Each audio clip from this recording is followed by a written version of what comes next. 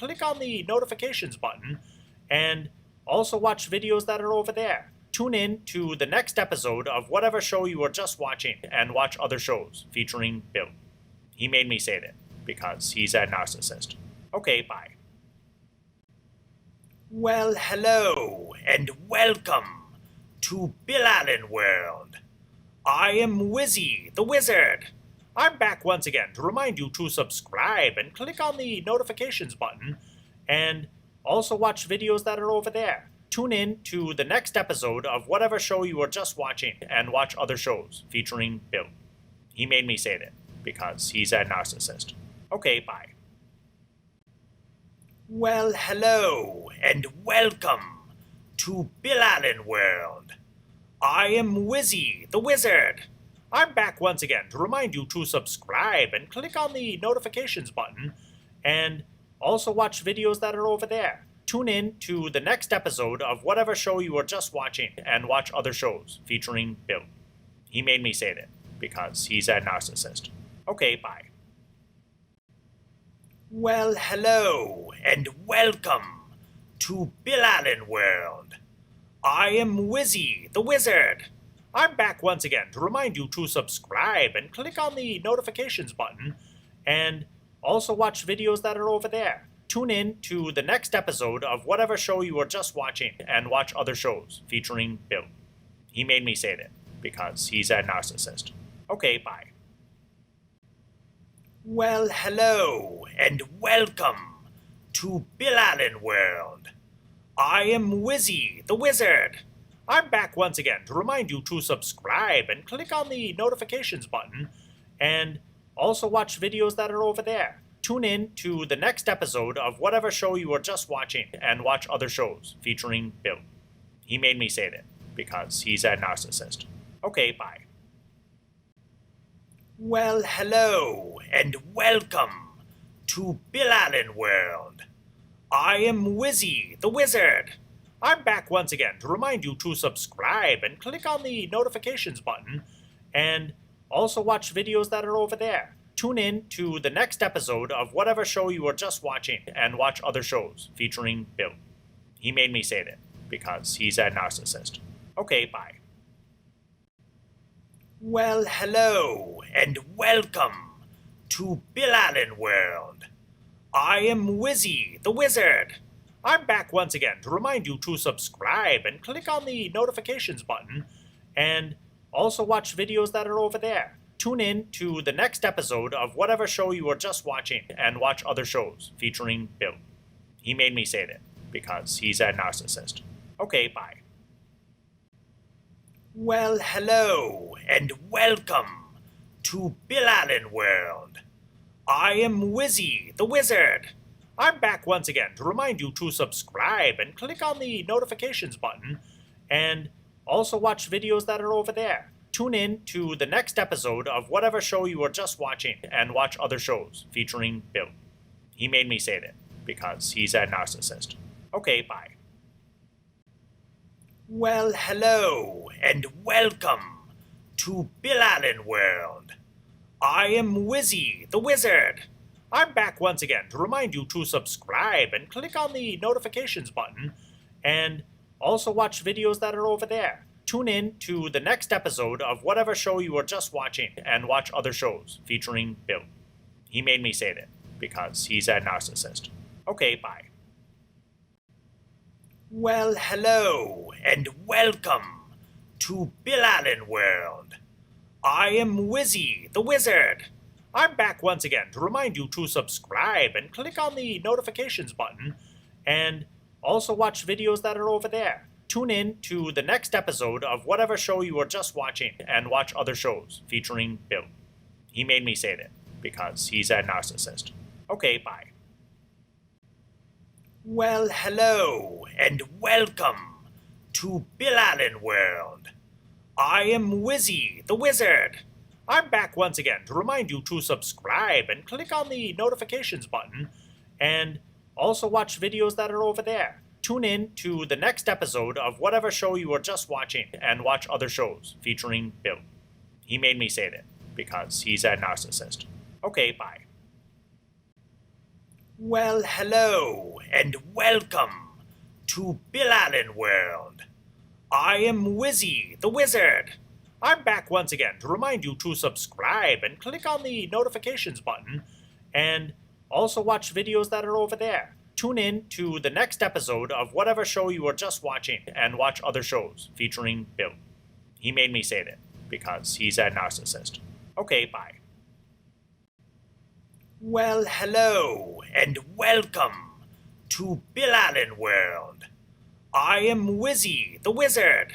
I'm back once again to remind you to subscribe and click on the notifications button, and also watch videos that are over there. Tune in to the next episode of whatever show you were just watching, and watch other shows featuring Bill.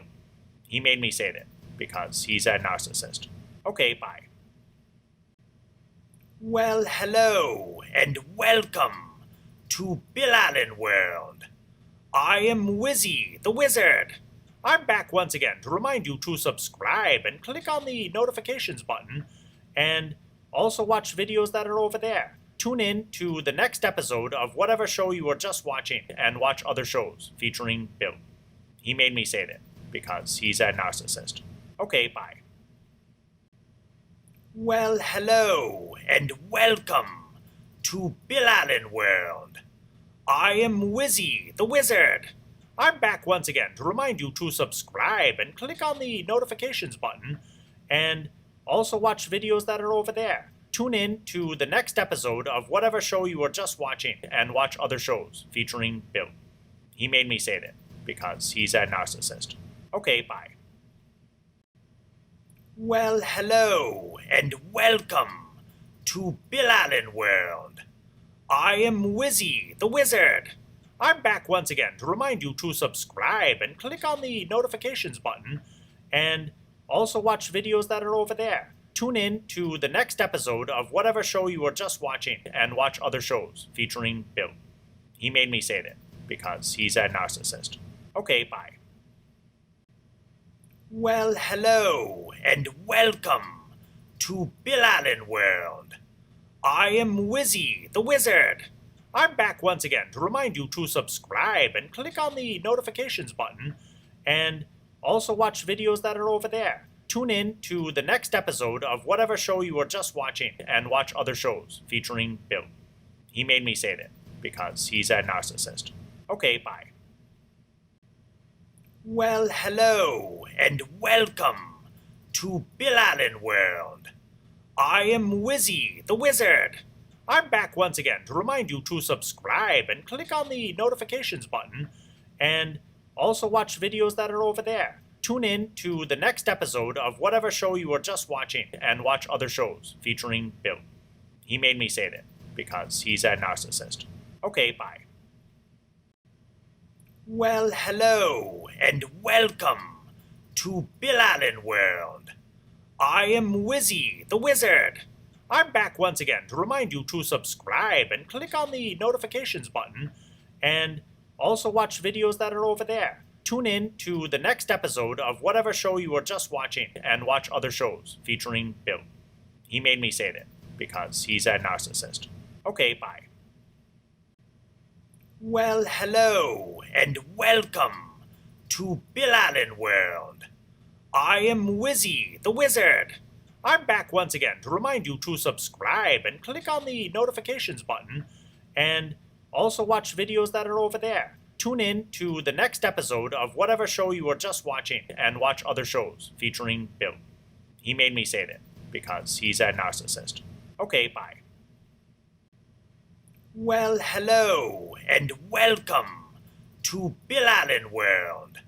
I am Wizzy, the Wizard. I'm back once again to remind you to subscribe and click on the notifications button, and also watch videos that are over there. Tune in to the next episode of whatever show you were just watching, and watch other shows featuring Bill. He made me say that because he's a narcissist. Okay, bye. Well, hello, and welcome to Bill Allen World. I am Wizzy, the Wizard. I'm back once again to remind you to subscribe and click on the notifications button, and also watch videos that are over there. tune in to the next episode of whatever show you were just watching and watch other shows featuring Bill. He made me say that because he's a narcissist. Okay, bye. Well, hello and welcome to Bill Allen World. I am Wizzy, the Wizard. I'm back once again to remind you to subscribe and click on the notifications button and also watch videos that are over there. Tune in to the next episode of whatever show you were just watching and watch other shows featuring Bill. He made me say that because he's a narcissist. Okay, bye. Well, hello and welcome to Bill Allen World. I am Wizzy, the Wizard. I'm back once again to remind you to subscribe and click on the notifications button and also watch videos that are over there. Tune in to the next episode of whatever show you were just watching and watch other shows featuring Bill. He made me say that because he's a narcissist. Okay, bye. Well, hello and welcome to Bill Allen World. I am Wizzy, the Wizard. I'm back once again to remind you to subscribe and click on the notifications button and also watch videos that are over there. Tune in to the next episode of whatever show you were just watching and watch other shows featuring Bill. He made me say that because he's a narcissist. Okay, bye. Well, hello and welcome to Bill Allen World. I am Wizzy, the Wizard. I'm back once again to remind you to subscribe and click on the notifications button and also watch videos that are over there. Tune in to the next episode of whatever show you were just watching and watch other shows featuring Bill. He made me say that because he's a narcissist. Okay, bye. Well, hello and welcome to Bill Allen World. I am Wizzy, the Wizard.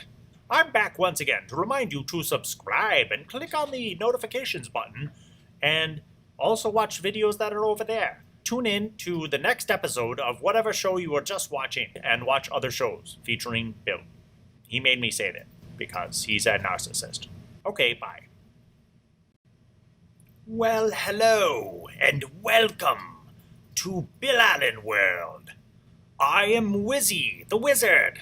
I'm back once again to remind you to subscribe and click on the notifications button and also watch videos that are over there. Tune in to the next episode of whatever show you were just watching and watch other shows featuring Bill.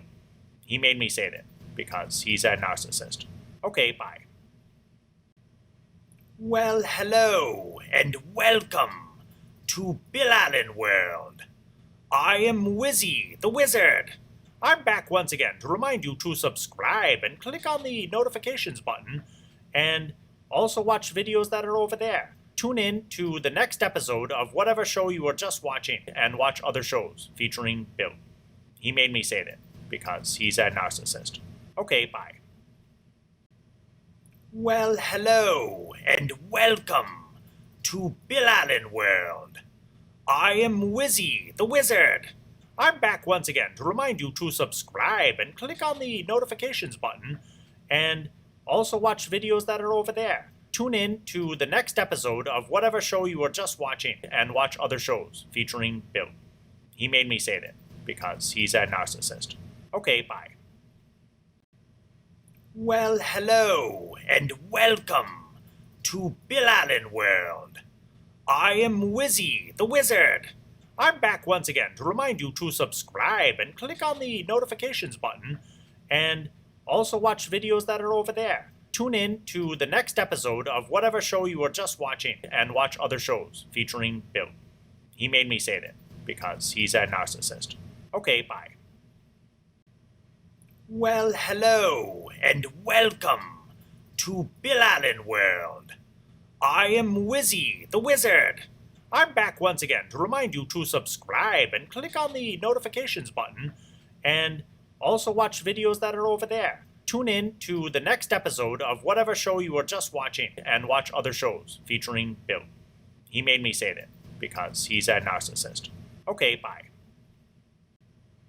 Well, hello and welcome to Bill Allen World.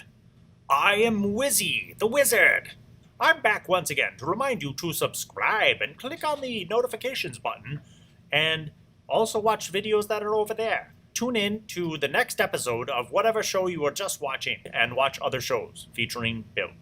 He made me say that because he's a narcissist. Okay, bye. Well, hello and welcome to Bill Allen World. I am Wizzy, the Wizard. I'm back once again to remind you to subscribe and click on the notifications button, and also watch videos that are over there. Tune in to the next episode of whatever show you were just watching and watch other shows featuring Bill. He made me say that because he's a narcissist. Okay, bye. Well, hello and welcome to Bill Allen World. I am Wizzy, the Wizard. I'm back once again to remind you to subscribe and click on the notifications button, and also watch videos that are over there. Tune in to the next episode of whatever show you were just watching and watch other shows featuring Bill. He made me say that because he's a narcissist. Okay, bye. Well, hello and welcome to Bill Allen World. I am Wizzy, the Wizard. I'm back once again to remind you to subscribe and click on the notifications button, and also watch videos that are over there. Tune in to the next episode of whatever show you were just watching and watch other shows featuring Bill. He made me say that because he's a narcissist. Okay, bye. Well, hello and welcome to Bill Allen World. I am Wizzy, the Wizard. I'm back once again to remind you to subscribe and click on the notifications button, and also watch videos that are over there. Tune in to the next episode of whatever show you were just watching and watch other shows featuring Bill. He made me say that because he's a narcissist. Okay, bye. Well, hello and welcome to Bill Allen World. I am Wizzy, the Wizard. I'm back once again to remind you to subscribe and click on the notifications button, and also watch videos that are over there. Tune in to the next episode of whatever show you were just watching and watch other shows featuring Bill. He made me say that because he's a narcissist. Okay, bye. Well, hello and welcome to Bill Allen World. I am Wizzy, the Wizard. I'm back once again to remind you to subscribe and click on the notifications button, and also watch videos that are over there. Tune in to the next episode of whatever show you were just watching and watch other shows featuring Bill. He made me say that because he's a narcissist. Okay, bye. Well, hello and welcome to Bill Allen World. I am Wizzy, the Wizard. I'm back once again to remind you to subscribe and click on the notifications button, and also watch videos that are over there. Tune in to the next episode of whatever show you were just watching and watch other shows featuring Bill. He made me say that because he's a narcissist. Okay, bye. Well, hello and welcome to Bill Allen World. I am Wizzy, the Wizard. I'm back once again to remind you to subscribe and click on the notifications button, and also watch videos that are over there. Tune in to the next episode of whatever show you were just watching and watch other shows featuring Bill. He made me say that because he's a narcissist. Okay, bye. Well, hello and welcome to Bill Allen World. I am Wizzy, the Wizard. I'm back once again to remind you to subscribe and click on the notifications button, and also watch videos that are over there. Tune in to the next episode of whatever show you were just watching and watch other shows featuring Bill. He made me say that because he's a narcissist. Okay, bye. Well, hello and welcome to Bill Allen World. I am Wizzy, the Wizard. I'm back once again to remind you to subscribe and click on the notifications button, and also watch videos that are over there. Tune in to the next episode of whatever show you were just watching and watch other shows featuring Bill. He made me say that because he's a narcissist. Okay, bye. Well, hello, and welcome to Bill Allen World. I am Wizzy, the Wizard. I'm back once again to remind you to subscribe and click on the notifications button, and also watch videos that are over there. Tune in to the next episode of whatever show you were just watching and watch other shows featuring Bill. He made me say that because he's a narcissist. Okay, bye.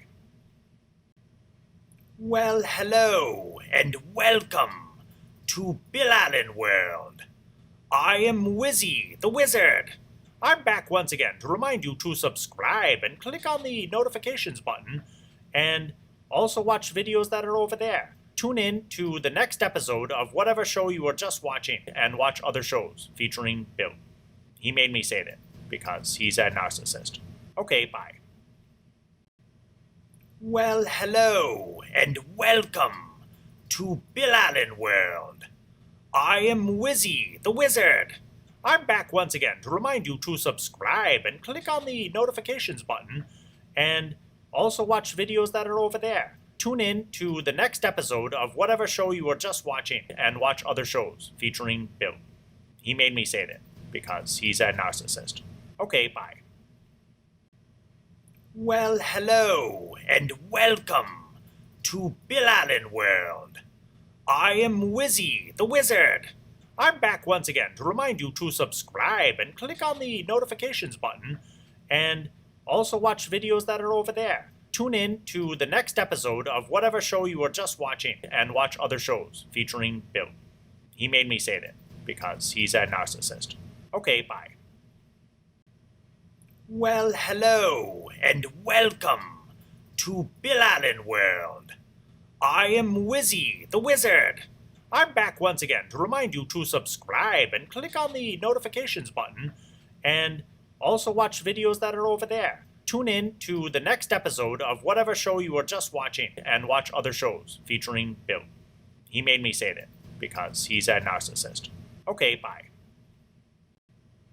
Well, hello, and welcome to Bill Allen World.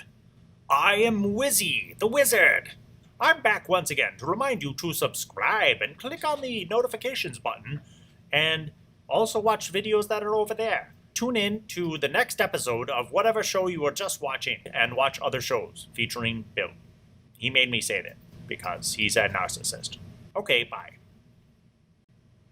Well, hello, and welcome to Bill Allen World. I am Wizzy, the Wizard.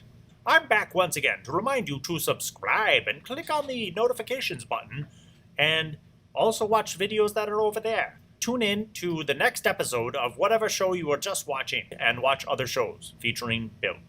He made me say that because he's a narcissist. Okay, bye.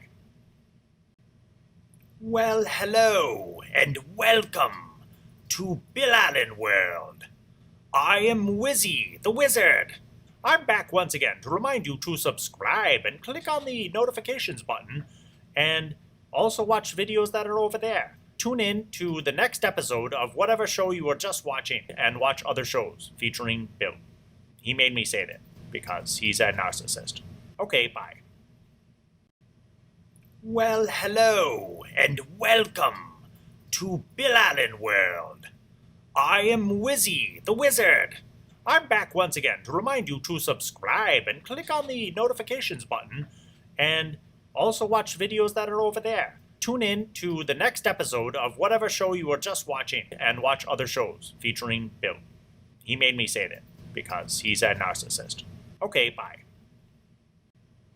Well, hello, and welcome to Bill Allen World. I am Wizzy, the Wizard. I'm back once again to remind you to subscribe and click on the notifications button, and also watch videos that are over there. Tune in to the next episode of whatever show you were just watching and watch other shows featuring Bill. He made me say that because he's a narcissist. Okay, bye. Well, hello, and welcome to Bill Allen World. I am Wizzy, the Wizard. I'm back once again to remind you to subscribe and click on the notifications button, and also watch videos that are over there. Tune in to the next episode of whatever show you were just watching and watch other shows featuring Bill. He made me say that because he's a narcissist. Okay, bye. Well, hello and welcome to Bill Allen World. I am Wizzy, the Wizard. I'm back once again to remind you to subscribe and click on the notifications button and also watch videos that are over there. Tune in to the next episode of whatever show you were just watching and watch other shows featuring Bill. He made me say that because he's a narcissist. Okay, bye. Well, hello and welcome to Bill Allen World. I am Wizzy, the Wizard. I'm back once again to remind you to subscribe and click on the notifications button and also watch videos that are over there. Tune in to the next episode of whatever show you were just watching and watch other shows featuring Bill. He made me say that because he's a narcissist. Okay, bye. Well, hello and welcome to Bill Allen World. I am Wizzy, the Wizard. I'm back once again to remind you to subscribe and click on the notifications button and also watch videos that are over there. Tune in to the next episode of whatever show you were just watching and watch other shows featuring Bill. He made me say that because he's a narcissist. Okay, bye. Well, hello and welcome to Bill Allen World. I am Wizzy, the Wizard. I'm back once again to remind you to subscribe and click on the notifications button and also watch videos that are over there. Tune in to the next episode of whatever show you were just watching and watch other shows featuring Bill. He made me say that because he's a narcissist. Okay, bye. Well, hello and welcome to Bill Allen World. I am Wizzy, the Wizard. I'm back once again to remind you to subscribe and click on the notifications button and also watch videos that are over there. Tune in to the next episode of whatever show you were just watching and watch other shows featuring Bill. He made me say that because he's a narcissist. Okay, bye. Well, hello and welcome to Bill Allen World. I am Wizzy, the Wizard. I'm back once again to remind you to subscribe and click on the notifications button and also watch videos that are over there. Tune in to the next episode of whatever show you were just watching and watch other shows featuring Bill. He made me say that because he's a narcissist. Okay, bye. Well, hello and welcome to Bill Allen World. I am Wizzy, the Wizard. I'm back once again to remind you to subscribe and click on the notifications button and also watch videos that are over there. Tune in to the next episode of whatever show you were just watching and watch other shows featuring Bill. He made me say that because he's a narcissist. Okay, bye. Well, hello and welcome to Bill Allen World. I am Wizzy, the Wizard. I'm back once again to remind you to subscribe and click on the notifications button and also watch videos that are over there. Tune in to the next episode of whatever show you were just watching and watch other shows featuring Bill. He made me say that because he's a narcissist. Okay, bye.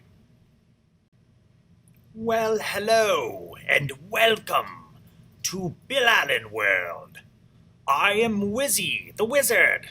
I'm back once again to remind you to subscribe and click on the notifications button and also watch videos that are over there. Tune in to the next episode of whatever show you were just watching and watch other shows featuring Bill.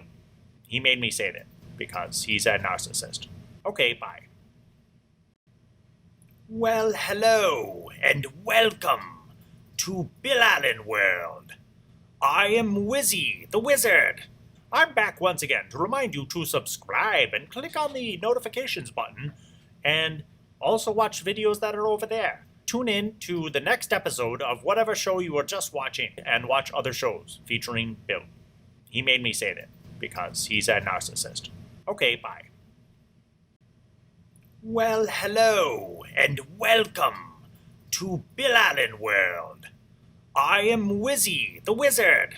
I'm back once again to remind you to subscribe and click on the notifications button, and also watch videos that are over there. Tune in to the next episode of whatever show you were just watching and watch other shows featuring Bill. He made me say that because he's a narcissist. Okay, bye. Well, hello and welcome to Bill Allen World. I am Wizzy, the Wizard. I'm back once again to remind you to subscribe and click on the notifications button, and also watch videos that are over there. Tune in to the next episode of whatever show you were just watching and watch other shows featuring Bill. He made me say that because he's a narcissist. Okay, bye. Well, hello and welcome to Bill Allen World. I am Wizzy, the Wizard. I'm back once again to remind you to subscribe and click on the notifications button, and also watch videos that are over there. Tune in to the next episode of whatever show you were just watching and watch other shows featuring Bill. He made me say that because he's a narcissist. Okay, bye. Well, hello and welcome to Bill Allen World. I am Wizzy, the Wizard. I'm back once again to remind you to subscribe and click on the notifications button, and also watch videos that are over there. Tune in to the next episode of whatever show you were just watching and watch other shows featuring Bill. He made me say that because he's a narcissist. Okay, bye. Well, hello and welcome to Bill Allen World. I am Wizzy, the Wizard.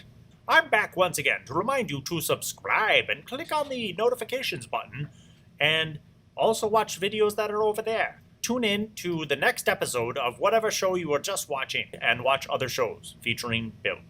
He made me say that because he's a narcissist. Okay, bye.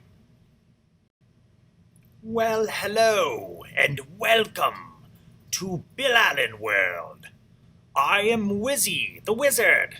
I'm back once again to remind you to subscribe and click on the notifications button, and also watch videos that are over there. Tune in to the next episode of whatever show you were just watching and watch other shows featuring Bill.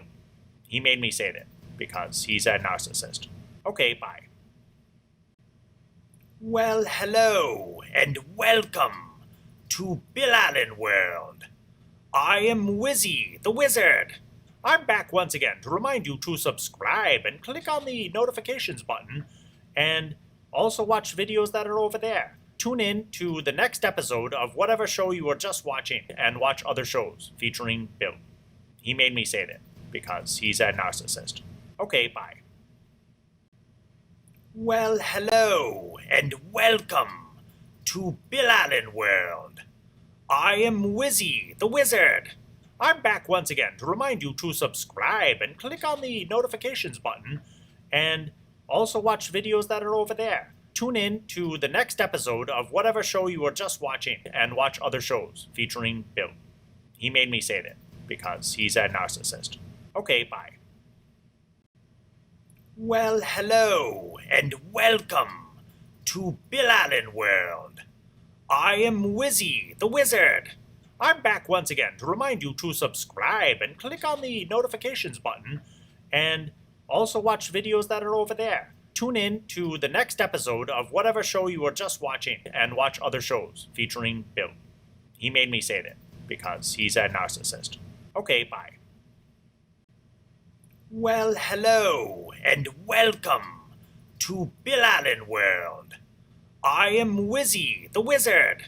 I'm back once again to remind you to subscribe and click on the notifications button, and also watch videos that are over there. Tune in to the next episode of whatever show you were just watching and watch other shows featuring Bill.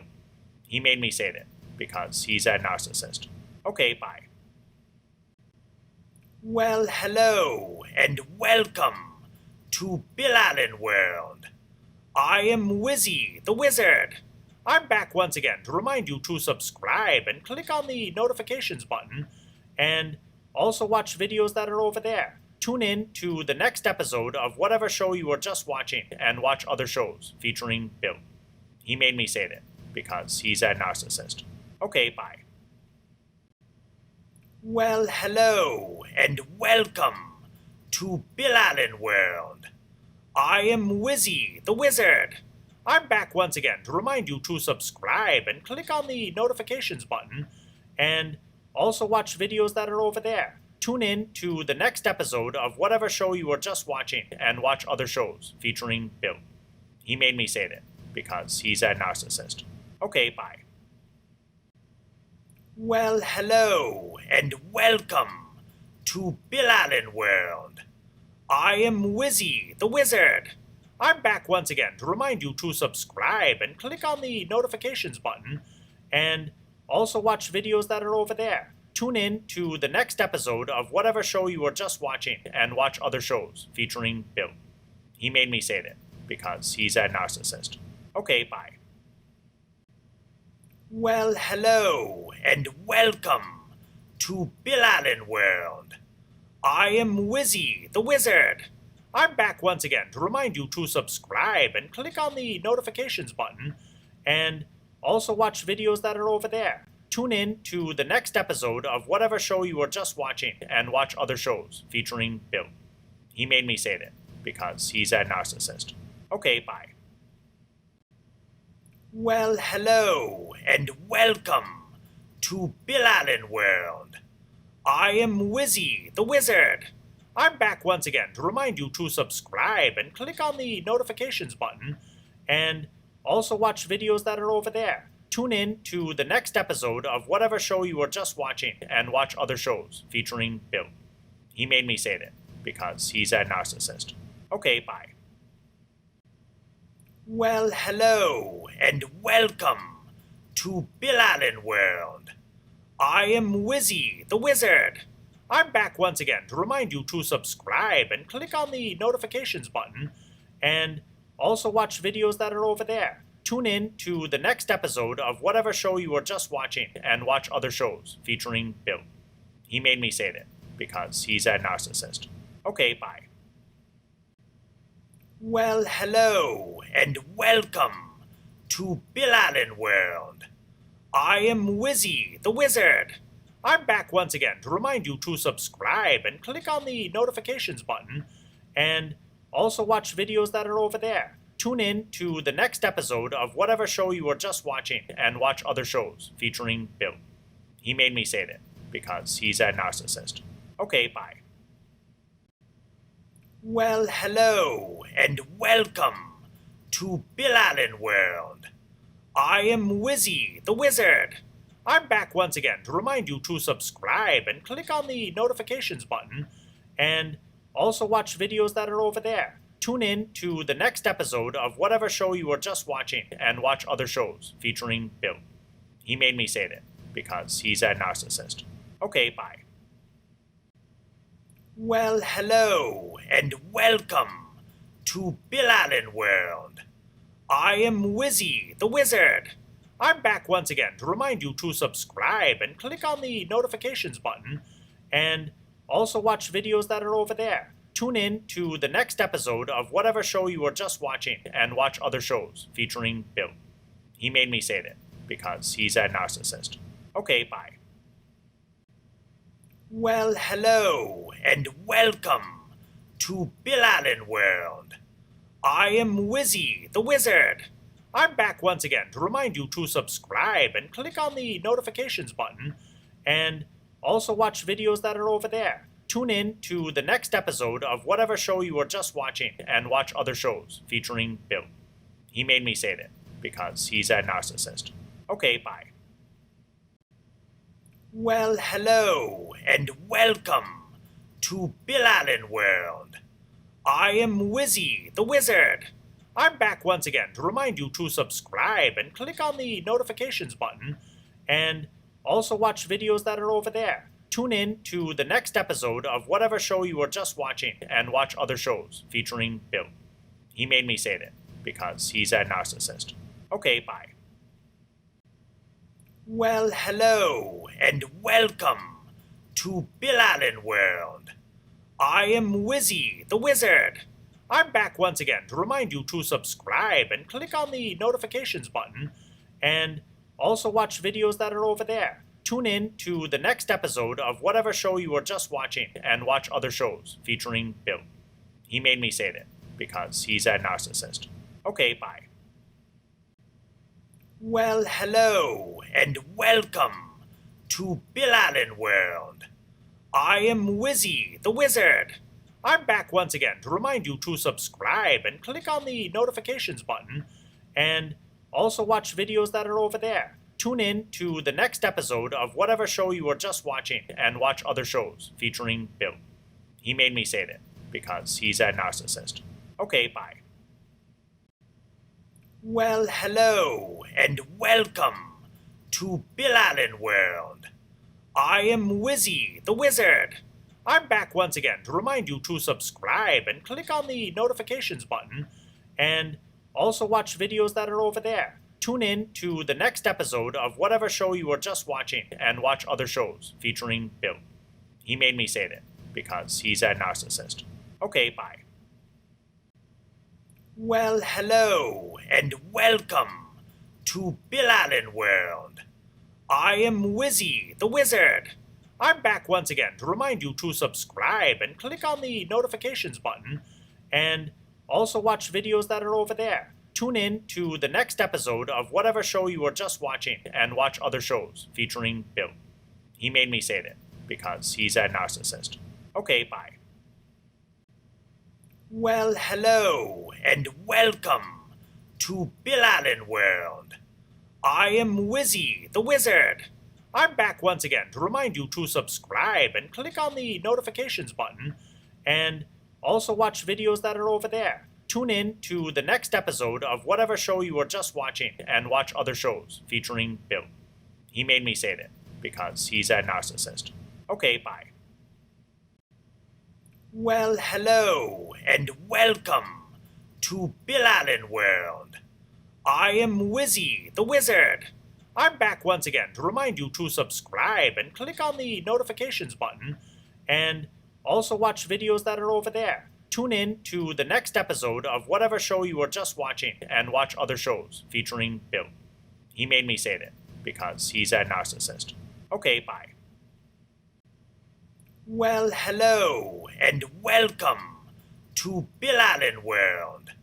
I am Wizzy, the Wizard. I'm back once again to remind you to subscribe and click on the notifications button, and also watch videos that are over there. Tune in to the next episode of whatever show you were just watching and watch other shows featuring Bill. He made me say that because he's a narcissist. Okay, bye. Well, hello and welcome to Bill Allen World. I am Wizzy, the Wizard. I'm back once again to remind you to subscribe and click on the notifications button, and also watch videos that are over there. Tune in to the next episode of whatever show you were just watching and watch other shows featuring Bill. He made me say that because he's a narcissist. Okay, bye. Well, hello and welcome to Bill Allen World. I am Wizzy, the Wizard. I'm back once again to remind you to subscribe and click on the notifications button, and also watch videos that are over there. Tune in to the next episode of whatever show you were just watching and watch other shows featuring Bill. He made me say that because he's a narcissist. Okay, bye. Well, hello and welcome to Bill Allen World. I am Wizzy, the Wizard. I'm back once again to remind you to subscribe and click on the notifications button, and also watch videos that are over there. Tune in to the next episode of whatever show you were just watching and watch other shows featuring Bill. He made me say that because he's a narcissist. Okay, bye. Well, hello and welcome to Bill Allen World. I am Wizzy, the Wizard. I'm back once again to remind you to subscribe and click on the notifications button, and also watch videos that are over there. Tune in to the next episode of whatever show you were just watching and watch other shows featuring Bill. He made me say that because he's a narcissist. Okay, bye. Well, hello, and welcome to Bill Allen World. I am Wizzy, the Wizard. I'm back once again to remind you to subscribe and click on the notifications button, and also watch videos that are over there. Tune in to the next episode of whatever show you were just watching and watch other shows featuring Bill. He made me say that because he's a narcissist. Okay, bye. Well, hello, and welcome to Bill Allen World. I am Wizzy, the Wizard.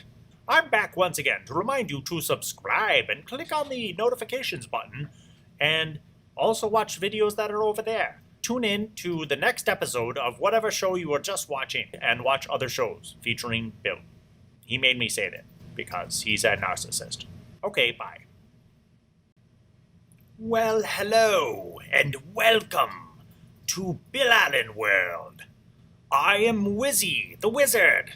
I'm back once again to remind you to subscribe and click on the notifications button, and also watch videos that are over there. Tune in to the next episode of whatever show you were just watching and watch other shows featuring Bill.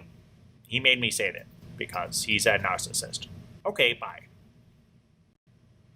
Well, hello, and welcome to Bill Allen World. I am Wizzy, the Wizard. I'm back once again to remind you to subscribe and click on the notifications button, and also watch videos that are over there. Tune in to the next episode of whatever show you were just watching and watch other shows featuring Bill. He made me say that because he's a narcissist. Okay, bye. Well, hello, and welcome to Bill Allen World. I am Wizzy, the Wizard. I'm back once again to remind you to subscribe and click on the notifications button, and also watch videos that are over there. Tune in to the next episode of whatever show you were just watching and watch other shows featuring Bill. He made me say that because he's a narcissist. Okay, bye. Well, hello, and welcome to Bill Allen World. I am Wizzy, the Wizard.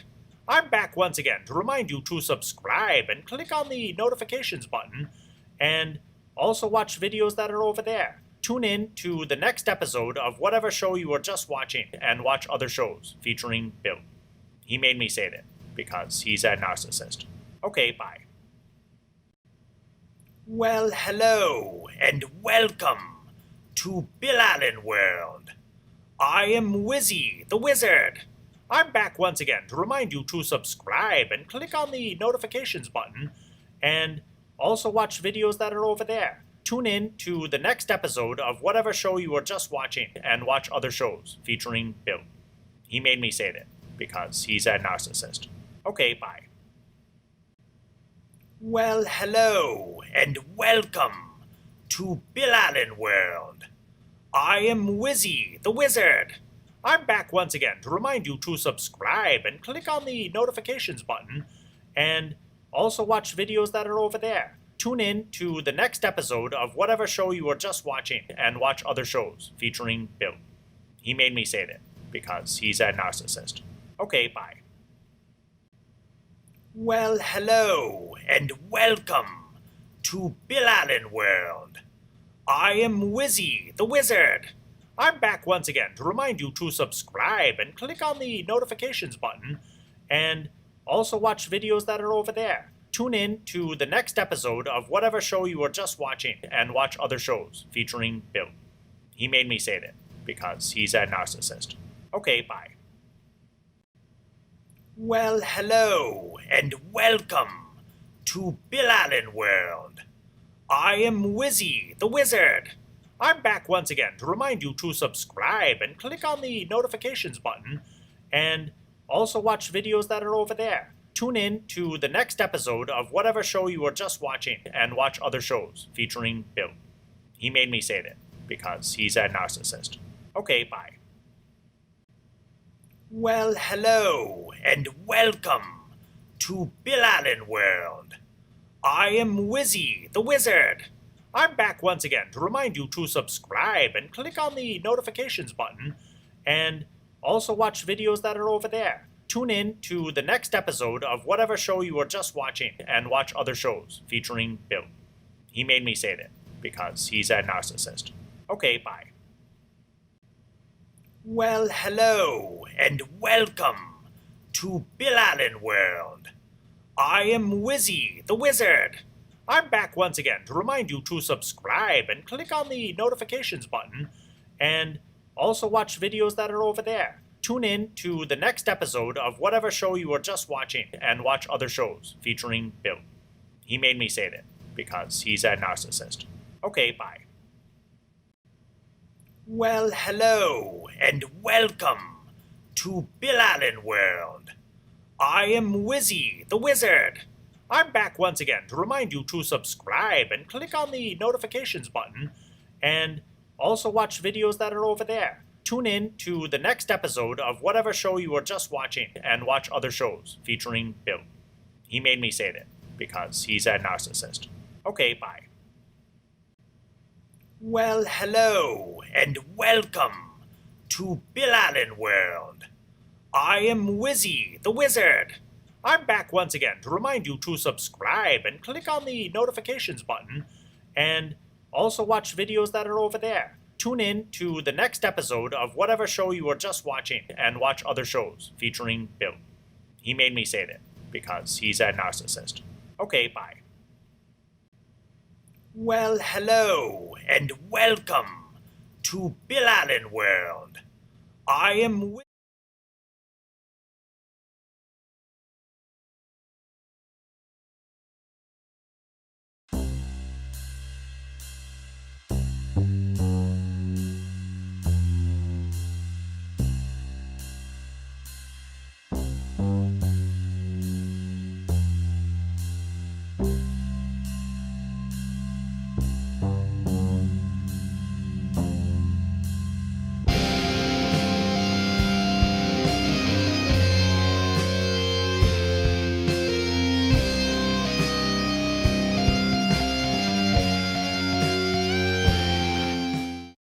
Hello, everybody, and welcome to the Lamenters Season 2. We've gotten through all the character creation stuff, and now we're ready to play the game. So we are going to dive right in. You all awaken. You find yourselves on a rocky, rather barren plateau. And as you're looking up, it seems to be maybe midday. The sun seems to be kind of overhead, but there's a lot of cloud cover. And it is very cold. There's a brisk wind kind of blowing through the area. As you kind of look around to orientate yourselves, you see that there are mountains all around you, and that you are kind of on a plateau at sort of a mid-range. So there are mountains like above, and then it looks like there's maybe about 60 feet away from where you kind of all wake up, you see sort of a drop off down to lower elevations. And each one of you, as you wake up, you look around and see other people. Other people who you do not recognize. What would be last thing we remember? Like going to sleep somewhere where we go. You know what? That is a great question. That is a superb question. What is the last thing that you remember? Well, Leonard Coy, you remember, as you're trying to think of like, where am I and how did I get here? You have this flash, this momentary kind of flash in your mind of traveling with a group of people at nighttime and ascending this mountain rocky trail, heading up to a higher elevation. And it's very dark. There's some torches in this group that you're traveling with, but it's just these hazy flashes of memory. Nighttime and a flash in the sky like lightning, and the feeling of cold rain kind of blowing down on you, and then that memory goes away. Okay, so I don't retain it, or? You remember that. You remember that which I just told you. Now, the other thing that all of you remember is you remember who you are. You remember where you came from. You remember your childhood and early adulthood.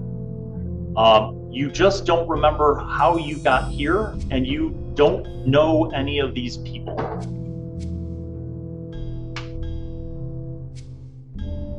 So, who would like to go first? All right. I'm thinking to myself, this is not the inn. I'm just thinking this, and I'm looking around, and I quickly check my belongings. Everything that you have on you seems familiar to you. Your things are with you. Yeah, and I'll just sit up and look around. Okay. Describe what your character looks like. Let's see. He is a rather short, light frame, medium complexion, black hair, green eyes, fairly average looks, nothing special.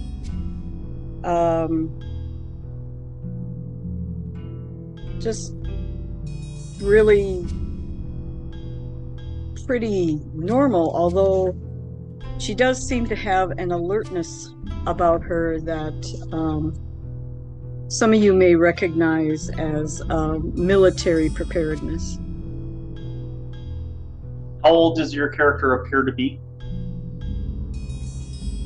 In her 20s. Okay. Female. Okay. Human. Let's go around and describe each one of you so that as the others are looking at the people who are all kind of rousing at the same time, who do they see? So let's start with Claude. Yeah. As I'm looking around with my guard dog Critter, check to see if he's here. I'm a former K9 guard at Lee Castle. No. You're not introducing yourself. Just describe what people see physically. Oh, okay. Male, 26. You see me with my chainmail armor, great longsword with me, and my traveling companion, my guard dog Critter. Critter is not there currently. Oh, where did he go? Okay. Let's see what Lieber looks like. Okay, so Lieber, I am medium tan flesh tone, got darker brown hair, hazelish eyes, a little above average height, nothing unusual. Average build, probably on the younger side, low to mid 20s. And what does Leonard look like? Okay, so you see a young, lengthy guy with blonde hair and a light skin. He doesn't look very strong, and just looking around, a little bit scared about the place he is in. And how old does he appear to be? Around 17, 18. Okay, so fairly young. And what does Bane look like? Bane is a large male, about 40 years old, wearing chainmail and tattered rags, long, not curly, but wavy black hair that's drenched by the rain and dirt and whatever I've been rolling around in. About 6'3", 250, 280 pounds, somewhere in there. Really large, imposing figure. And what does B-Boy look like? He's in his mid-30s, tall guy with chestnut hair, fair skin. He doesn't seem to be very physically strong, but he may surprise. Okay. So all of you kind of looking around in this dirt and rocky, barren sort of mountainous plateau terrain see each other. No one has yet spoken up. But you see that one of those people is looking around the plateau, and you hear him mutter, "Where did he go now?" Claude, that's you. All right. Has anyone? Hi. Where are we? And has anyone seen my dog, Critter? Critter, where are you? You hear him call out. They don't allow dogs in the inn I stay in. Oh, In? I don't. How do we even get here? And who are you guys? I'm Cloud, by the way. I'm sorry, Bill, is it just us that we see, or is there anyone that we see that's not here in this group That's right it. now? There is no sign of life. You are on a rocky, barren plateau in a mountain range, and there's also no camp. There's no campfire. Like, you have bedrolls with you if you have them on your character sheet, but you're not waking up in a bedroll. You're waking up literally on the ground. I'm gonna grab the closest male to me. Yeah. I don't know how you've got us laid out, and grab him in a threatening way. Where am I? What have you done? Ooh, you know what? That's. I'm gonna make a roll to see who's the randomly person. Well, it can't be me. That would be the youngest looking young man, Leonard Coy. You grab this young looking boy and you grab him and kind of shake him. come on, that's not necessary. I don't know where we are either. So calm down a little bit. I don't remember anything. I remember having a drink, or 2 or 3, and then waking up here. I just remember a storm or something and waking up here, but before that, I don't even remember how I got into the storm. I'm going to stand up and walk over to these two gentlemen and gently place a hand on the big guy's hand holding this guy and says, "Look, this isn't necessary. We're all confused. I was in an inn. I was looking forward to the wonderful sausage and eggs and toast that the hostess was going to prepare in the morning." I put him down. Thank you. I am Sarah Florian Margit. I'm Bane. I see. And you, young man? Hello, I'm Leonard, and it's a big guy there. It's okay. So, Take a deep breath. anyone And- recognizes this mountain range? I've never Do I seen recognize the signs. mountain range?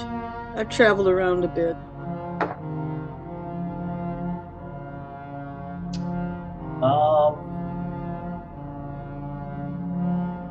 You have a momentary flash. It's actually a series of memories of expeditions, escorting caravans. You remember that mountains are typically not very safe.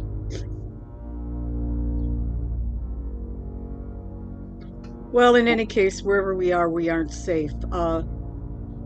You three? I point to Lieber and Vivo and Claude. Would this help? And I pull the map from my sack.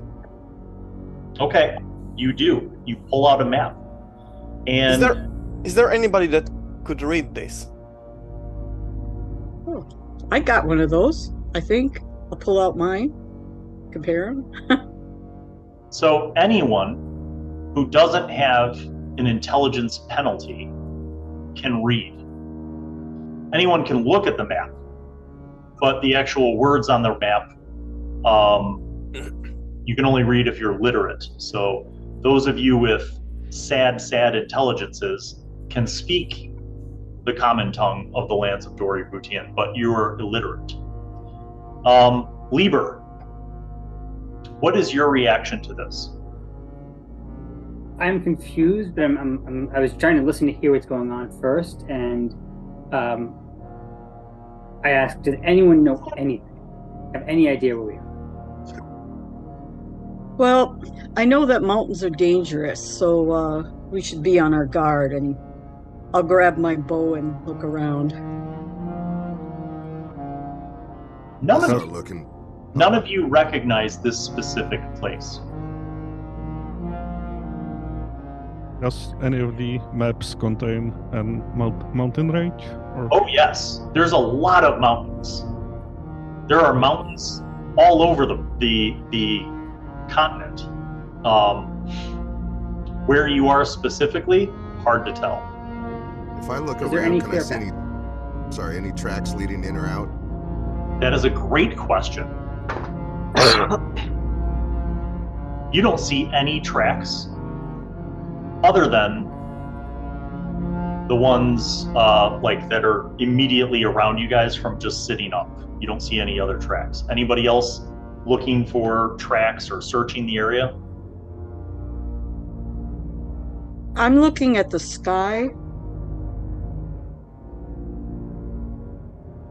and the trees, if there are any, the high spots. There are no trees. There are mountains that are much higher than where you are right now, and you feel like you're at a kind of a mid-range altitude. You don't know how far up in this mountain range you are. There is, like I said, a kind of edge to this plateau about 60 feet away. If you wanted to walk over there and kind of look down and see, kind of try to get your bearings. Claude, are you still calling out for Critter? Yeah. And by direction of the other guys, I don't think anyone sees them. You hear a sound. You hear barking, but it seems to be coming from kind of like by that edge. I'm gonna run over. Okay. See if I can spot them. You run over, you look down, and you see there's about a 20-foot sheer drop-off to kind of another lower ledge, and this ledge is only like 20 feet wide. But you see, as you look down, you see Critter, and Critter's looking up at you and barking. Okay. Does it look there's any handholds to be able to climb down? Nope. Any place to attach a rope? If you have a grappling hook, you feel like you could anchor it into some of the heavier rocks and maybe climb down that way. Yeah, I can. But I want to grab one of the guys and to help support the rope. So, hey, Okay. fellas, can anyone help me out here? I'll help. I'll help. All right. Yeah. So as all of you kind of make your way over, you're standing at the edge. You see now that there's a drop off, but then looking down, you see that you're probably several hundred feet up in this mountain range. All across this small valley are other mountains kind of going up, but as far as your eyes can see, you see that you are in a mountain range. You do Who has rope? signs. You don't I see have. signs of habitation either. I've got some. I've got some rope. Let's Yeah. put a polymer knot on this rope and extend it down. You can assist with the grappling hook, and I'm gonna climb down and take my bedroll. And And you are. Hmm? You are. Claude, Okay, and and that's. it's my dog Critter down there. Okay. Claude, how long is the rope on your grappling hook? 50. Plenty long enough. Is he's within 50? Yeah, 20 About feet 20 down. feet down. All right. So- No rope required. Well, I'm not going to jump that far. No, we will hold it, and you'll Yeah. traverse the mountainside. Okay, so I'm going to climb down and calm Critter down. And then I'm going to take my bedroll and wrap Critter up in it, tie the rope to the bedroll. It's a kind of a sack under his belly. So you're going to climb down to where he is? Yeah. Okay, so you get down there. Critter is spinning around in circles. He kind of jumps on you in excitement. But in all down, boy. ways, he seems to be okay. Yeah. Calm down. We're going to get you up. And like I said, I'm going to put him in the bedroll, tie the rope to the bedroll. And then I'm going to climb up first. And then together we're just going to pull up the rope with Critter on the end. Before Okay. you come up, can you take a look to see if there's anything down there? Yeah, I'm looking around too. All right, it seems like this ledge that the dog was on goes sort of around the mountain in both directions, to the left and to the right. Again, it's hard to tell to get your bearings. The sun seems to be kind of directly overhead, but there's so much cloud cover that it's hard to know north, south, or the directions. But it looks like this lower elevation seems to lead in both left and right around this particular mountain plateau that you're on. Okay. Well, why don't we all go down there? And it seems like there's a path down there. Suppose we could do a quick run one way and maybe the other one. Okay, so you're not bringing the dog down and you're staying down there? Yeah, as the guys suggest. All right, I'm gonna have a quick look, and with the wall behind me, I'm gonna go right. Okay. What are the rest of you doing while he's walking? Well, I'm going to run back and pick up as many packs as I can. And I'm assuming everyone has their stuff, right? Nobody left their stuff where you woke up? I didn't say I picked it up, but I'm going to go back and get it. Okay. Get mine at least, yeah. All right. So, Claude, you walk for how long? 5-10 minutes, or for, No, you know, just 2-3 minute jog. okay. You jog. This seems like a naturally formed sort of cliff ledge. You see as you go around the corner, it looks like it continues for quite a ways. Is there any pitch to it, going up or down? There really isn't much of a pitch within a few hundred meters. Okay. So after 2-3 minutes of jogging, I turn around, Okay. go back, report, All right. and jump on. The rest of you looking down, what do you want to do? I would like to take my spyglass and look around to the distance if I locate any like landmark or something. Okay. You don't see anything. You don't see any animals. You don't see any people. I'll try my luck as well with my spyglass. Same thing. Yeah. All right, Lieber, what are you doing? I'm looking around to see if there's any obvious place to go from where we are without climbing down first. Okay, so you want to kind of run the plateau? Yeah. All right. You run off to kind of scope that out. Bane, what are you doing? Am I still holding the grappling hook, or is that all done? Oh yeah, sorry, you're kind of anchoring. B-Boy, what are you doing? If we don't know where the north is, where the south is, where whatever it is, I try to pick my 2 arrows and just put them into the ground like a foot apart. I will scratch where the shadows landed, and then I will wait. You really don't have any shadows. It is very, very overcast. Yeah, I know that trick. It's not going to work today. Unfortunately. That's bad. Yeah. My dad never told me what to do when it's overcast. I know this one trick, but Yeah. And what is Leonard doing? After my unsuccessful attempt with spyglass, I turn around and is that we are stranded on the plateau then? Like there is. Well, you could run off and kind of explore the plateau a little more like Lieber. I maybe try to explore like how far is the wall in the back where the mountain continues? So the next patch of mountains is about 300 meters away. Okay. You turn your spyglass in that direction because you kind of see Lieber running off. And you see that it looks like where the plateau meets the next big wall of mountain, it looks like there might be some sort of small cave. Okay. You see Lieber running off in that direction. I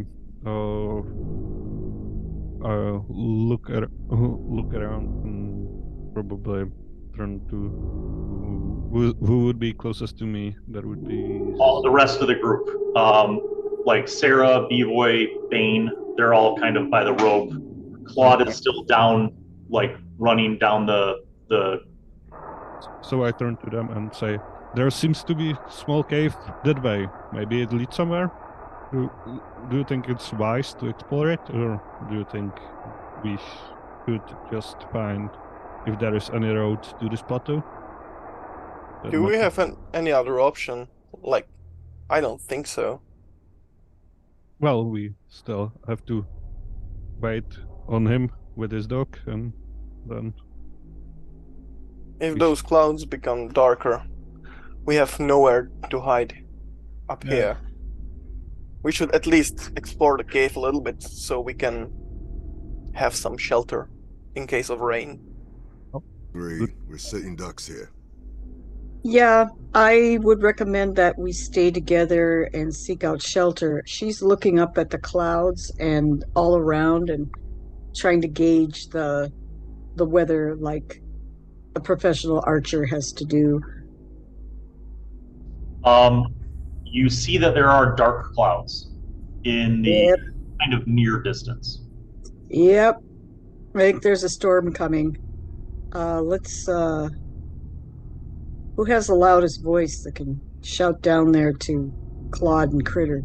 While you're 20 feet away, Claude returns from his jaunt down the path, and he tells you that it looks like it just continues. Smash cut to Lieber. Lieber, you run over by this rock face, and you see that it ascends hundreds of feet, right? Like this plateau is connected to a much bigger mountain.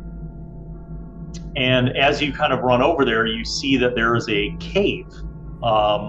Looks like it's naturally formed. And it's dark, obviously. You could see about 10 feet into the cave from ambient light.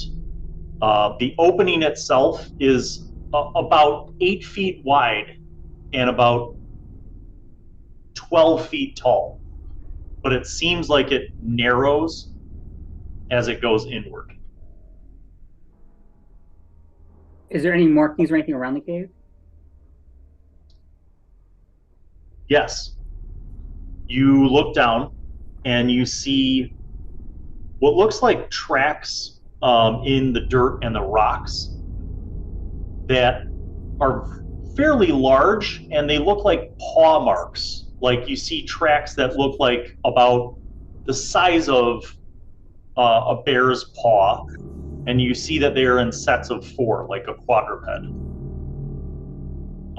They seem to go away from the cave and kind of away from the cliff edge where your friends are in the other direction around the plateau. Do I see any other traces of the animal if I look around? Do you go in the cave, or are you just staying outside of the cave? I'm gonna stay outside. You don't see any other traces of the animal. Like, you don't see any fur or other kind of evidence. I'm gonna go back to the group, just let them know what I found. Okay. Well, if it is a large animal, it's like a challenge for a skilled hunter. Let's get to explore that. Well, let's get Claude and Critter up here first.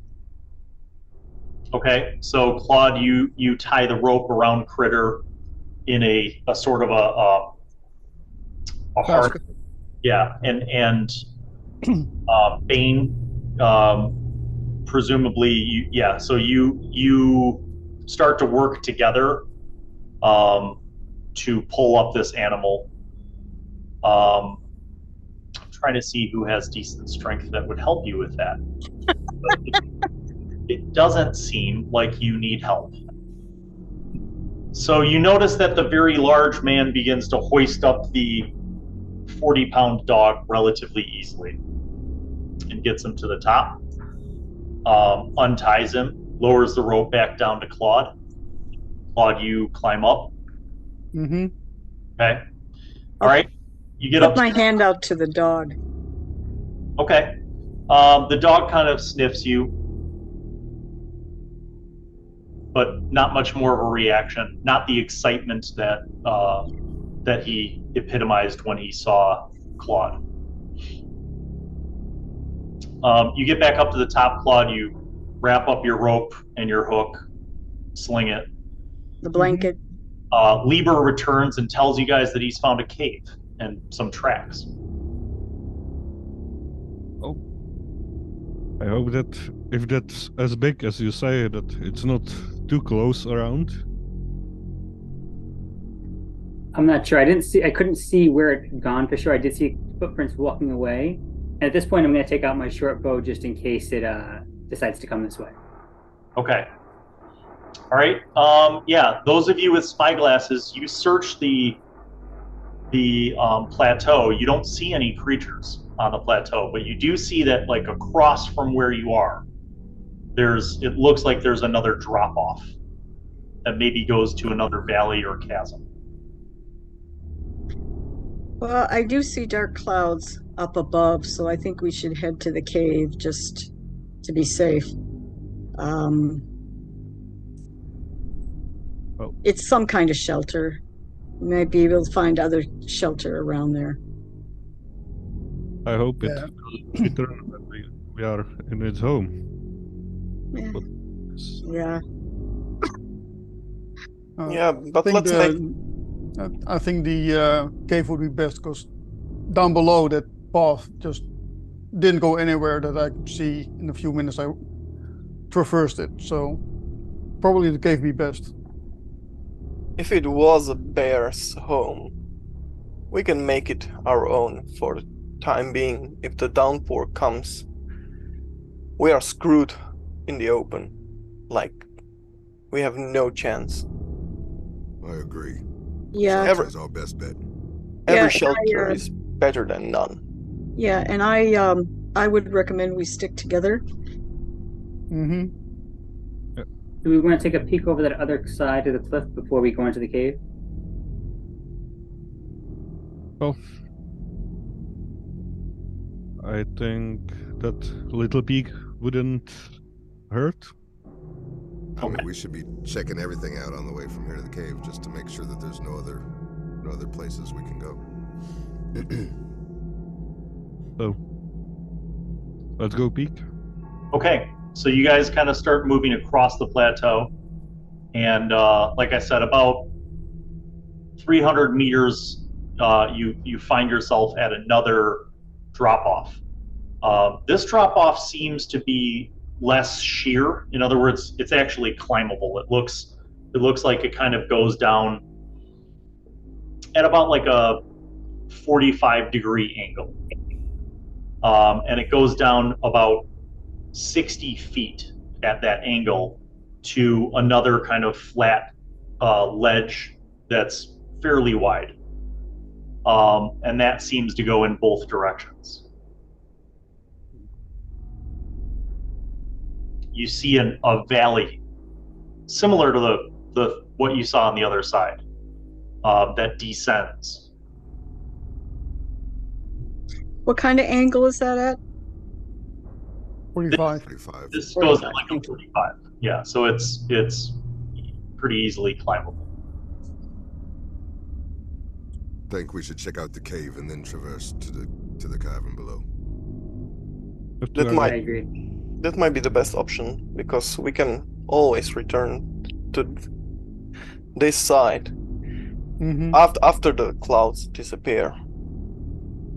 Well, if Well, there will be downpour, as Lady says, then it might be hard to climb down. yeah, but we have weighed our options now, and if the rain catches us Sarah, mid descent, we're screwed. those dark clouds are now kind of overhead, and you guys start to feel some rain drops, and you see rain dropping above you and on the plateau. I'll pick up my pace. We know that we have structure with the cave. What we do not know is what lies below in the cavern. So, if we traverse down there and get caught in the rain, we could really be screwed. Mhm. Yeah.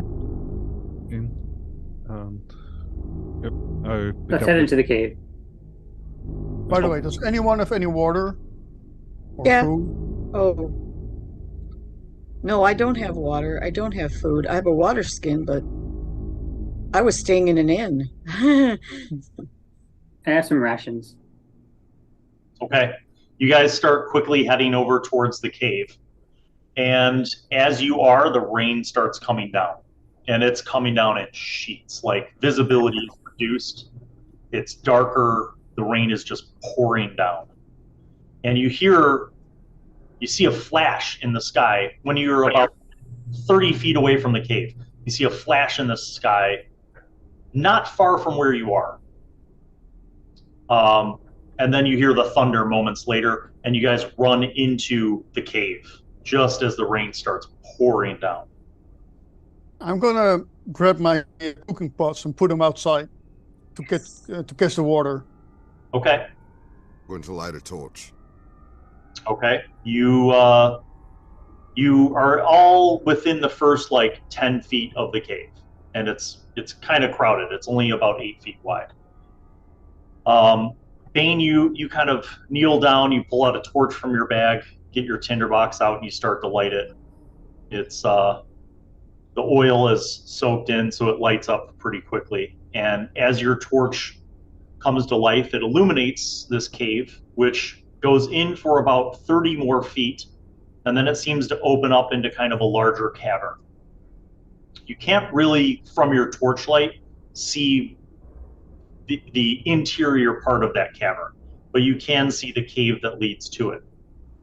And as you guys are kind of in there, the rain pouring outside, the wind whistling outside, you notice that there is a pungent smell. It's like the smell of animal, like a musk combined I with know this smell.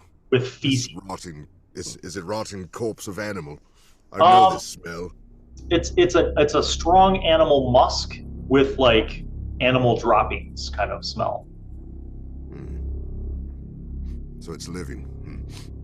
You also notice as you're kind of standing there, you look down, you see the same big tracks that Lieber noticed before. I put my Battle hand axe. down. How big are Battle they? axe in hand. Each of the paw prints, so you got to go down to scale this, right? Each of the paw prints is double the size of your hand. But more importantly, perhaps, is it looks like these paw prints have come and gone several times. How far back do they go? They go as far as the torch reveals. Is anyone else, let's see, B-Boy, what are you doing?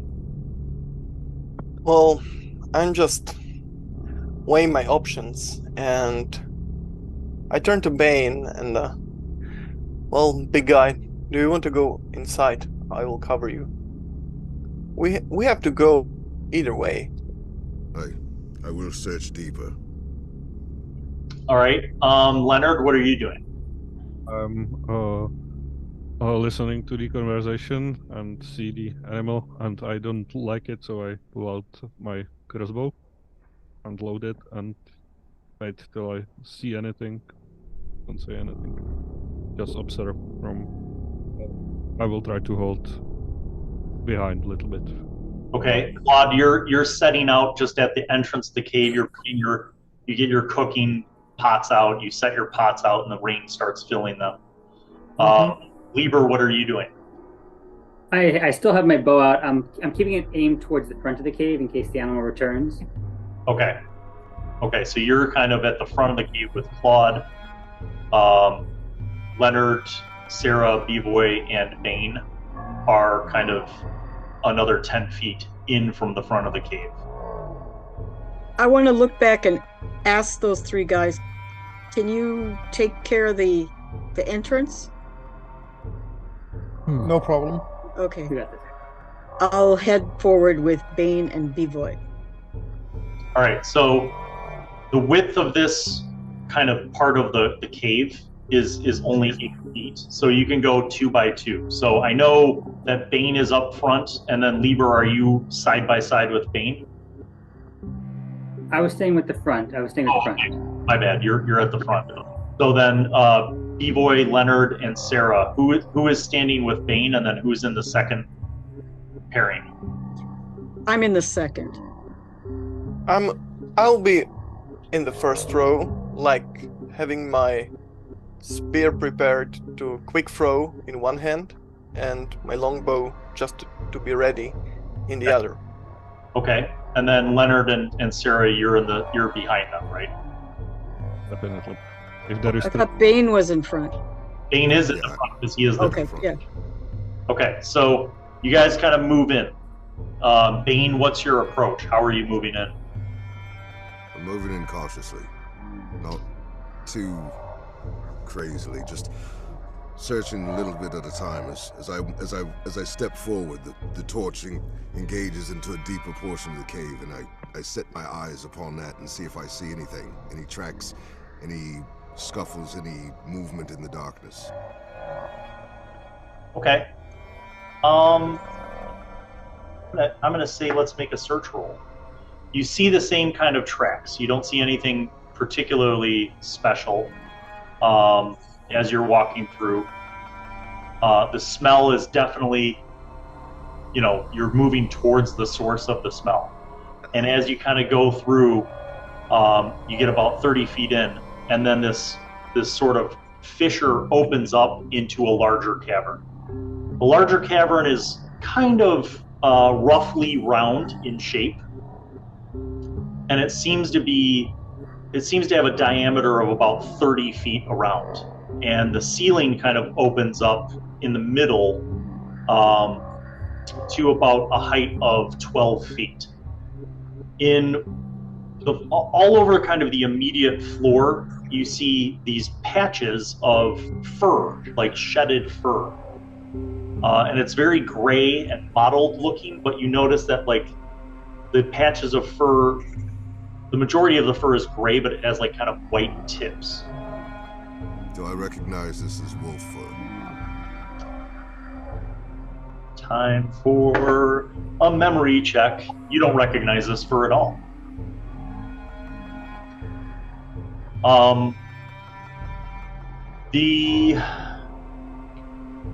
Across from like where you enter this cavern, you see kind of a matted area of the dirt that has a bunch of bones and skin.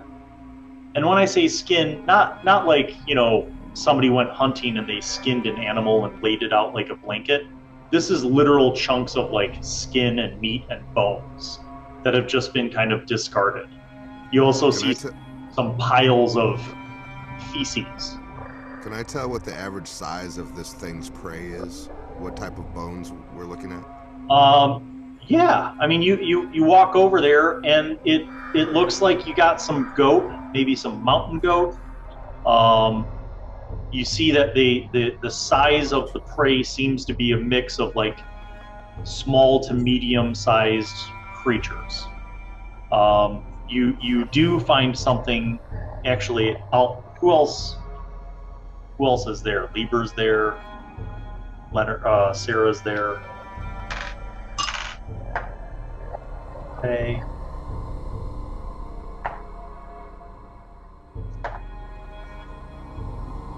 Okay. As you guys are kind of looking at this, B-Boy, you notice something. Amidst the pile of discarded bones and skin and meat, you see a skull. And it's not an animal skull. It's a human skull. And it looks like it's been there for a long time. And near it, you see some other bones that look kind of like human bones, like a couple rib bones and some femurs. And Like not from one person, but no, you're not sure. I mean, it definitely looks like at least one human body, but it also doesn't look as fresh as the animal bones. I just poke it with the spear, and I say to the group, well, this fellow seems to be alone. We are not. We should take some advice from this one. I'm specifically looking for signs of young ones. Okay. Are there any cubs in here or juveniles? You don't see any. You don't really see any sign of any more than one creature. Like all of the tracks, the paws, seem consistently like the same size. Good. Okay.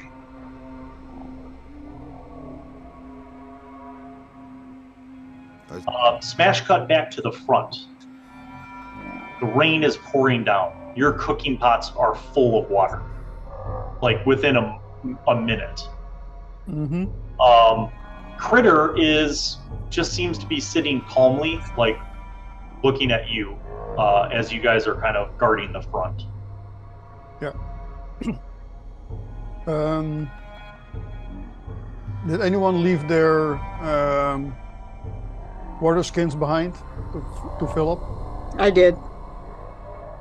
And I'm Mine's gonna there as well. grab some of those water skins and fill them up with the pots. Okay, you do. You're very, very quickly able to empty several pots into people's water skins and then refill the pots. It is cold. The wind is blowing. The rain is coming down. It is probably... I forget sometimes that I can't just do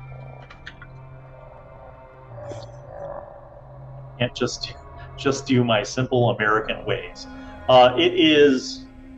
How does it feel on their faces? It is 45 degrees Fahrenheit or 7 degrees Celsius. It's cold. And unless you have winter clothing on your character sheet, you are cold. No, I just got my traveling clothes in my bedroll, so... Okay. Let's Really warm. now Yep, the water skins so are filled. my Let's step winter back a little bit and wait for the others to return. All right. So Lieber, you're doing what again? And we're just take a couple more feet into the cave, so we're not quite as exposed, and wait for the others to return. Still guarding the front cave. Okay. I'm sorry. Sorry. Other people at the front. Go ahead. Yeah, I'm gonna get my bedroll and wrap myself up in it. Okay. And Crit is probably doing fine and drinking his water bowl. Okay. And then how about smash cut back into the cavern? What are the rest of you guys doing? Are you searching the rest of the cavern, or are you still kind of by the bones and the poop? Well, just- I wanna pick up some of that fur and see how dry it is. Maybe we can use it to start a fire. You find a mix. You find some stuff that looks like it's fresher, like from within the last few days, and then you find some stuff that looks old. The human bones are definitely old, like very dry. The other animal bones and fur, you do find some. You find like a decent sized clump that's pretty dry. Okay, I'll take a goat femur and some of the driest fur I can find, and I'm gonna tell these guys, well, I'm done here. I'll head to the front and see if I can start a fire. Yeah, there's also clumps of the animal's fur. Yeah, that too. And just that up for, for tinder to kind of get a fire going. Yep. Yeah, and I'm gonna head to the front and see if we can make a fire. It's kind of cold in here. Okay.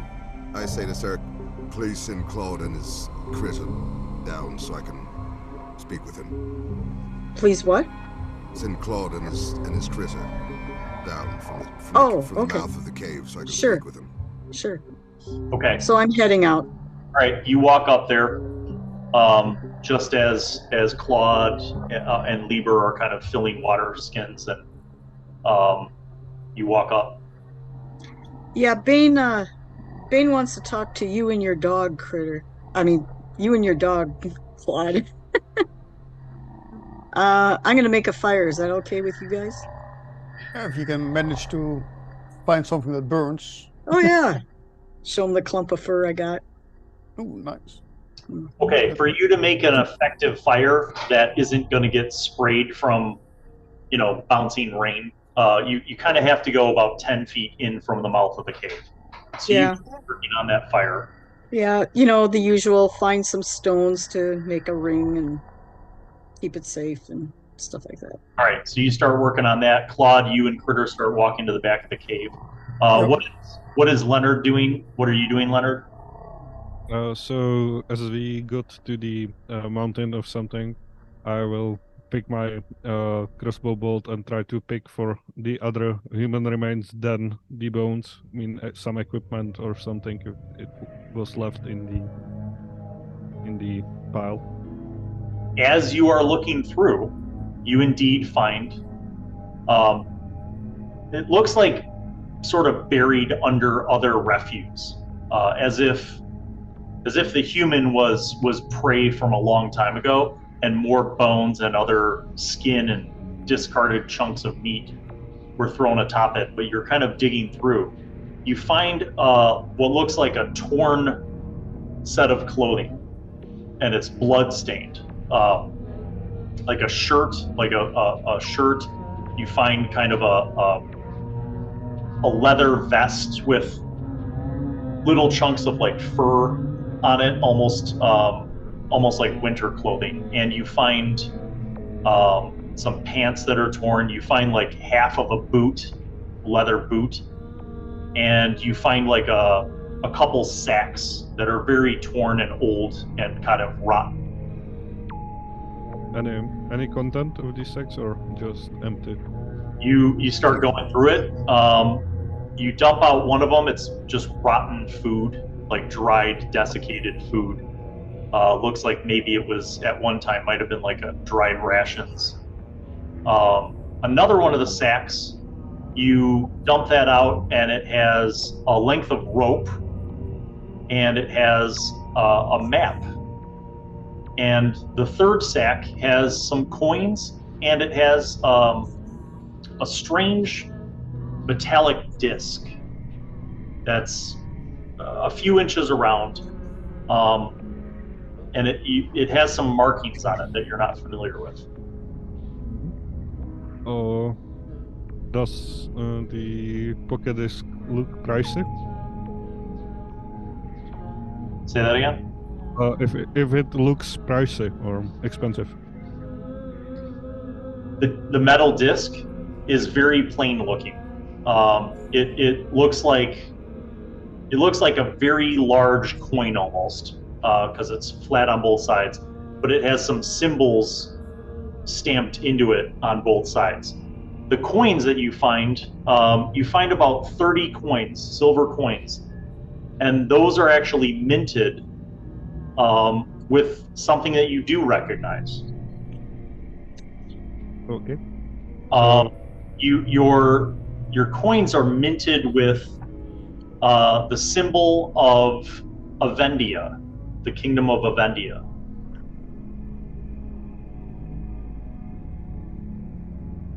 Okay. So I'm. Is one of the Western kingdoms. Yeah. And I'm turn out to be like. Can you come closer with that torch? And I try to read the map. Okay. You unfurl this very tattered map. It's cracked in multiple places, and you're looking at it, and it looks like a map similar to the one that Bivoy pulled out, but it just looks very aged, as if it's been here for a really long time. Okay. And then I pick up a disc and show it to what's the name, Bane, and say, does it tell you anything? All right, Bane, you're holding the torch up, and you see that Leonard brings over this metallic disc. It looks like a very dull kind of gray, and as you approach with your torchlight, there's a faint reflection of like green, almost like a patina that you would have with like aged copper, but otherwise it's a very dull, it doesn't look silver, it doesn't look polished, it's like a very dull metallic gray. And there's some kind of writing stamped into it. Do I recognize the writing at all? As far as the language or the symbolism? You do not.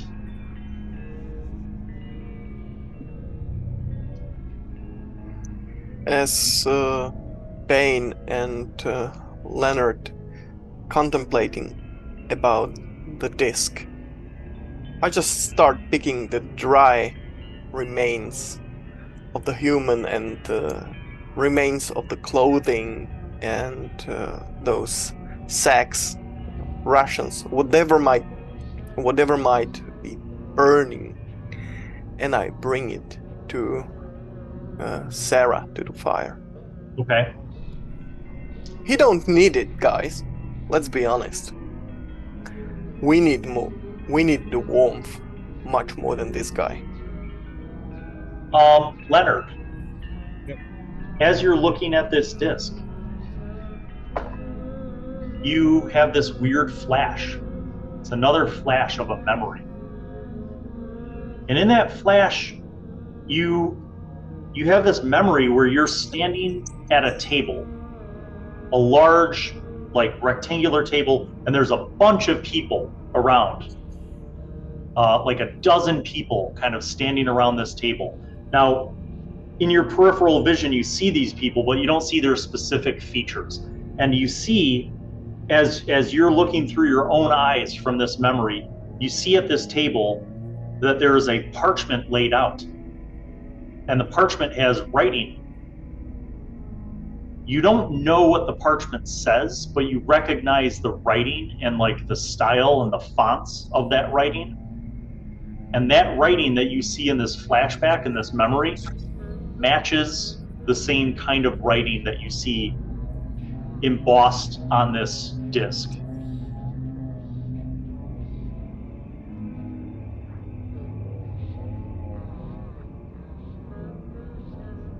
Does the memory feel like it's mine? Yes. You remember this for a moment. What's confusing is that you don't remember the context. You don't remember where this was, when this was, who was there. But you have this flashback where you're looking through your own eyes, you're in some kind of room, you're around a table with a lot of other people looking at this parchment on the table. Okay. So I would say I'll go like for a few seconds cross-eyed and then just... Not even seconds. This is like a half a second. You just have this flash, this memory. Okay. And turn around. Are we sure we weren't hired together to do something? Not sure of anything. When he says that, let me see. So who is there? Lieber, Sarah, and Oh, Evoy are all at the front of the cave. Claude, you just arrived with Critter. So I'm going to make a roll for Claude and for Bane. Here's Claude's roll. That's a 6. Here's Bane's roll, a 2. As Leonard says this question, are you sure that we weren't all hired together to do something? Each of you has this strange moment, this flashback. Claude, you have this moment where you see yourself. You see yourself in a church, like in a large kind of old cathedral, and you are standing with a group of a couple dozen people, and you're listening to some kind of priest, and you could see the priest. You can't see the exact features of the priest, but you see this priest wearing these ornate robes, purple robes with like silver lining along the trim, and the priest is like giving this huge epic speech, and you can't really hear the words, but you kind of see yourself in the crowd of people listening to this priest making this speech. And that's your flashback. Bane, you have a flashback. You have a flashback that it's very hazy, but you are sitting in a dark inn, and you're sitting at a table in the corner by yourself. You've just finished a meal, and you've had 6 tankards of ale. And you see a hand, like you're kind of looking down, already hammered. You see a hand reach out with a rolled up scroll, like kind of in your field of vision, to set the scroll in front of you. The scroll is rolled up, but you see a wax seal. But in your flashback, you can't see what the seal looks like, but it's sealed with wax. And the hand that's setting it in front of you has an ornate golden ring, and that's your flashback. Any jewels or anything in the ring that I recognize, or a crest or a family signet? As the hand's handing you the rolled up scroll, it's turned in such a way where you don't really see the ring. Like you see the hand wearing a ring, but you don't see the ring itself. You don't see like the front of it, the top of it. Do I know in this quick flash if it's a female, male, old, young hand? It looks like an older male hand. That's a great question. Do I recognize the cathedral? You're in the inside of the cathedral in your flashback, and you don't recognize it. Okay. As you were pondering this, though, tell me where Claude is from in the lands of Dorgutian. Where is he from? He's from the Lee Castle area. Okay, He's been, he's from Lee Castle. So it does not look anything like the chapel in Lee Castle. okay. It looks way bigger, like a cathedral. Yeah. It doesn't look somewhere, like any somewhere church. along my wanderings. Yeah, it doesn't look like any church or chapel in Lee County. Okay. Well, I have no idea if we've been hired to do anything here. I have no idea how we even got here. So I'm drawing a blank. I have no idea what we're doing here. But I asked Claude and Critter to come join me so I could see if Critter has a reaction inside the cave. I want to know if he's fearful, if he senses the presence of another creature. Indeed, Critter does. Critter, as you approached, Critter kind of went on guard and was like looking around and ran over towards the pile of refuse and was kind of sniffing around, and you hear him growl a couple times. You see Critter then run over to the opposite side of the cave from where that pile of refuse was. And you hear him growl again, and he barks twice, which you, Claude, you know that that's like he's found something. Yeah. Bane, follow me. I think Critter's got some. And I'm just running over. I go with him. Okay. As you guys approach, Critter's just like on guard, growling.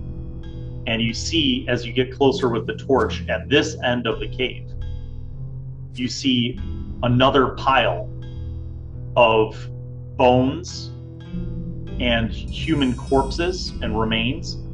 And you notice that like they still have tattered and torn and bloody clothing on them. And it looks like probably 3 or 4 different corpses. Most of which have been mauled, like just completely torn apart, huge chunks, like all the meat basically ripped off. But these look like more recent kills. Looks like we're the replacement party. I have no idea what's going on, but it does feel like we're sent here for something.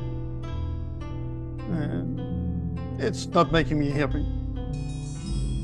Let's search through the corpse remains and see if there's any identifying clothing or scrolls, anything attached to I don't know what's left, but what's left of them, see if there's anything with it. Okay, as you search through these remains, as I said, all of them seemed to have been clothed, and whatever mauled them didn't seem to care about the clothing, just ripped them apart. None of the clothing is salvageable, but it is dry cloth if you wanted to use it to feed the fire. Can I tell based on the style of clothing if it belonged to explorers, if it belonged to whatever? Yes. In some part you can tell none of them had armor, and all of the clothing seems to be very sturdy, kind of like heavier wool. Not quite like winter clothing where it's lined, but like heavier kind of wool, multiple layers. Very common looking clothing, like commoner clothing. And you don't see any supplies, you don't see any belts, pouches, weapons, armor, that kind of stuff. Oh, well, these don't look like any kind of fighter, or more like peasants. So if they were sent here to do something, would be odd. And with us, see, you look like a good strong fighter. I'm a fighter. The other guys look capable. These fellows down here don't. Or if the creature is snatching them from a local village and bringing them back to his cave. Yeah, but then still, how did we get here not knowing anything about how we got here? Perhaps we find the creature and find what's behind this. Or we kill it and take it back down the hill. Yeah. Back to the front of the cave. The rain continues to pour. You see lightning flashing in the sky. You hear the thunder rolling through. Lieber, as the storm is outside, while Sarah is kind of building this fire and getting it going, you're sort of standing guard in front. And as the lightning flashes and you hear the sound of the thunder, you have a flashback. In your flashback, you see yourself moving through some kind of rocky terrain, kind of like foothills, and it's nighttime and there's rain pouring and it's cold. The wind is blowing, And you see that you are marching alongside a column of people. Some of them are walking like on foot with, like you are. There are people on horseback kind of riding along on either side of the column. And you see like a carriage up ahead. And there are torches on the back, lanterns on the back of the carriage. And that's like the only light that you see as you're marching with this column of other people. Okay. And do I recognize the carriage or any symbols or any people around me? You don't. It's like as fast as the lightning flashes, illuminates where you are in this flashback. That's kind of the glimpse of what you saw. Okay. All right, in short order, Sarah manages to get a fire going. You guys are able to salvage scraps of fur and clumps of fur and bones, and that's kind of what you're using to feed the fire. You don't have enough to make it last for super long, so I'm assuming you're keeping it kind of low. But you are able to kind of huddle, and if you have your bedrolls, you can use those as blankets to stay warm. I'm also wanting to clean up parts of this cave, like kind of scoop the the feces out with whatever I have available. Probably my shoes. Just scrape it out. I know how to do this because I was on a farm, so. Okay. I don't know, any flat piece of rock, or I don't have a sword. I don't want to use my sword for that, so. Are you like tossing this out the front? Is that your idea? Yeah, to the front, but also off to the side. Just off to this side and some off to this side. All right, you can kind of right up front. Gradually work on that. Let's see. What are the rest of you doing? Claude, what are you doing?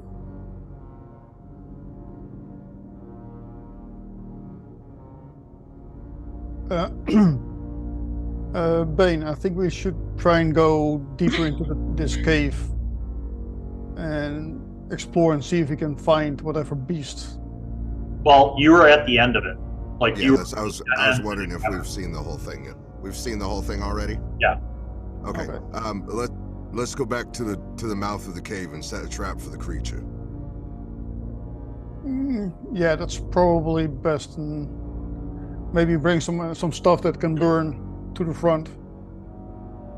Okay. Leonard, what are you doing? After trying to keep in light, because the only source of light is Bane, so I go to the pile, and you said that there were a few people within the first flashback. Any of them resembles someone from those people? Nope. Then just help guys to pick up the stuff. Not that I would be much help, but I pick what I can carry and okay. So. All right, Lieber. I'm gonna just confirm with everyone. If no one has any memory of how we got here, maybe we should look through our items and see if there's anything we don't recognize that might give us a clue.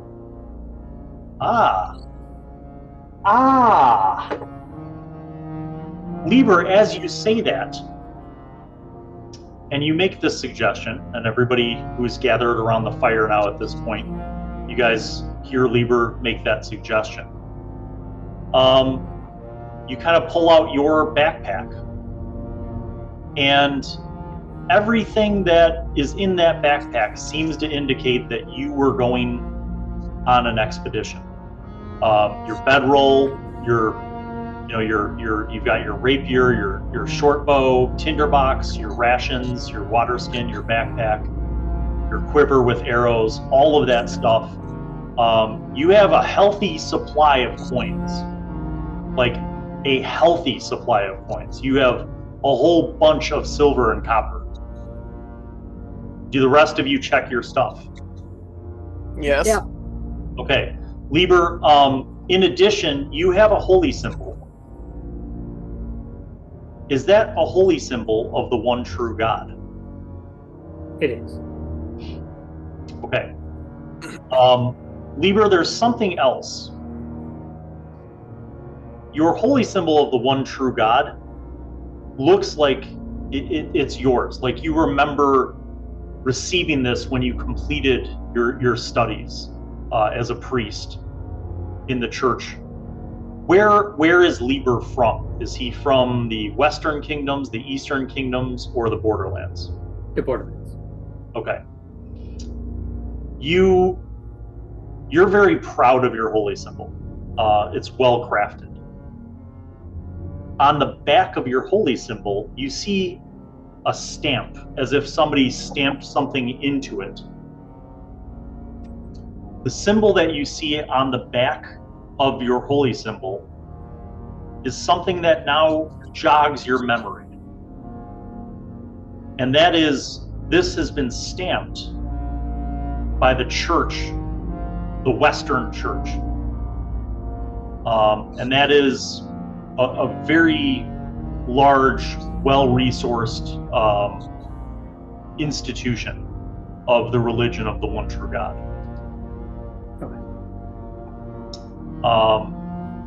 And you know that as you kind of look at this, you know that the Western Church's seat of power is in the kingdom of Avendia. And that kind of just jogs your memory a little bit. Do we know about the coins they found? I don't know. Leonard, did you share the coins that you found? Yes, in this space. Okay. So Leonard relays to you guys that amongst the refuse was a pouch of some silver coins. And those coins are minted with the minting of Avendia, the kingdom of Avendia.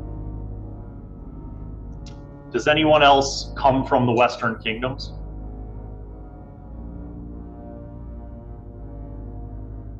Is that a big fat no? It's big fat no. Fair enough.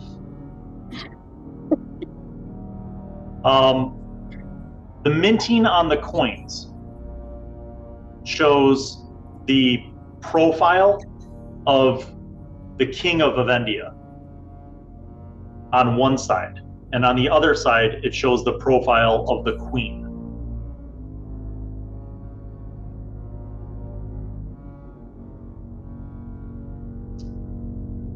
Is there a year? Yes, there is. The year that is minted on it is the year 1119.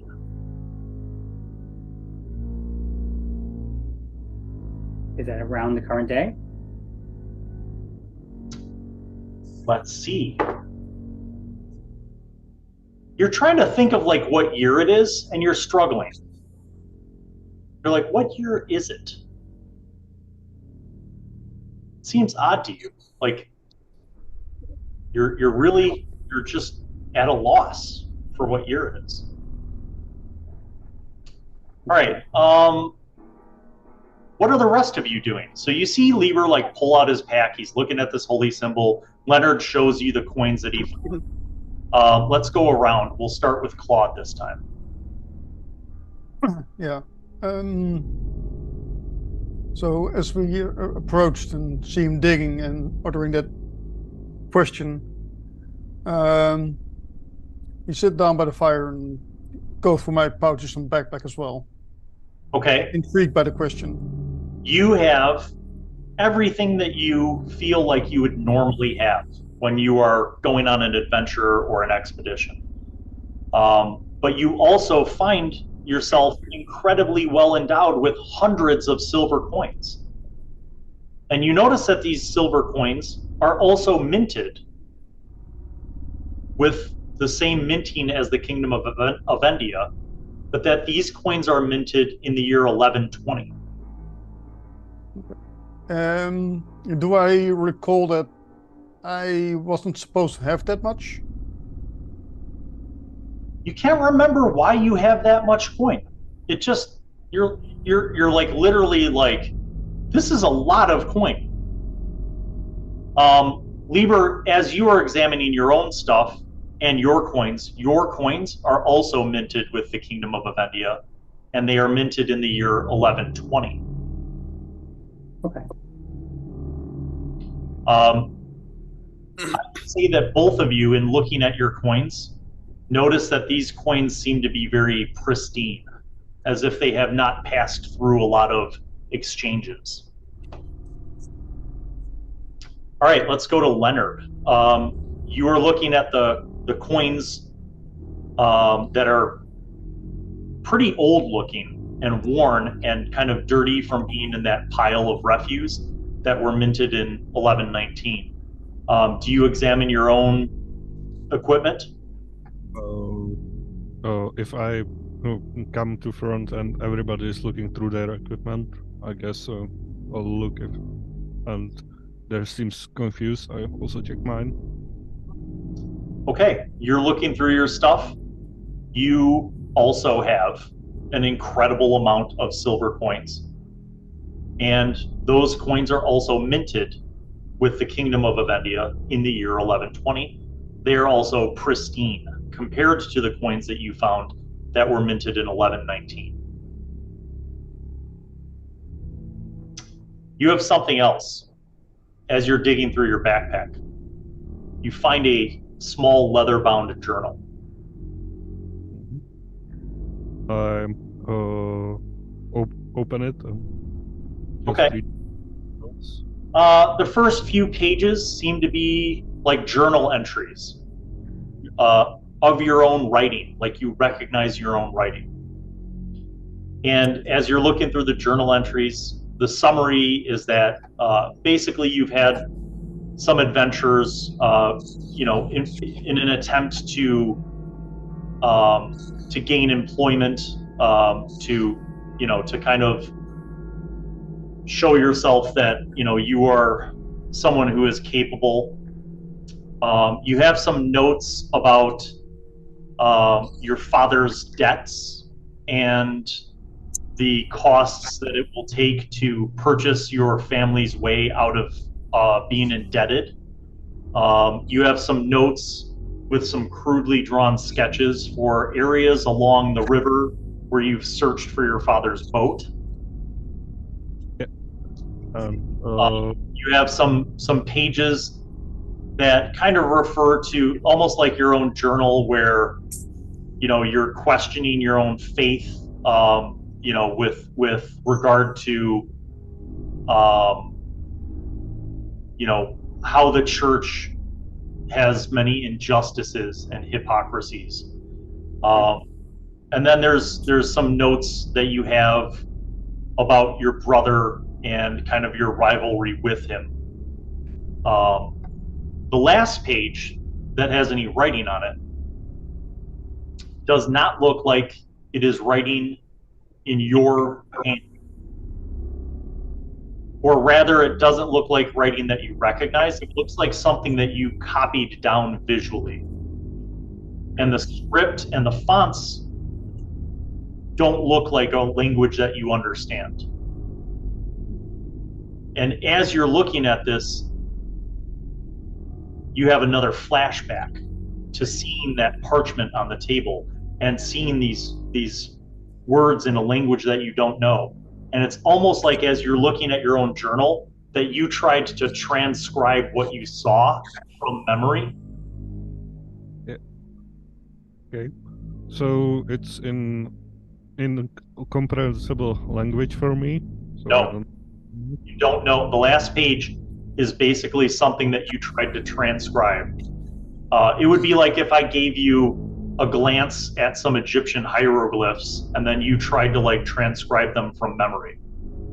Also, the amount of coin, does it equate to what I'm indebted?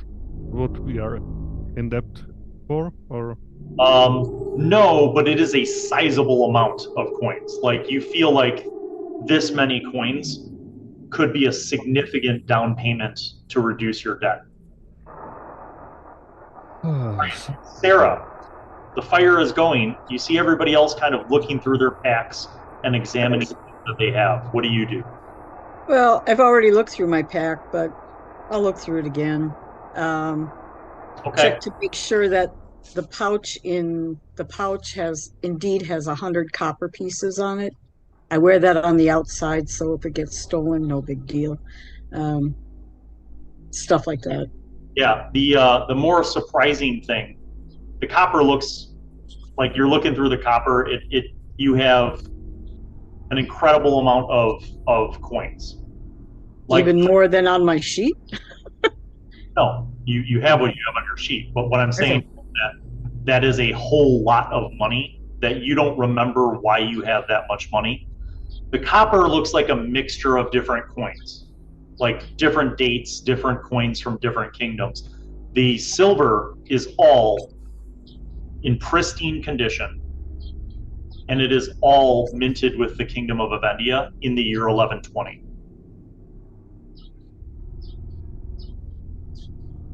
Do I remember what year I was born?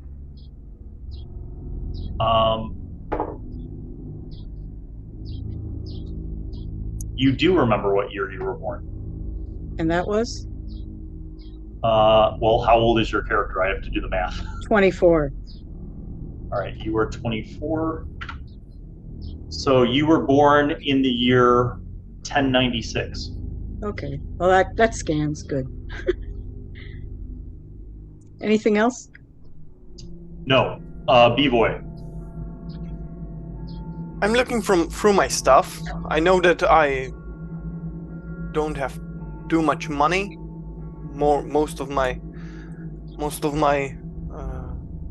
finances is converted to jewels. But I'm just glancing at them and I'm checking my other stuff, like my backpack. You have everything that you would need for any kind of adventure. You do notice that you have a lot of gems. And you begin to wonder, because you're struggling to remember why you have this wealth. Like, what is it that brought this ability to have all these gems? And you start to think back to, the very humble, provincial, rural area that you grew up in the Three Rivers region. And, your family's struggles with being able to just survive and with life.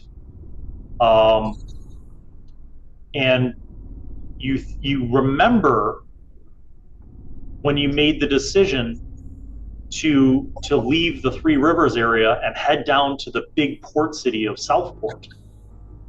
And you remember that you were determined to, prove yourself and to earn, your keep and earn the respect of your family who always kind of thought that maybe you were sort of simple.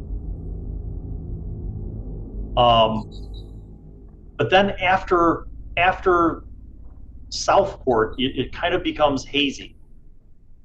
You're not sure why you have all of this wealth.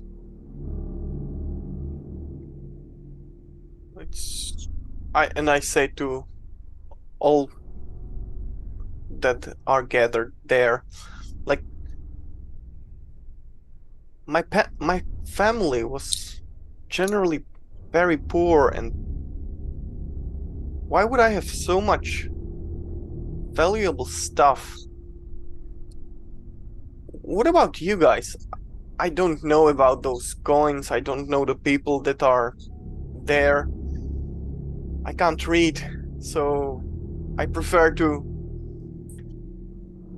exchange gems. They are more tangible for me.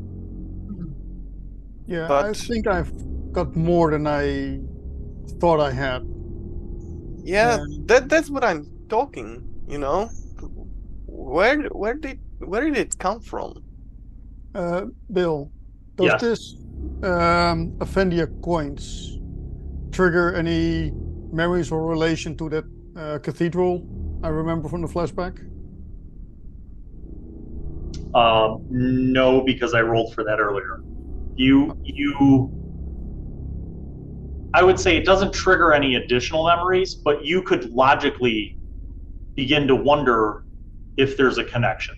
Yeah, that's what I. Because you certainly know that there is no cathedral of that ornate caliber or size anywhere in Lee County. Maybe not even in the borderlands. And it seemed to be very just regal, very majestic. So something that could be in the Western Kingdoms or the Eastern Kingdoms. Has Claude traveled outside of the borderlands? Has he ever been to the Western or Eastern Kingdoms? Probably would have. Haven't been on the road for a couple of years now. Okay, I'm gonna say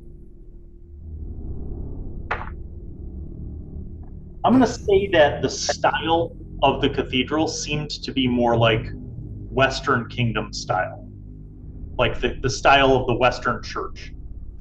Okay. Okay. As players, to give you an example, and this right now, Claude's the only one that has had that specific memory. As an example, the Western Church in the lands of Dorogutian would be more akin to like the Roman Catholic style, whereas the Eastern Church would be more like the Orthodox Christian style. In terms of architecture and decoration and kind of style. Bane, I'm assuming, do the same thing as the others and kind of start looking through your stuff and your inventorying things, your trusty battle axe, your longbow, your shield, all your weapons and supplies, anything that you would normally have on an adventure. But when you go to open up your backpack, you find a couple strange things. Number one, you find a complete set of winter clothing, like lined with fur, winter clothing. You don't remember buying this, and you don't remember why you would have it. But you find such things. You also find 2 small pouches in the backpack. One of them has garlic. You smell it. The other one has these herbs. You don't recognize what the herbs are, but you have this pouch of garlic and this pouch of other herbs. Did I notice that everyone's coin was from the same print?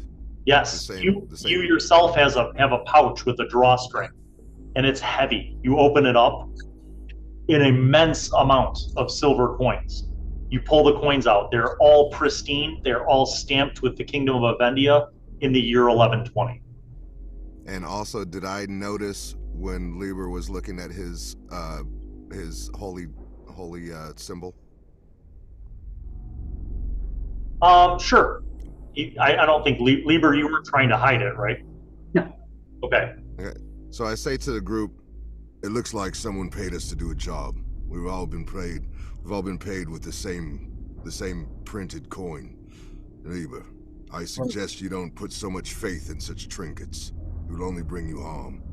But, the thing is I wouldn't do a job.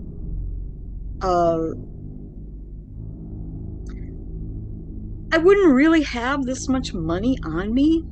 And if I knew I was going to be coming to a place like this, I would have spent that on the best winter clothing I could get. I mean, I'm used to having money because, if you don't know, my family owns the Margit Trading Company, okay? And, so I come from a certain amount of wealth, so I'm used to having money. But when I'm preparing for an adventure, I make sure I'm prepared. I mean, I don't even have winter clothing in here. I would have done that if I would have known I was coming up here. I don't even have rations. I don't think I even had a chance to go out and spend it. So I'm confused. I might have second theory. Is there any possibility that any of you would be hired to rob Mint House or something? Or bank? That's not the kind of thing that I would normally do. I look at Bane and say, I would love to talk to you one day about our religion. Maybe we can get to a more comfortable setting. But I did have a flashback, and I share my flashback and say, has anyone else remembered anything else? Just Well- that it's dangerous to travel in the mountains. I've been paid to do a great many things. Stealing is just among them. I also discern that the year on the coins is the year that we're in, based on what I remember as my birth date. I am 24 years old. I was born in 1096. So this is definitely 1120 is definitely this year. So Or so might Yeah. you so you might think that you are 24. Maybe you're older now. Or it's at least I'm going to sit up very straight and I'm going to look at you with these eyes of a woman who's not happy. Don't worry, I like younger women, but well, it You could know. be at least 1120. Could be later. I pull out again the 1119 coin, which we found on the body. How much value does it show? It's very weathered. It's very, very weathered and worn. Do you think like this damage is 1 year apart? And I point it to group. Yeah, let me see that. As you look at the batch of coins that he found in that refuse pile, at the bottom of the refuse pile, these coins look like they had seen a lot of circulation. They're very worn. And not to mention, just dusty and dirty from having been at the bottom of a refuse pile. I don't know the history of these coins, but if they were circulated a lot, if they were in general circulations, yeah, they'd be a lot more beat up.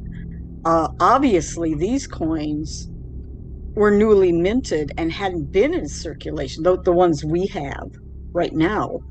The ones in my pouch, which I keep on the outside, so if they get stolen, it's no big deal. Those are a mix.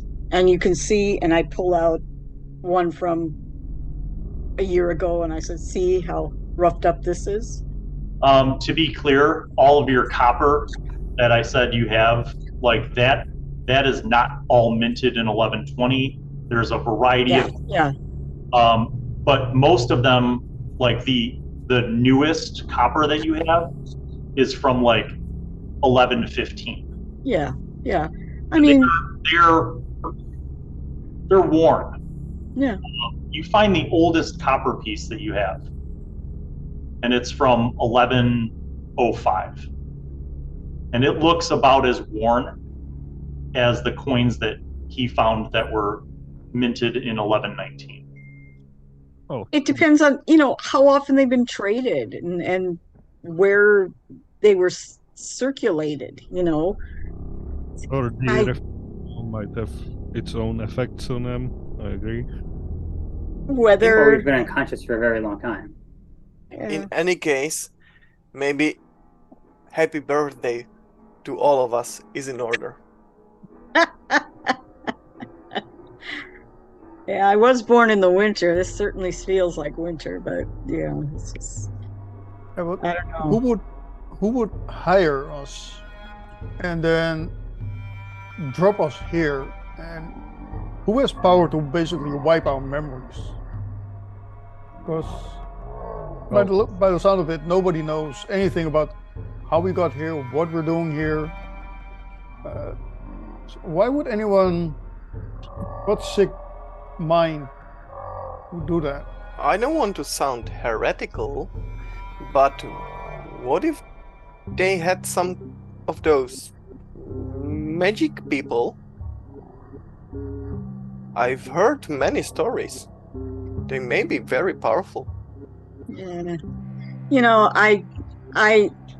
I think I was just waiting for instructions on my job, I hadn't even had time to shop, so I don't know. I take jobs that look good, mostly guarding caravans. But every once in a while, I'll take an adventure, you know. This must have been one of those times. Yeah, guarding caravans seem nice, but I don't like fetch quests. Well, Fetch quest. killing bad people is much better. There's always the hill people to kill. They're always raiding caravans. When I'm hired, it usually means something needs to die. Mm.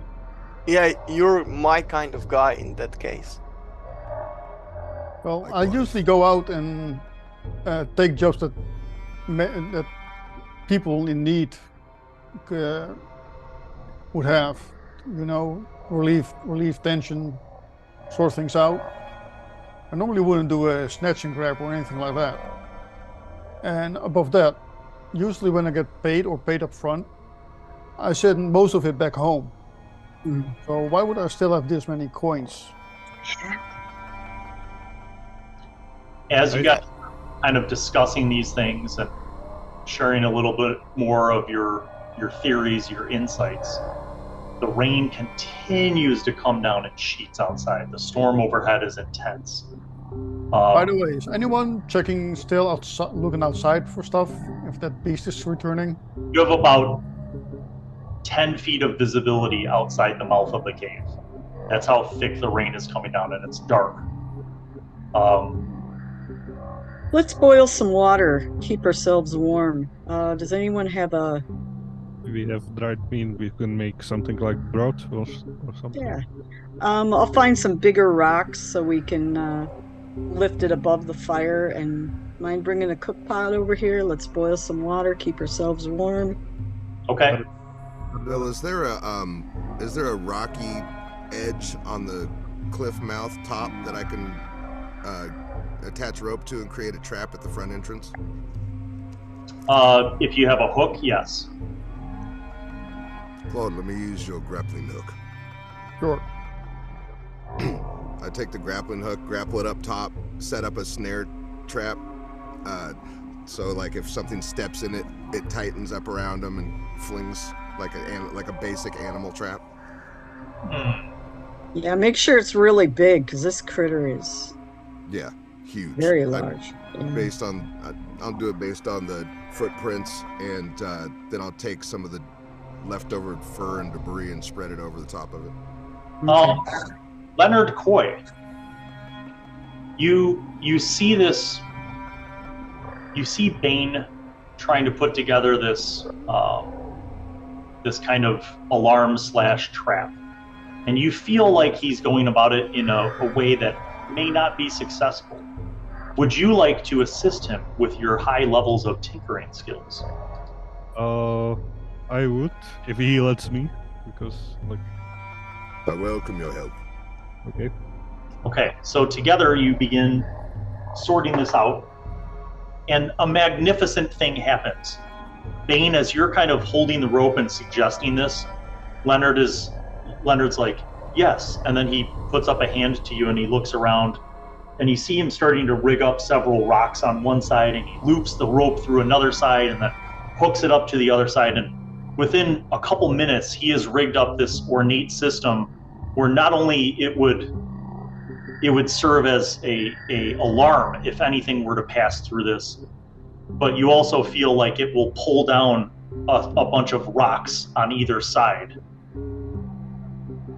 Okay, if it's as heavy as you suggest, it should at least do something. At the very least, it will snare whatever steps into the snare, and hook them such that it'll buy you guys some time. You're a handy companion to have around. Stay by my side. I will prefer to stay behind your back, but okay. Leonard then, to put a finishing touch on it, he goes into his pouch, and from his specialist tools, he pulls out 2 small bells, and he hooks them on with these like little fish hooks onto the rope. You guys get some water boiling. Who has rations? I do. all of you who have rations, you can eat. Who doesn't have rations? I don't. All right. Does anyone want to share rations? I'll share ration. Okay. Go ahead and subtract whatever rations you consume or that you share. And collectively, you guys, you fill your tummies with some food. Claude, you take a portion of the dried meat that you have and you give that to Critter, who eagerly eats it up. And then you guys are kind of sitting around your very low fire. The fire is not providing a ton of warmth because you don't have a lot of fuel left. But those of you with bedrolls can maintain your warmth.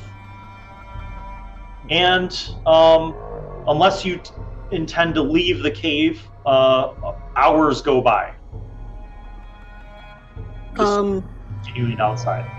I want to go in back. I pulled out a bone to kind of work with the fire, but I want to go back in the cave and pull out another bone that looks like I can work it into arrowheads at a later time.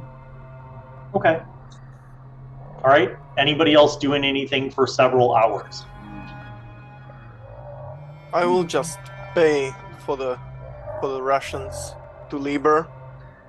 I'm sorry, but I don't want to be in anyone's debt. And I give him a silver coin, and I sit next to the entrance just to be on lookout. Okay. All right. I hold my battle axe in two hands and look at it longingly as if I've found a long-lost lover. It seems to be your trusty battle axe.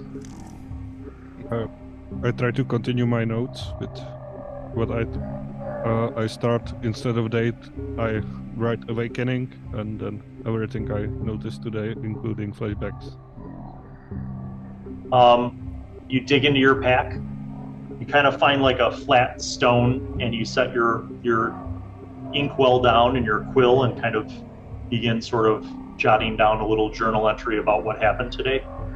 It will not be like nicely written, but it will be at least written. Okay. I'm gonna keep at the ready and have my and pray at the same time as I keep my bow ready and keep walking.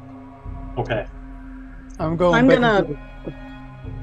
back into the cave, scavenge for more flammable material, maybe even scrape up some dried up feces, thinking that those might burn as well.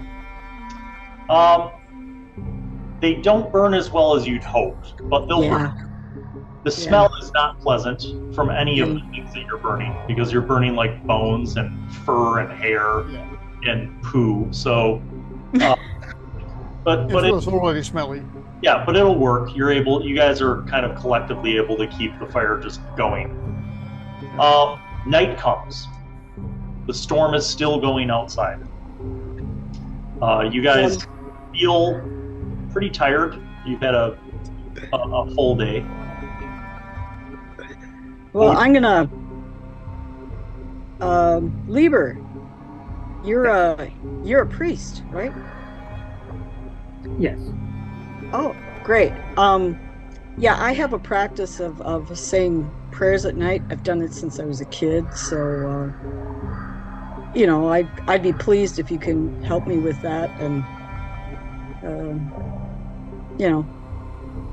whatever. Of course. I would love to.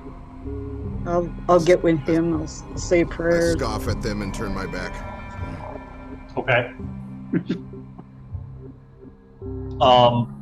After prayers, you guys have eaten.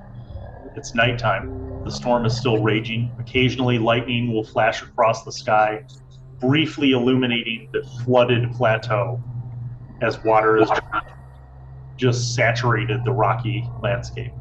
Is any water coming in? A little bit of seepage, but nothing where it's threatened your fire quite yet. Okay, well, I'll just shore it up so that nothing comes in, or little less comes in, and our fire is good and we stay dry. I'm gonna walk around a little before lying down. Hey, we're gonna have a watch.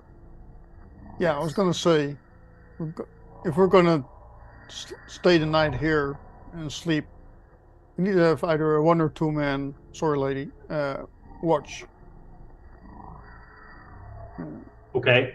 How are you going to do this? Who's on first watch? Who's on second watch? And who's on third watch? I'd like I first. think, yeah, I think the people who have the biggest armor should be on first watch. No, we should individualize the more capable fighters, so that only one fighter is awake at a time.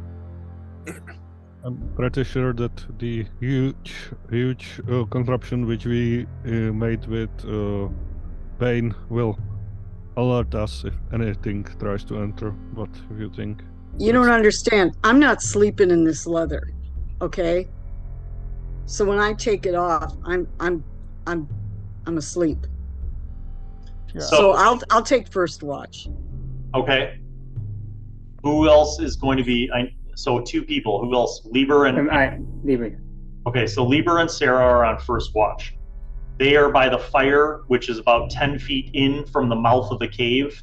At the mouth of the cave is where Leonard and Bane's contraption trap is. Mm-hmm. Where are the rest of you sleeping? Are you going into the cave, like into the cavern? No, probably staying close to the fire. Okay, well, it's only 8 feet wide, so you have 2 people on guard next to the fire. You can have maybe 2 other people sort of close to the fire. Is it warmer inside of the cave in the back? It's warmer because the wind isn't blowing past the front. So I will dig up some charred remains of something, whatever it is, from the fire, let it cool, and just take it to the cave with me, and I will unroll my bedrolls there. I will mark some protection symbols that my father taught me. Put to the mother nature, and for the elements of water and wind. And I will go to sleep. Okay.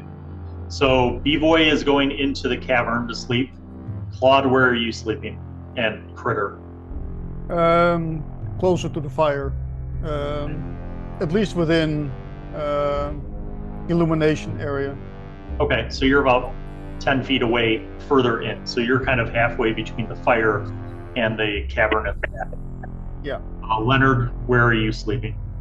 I will try to go a little bit back into the cave. Okay, kind of by where Claude and the dog are. And put there my bedroll. Okay, Bane, what about you? Deeper into the cave, backed up against the wall of the cavern, with eyes fixed out and up. I don't know if we ever checked the ceiling to see how high it is. Oh yeah, you could see it. It was about 12 feet high. So holding your torch up, you were able to see the entire interior cavern. Yeah, I'll go in about 10 feet to the 10-foot mark or so. Okay. And lean up against the cavern wall. All right. Before we settle down, is it possible to do just a cursory check of the walls, just make sure there's no hidden doors or anything that looks unusual? Absolutely. This is a great opportunity for everyone to make a search roll, which in Lamentations of the Flame Princess is a D6. So if you are trained in search, say for example you're a specialist, then you would roll your appropriate level of search. If you're not, you want to roll a 1 out of a D6. 2. I got 2. 1. Totally failed.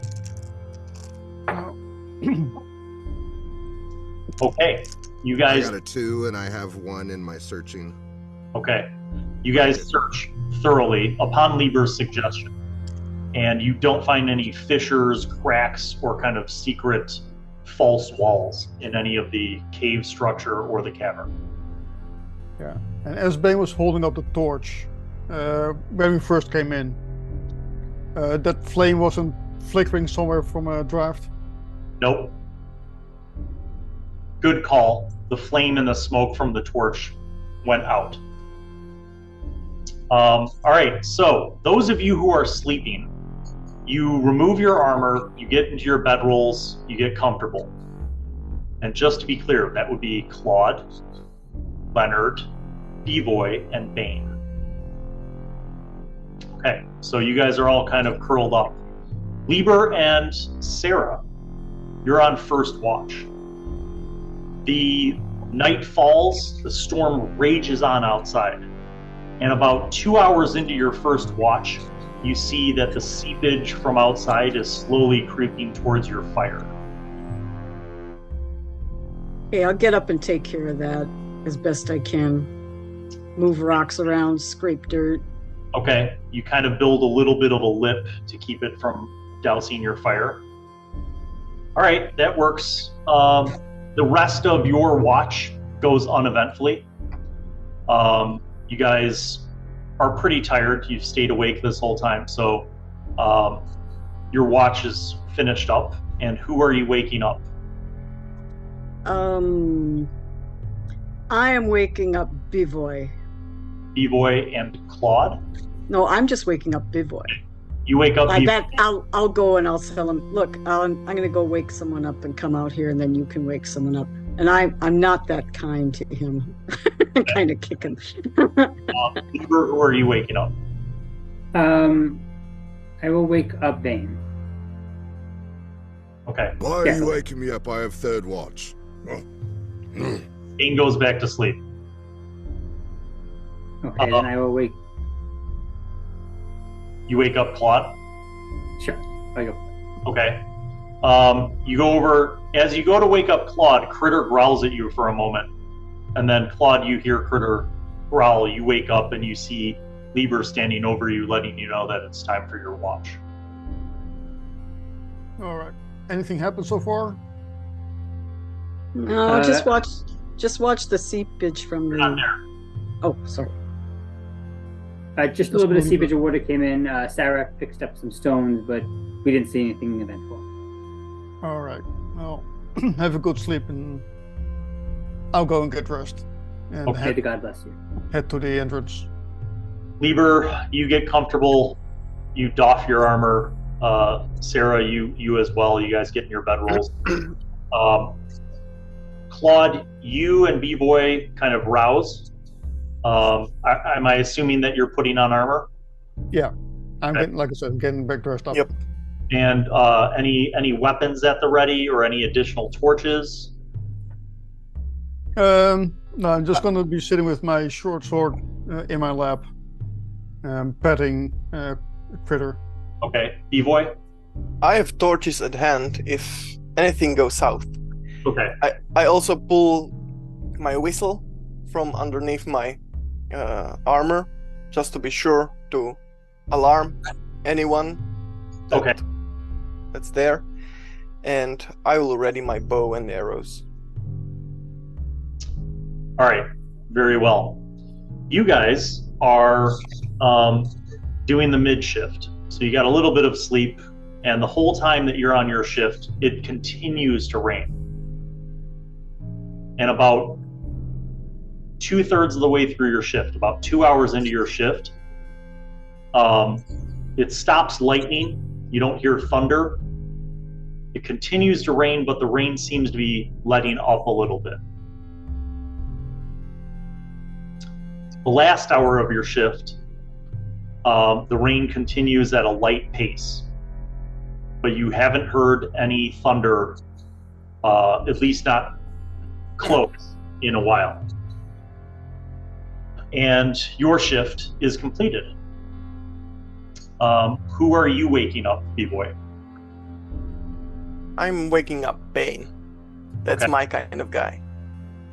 Bane, B-Boy comes Is and my wakes you turn up. already? You feel very rested. Just despite briefly being awoken, you feel pretty good. You do have to pee, and you do need to put your armor on, probably in that order. Claude, you wake up Leonard. Yep. Okay. Leonard, you are awoken. You also have to pee, and you may want to put armor on. Yeah, I'm probably go to the refuse pile in the back for really quick, and then I don my armor and prepare my crossbow and try to stare with my spyglass into the rain. Yeah, I apprise Leonard of the weather conditions having let up. I'll say that it's probably like about 3 a.m, so it's dark still. You can't really see anything. It's the rain has lightened up quite a bit, but you don't have much light coming from your fire. But you don't see anything within the first 20 feet of the cave entrance. And it was way too cloudy for stargazing. Yes, and it's also still raining. Yeah. All right. So idea from the stars. The second shift, you doff your armor, you get into your bedrolls, you go back to sleep, looking forward eagerly to your remaining 3 hours of sleep. Just to be clear, before I go to sleep, I inform Bane that there are some torches I left near the fire, just in case, and I lend him my whistle. Okay. Just don't spit in it. Okay. Too much. And I go to sleep. Okay. All right. The first 3 hours, actually your entire shift, Bane and Leonard, you guys are standing watch. There's very little left to burn. Like, your fire is basically dying down. You have used up all the dried skin, clumps of fur, bones, anything else, clothing from those bodies. Everything else basically you use up in the last 3 hours of your shift. However, on a good note, your shift goes uneventfully. And as your shift is wrapping up, the fire is basically down to just smoldering. And it's kind of cold, but the rain seems to now just be at a drizzle, just a very light drizzle. And as sunlight is starting to rise at dawn, you can see that, out of the cave, you can kind of see the plateau, and there's just puddles of water everywhere. Like it's flooded out. Does anyone find it bizarre that nothing returned to this cave in the middle of a storm? Yeah, I kind of expected that it would return. Also, there's fresh meal, and it might be like temporary, or it may have found a temporary refuge and is probably on its way back now. So all of you are waking up at this point. It's dawn. Everyone was successful in getting a long rest. You feel, despite sleeping in a stinky, rotten cave, the sleep that you got was much needed. You feel restored.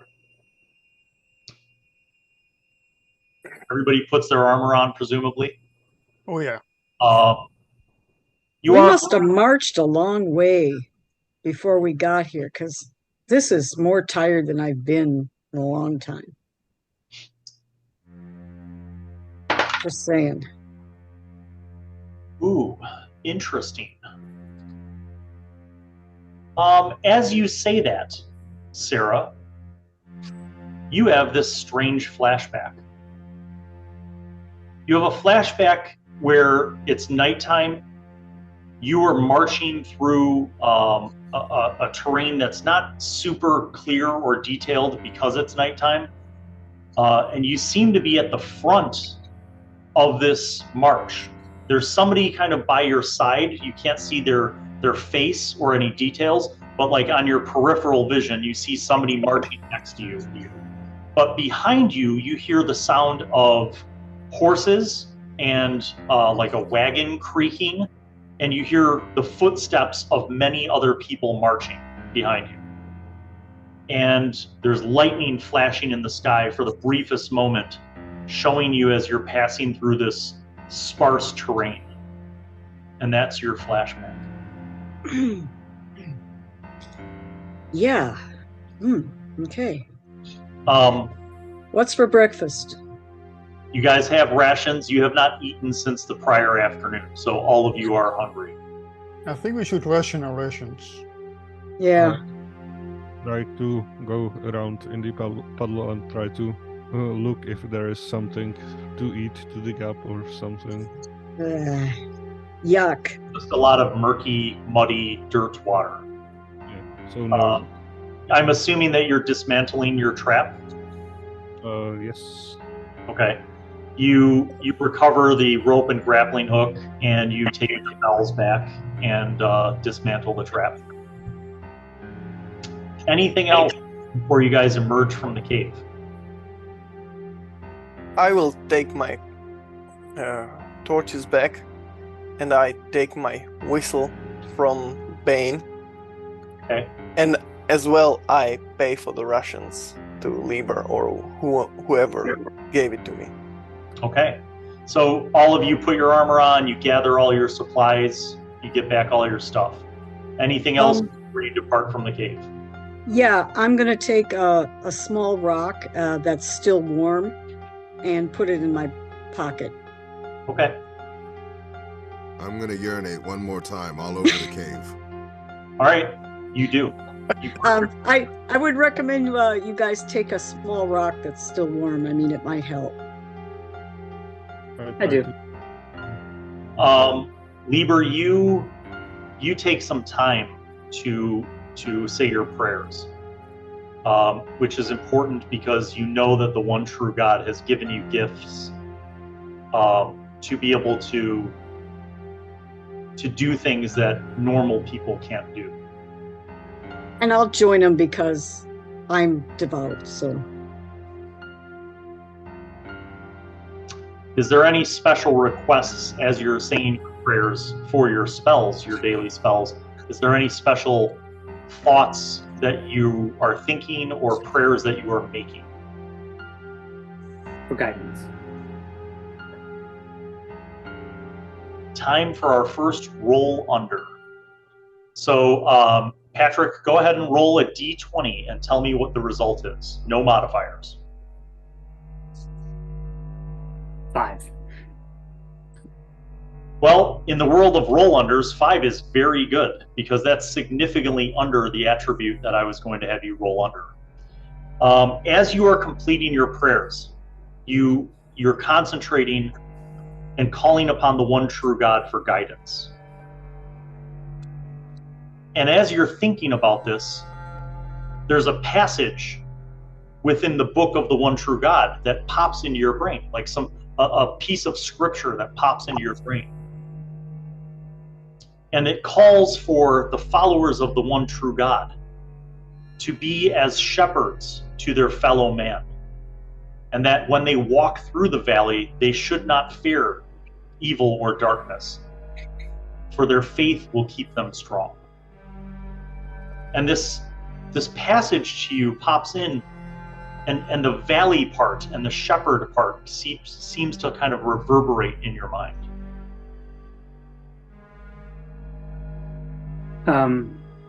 I say to the group, I feel very strongly that we should head down to the valley now. We shouldn't wait. Let's pack up and get moving. What say you, group? Oh, what did he say? To go Sorry, down. it's deep into prayers. We should. He was asking if we should leave this cave and make our way down, and I would say yes to that one. Yeah. I would It's agree as always well. safer being out of the mountains. Yeah, and this cave is barren for what we can do with it. And staying another night would just be cold and miserable. Yeah, and maybe we can find some place warm. Or at least find some wood or something which we can cut down and light on fire. Yes. I would say we head over to that part with the slant and just get down that way. Okay. Yeah, if we could head to Southport, I can find us accommodations, no problem, because We don't our even know family where has we a are. warehouse down there. Yeah, but we don't even know where we are currently, so we don't have no idea how far We've we are got from it. Southport. Oh, we've got to go south because all the mountains are in the north. I mean, it says so on my map. There are mountains even to the east and west of Southport. Yeah, but south. So By the way, as you guys come to this agreement, you emerge from the cave. The rain has stopped. It's still very wet on the plateau. And you see that the direction in which the sun seems to be rising, which you know to be the east, seems to be past the mountains. But for the first time since you awoke, you have a sense at least of what direction east is. You still don't know where you are, but the 45-degree slope that seems like an easier climb, that is to the north of the plateau. Okay. So you walk over to that end of the plateau. You see that there's a lot of just dampness. You see water kind of running off at a trickle, like running off the plateau in that direction. And as you kind of stand looking over that, you see like that 45-degree climb down, really just a careful hike down, leads you down about 60 feet to a leveled off area. And beyond that, it looks like it opens up into a valley. Yeah. Oh, I would like to take point and start heading down. Okay. All right. You carefully start, with knees bent. You kind of crouch down, start heading down, and you find yourselves going down very carefully. Presumably, no one's running, and you guys get down about 60 feet, and you are now kind of at a ledge that overlooks a bigger drop off. And this drop off is a sheer drop off that's 100 feet down. You do see that this ledge that you have now descended to seems to go in both directions around the mountain, and it seems to be graded on a slow, maybe like a 3% grade going down. So you feel like you could go either east or west and eventually work your way down this mountain. Well, I would suggest going west, seeing that's the coins we got from Avendia is in the west as well. I would say go west.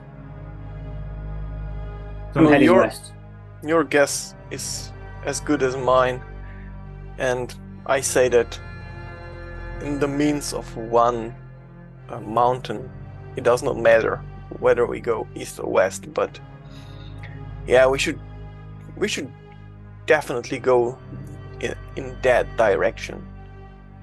Yeah, we'd be safer on the lowlands, but let's try to get out of the hills as soon as possible. Lieber, what's your instinct? East or west? I agree. I'm heading west. Okay. All right. So you guys begin walking this kind of ledge to the west, and you walk for a half an hour, gradually kind of at an even pace kind of around this mountain. And it comes to a point where the ledge looks like it has eroded and it just dead ends. You feel like if you use some rope, you could climb down, and you see down below you as you kind of look over this dead end that there's a rock fall, and then there's another ledge that leads to like a gradual 45-degree angle hike down this mountain. Tying together a couple of ropes and securing them, you carefully descend down this climb, and eventually the last person down whips the rope up and frees the grappling hook, and you guys rejoin or unjoin your ropes. You have now descended probably 200 feet from your original plateau location. And you see now that the rest of the hike down this mountain is walkable. You don't anticipate needing to use ropes to climb down. And you can see a little clearly now, since the sun has come up. Still, you could tell that the sun's coming up in the east. You see more clearly now that there is a valley below. And you feel like in another hour or two of hiking, you would be at the base of the valley. And the valley looks a little more lush. There's a lot of grass and a lot of trees in this valley. It looks a lot more green. Can anyone with the spy glasses spot anything down there?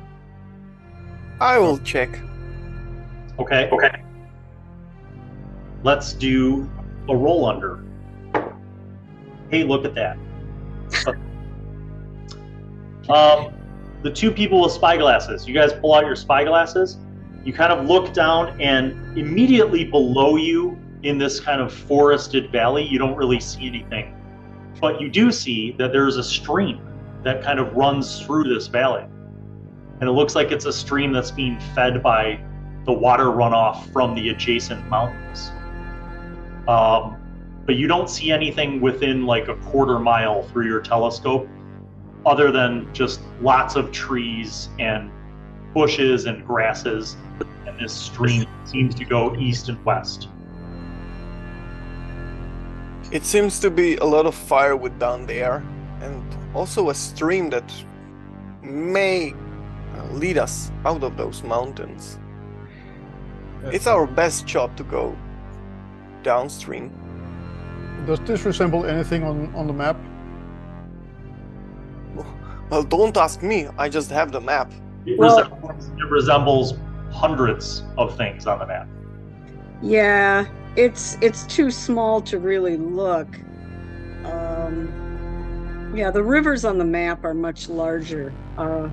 It only shows the large rivers, so we really don't have a reference yet.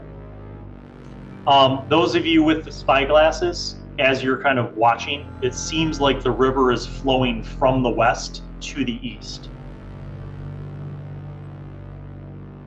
Sorry, stream, not river. This is small. Okay, well, that doesn't tell us much either. So anyway, looks like it's downhill to the east.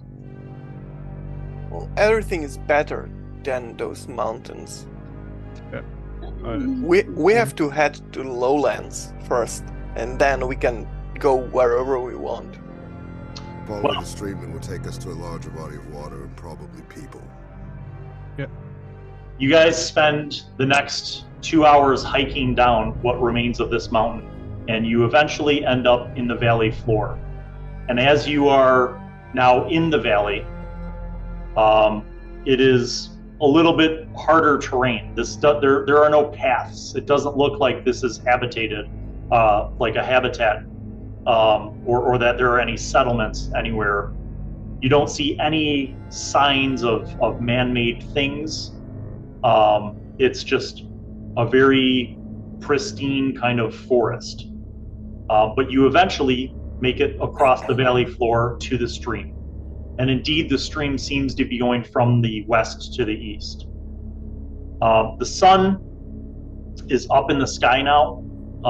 It's late morning. You know which direction it came from, so you have a sense of your directions. So as you're kind of standing at this stream, trying to decide if you're going to follow it upstream to the west or downstream to the east, we will conclude this session of the Lamenters. And we'll find out which direction the gang goes in on the next episode.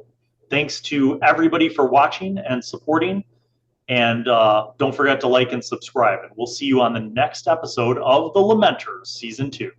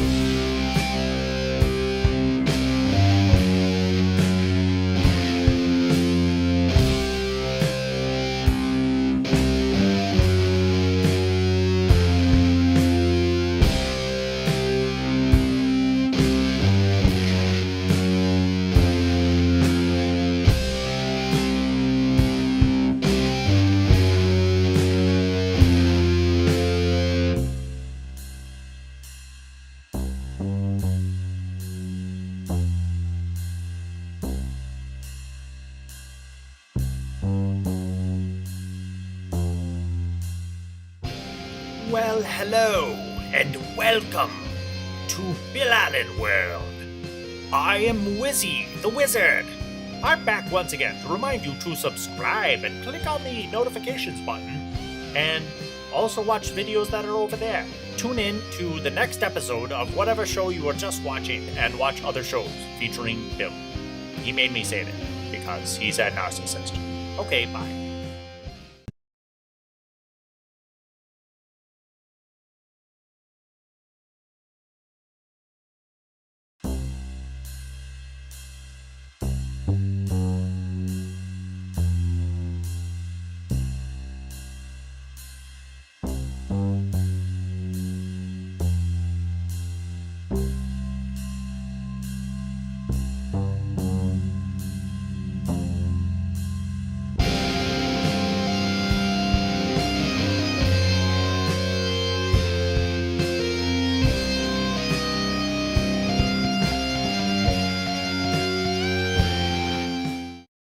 Hello and welcome to Season 2 of the Lamenters. We are back, and we're going to start this session with two members of the party who were not in the previous session, and that is Kale and Matt.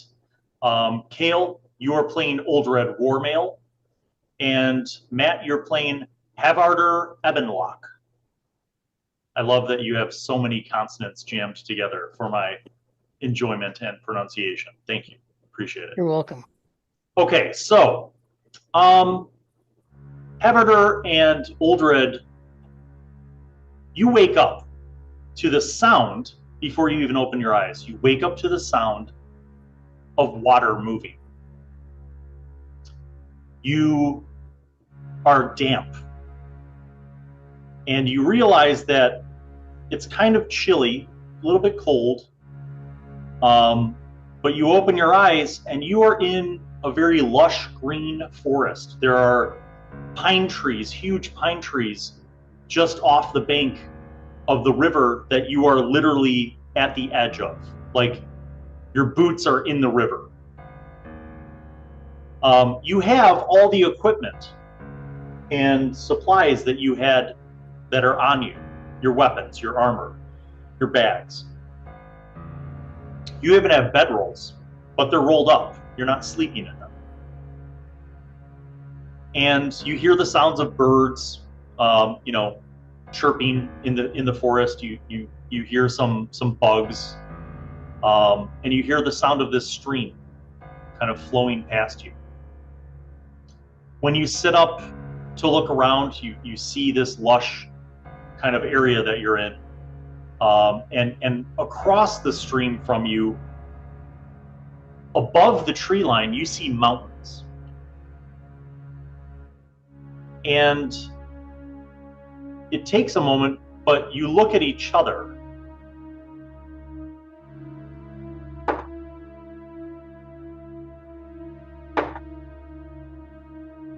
And you don't recognize each other.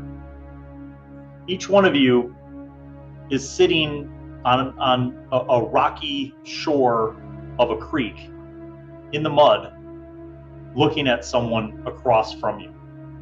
I'm gonna have each of you describe what your characters look like. We'll start with Kale. Kale, describe what Old Red looks like so that Havarder knows what he's seen. Yeah, so this older looking gentleman, probably in his late 40s, starts to get up on his elbows. He is wearing chainmail, has a couple of weapons strapped to his body. Probably a slightly graying beard, but it's kind of low, pretty, I would say, to his chest. And he's, let's see, black hair in color. He gets up on his elbow and he's like, "Ugh, what in the blazes?" And he sees the other gentleman and he's, "Who are you?" Havarder, what does Havarder look like? He's a fair-skinned man with braided red hair, pretty long, goes down his back, and a braided, very luscious red beard. He also wears chainmail, and you can see a bow strapped to his chest, a quiver on his right hip and on a short sword in his left. He just wakes up, sits up, looks back at you. I'm Harder. Do you know how we got here? I should say my character is also kind of like fair-skinned. He says, "I wish I could say well met, but this doesn't really seem to be the circumstance. My name's Old Rad." And he starts to get up. Neither of you, as Haverder asked this question, neither of you seem to remember the circumstances that brought you. Do I have like a headache or anything like that? Like, or do I just You have normal? no headache. You're slightly damp, as if. Well, actually, the ground around you looks damp. It's not just the stream. Like there's dew on the grass. There's dew in the pine needles. It's a very damp area, as if perhaps it rained a little bit recently. Okay. Can I see a river anywhere? A stream? Yeah, you are literally, your feet are in the edge of the stream. Okay. Yeah, I get up, start to try and like brush the little droplets off that are attached to my clothing. As you look around, you see that there's no evidence that there was a camp here. Like there's no there's no evidence of a camp. Do either of you have bushcraft by any chance? I don't think so, but I'll double check. Hey, look at that. A fail. You don't even see any cracks. Like in the mud, or even within 20 feet of where you both are, you don't see any boot prints that would indicate that you had walked here. Just standing gonna be up, a question I had. looking perplexed, just not sure what's going on. Just looking around, just trying to see if there's anyone else lying around on the ground. You look up and down the river. The sun is overhead, but it's a little overcast. So you figure like it's perhaps noon or somewhere around that time. You're not sure which way east or west is, north or south. Yeah. You do remember who you are. Okay. Do you remember, your life?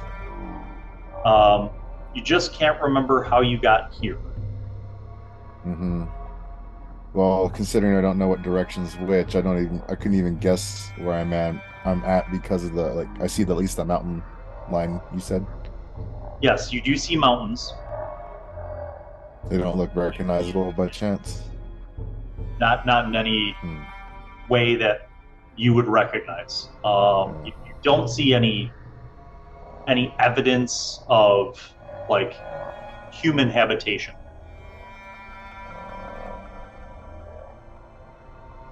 Well, this is quite the situation.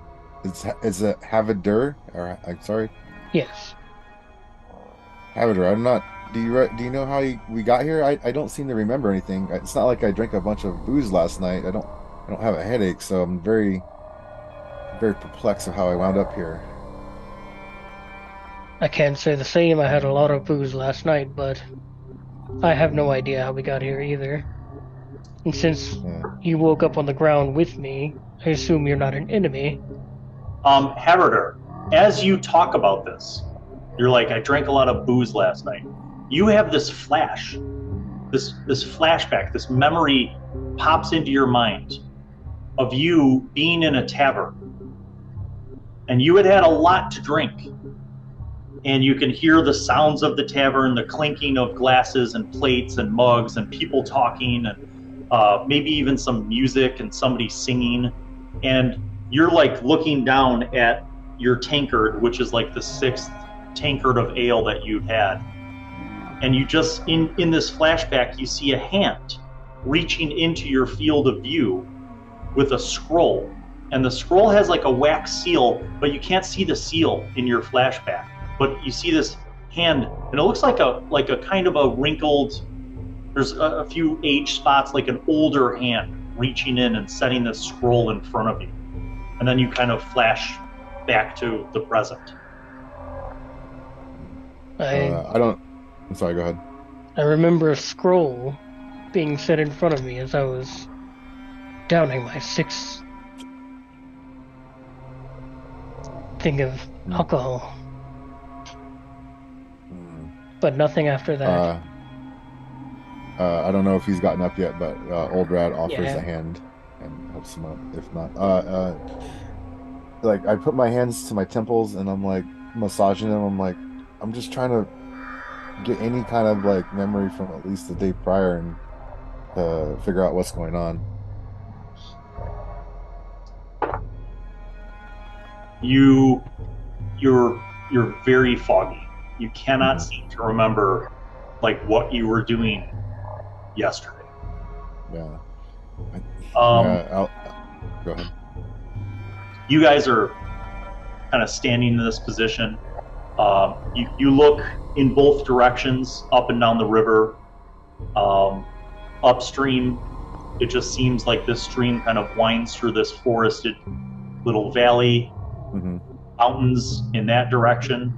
You look the other direction, downstream, kind of the same thing. The stream kind of curves around, continuing through this forested valley, and you see mountains in that direction. So it seems like you are surrounded by mountains. Well, my new friend, I'm not sure. I can't seem to recall anything, but I mean, I imagine we could stay close to the stream. It's either up or downstream.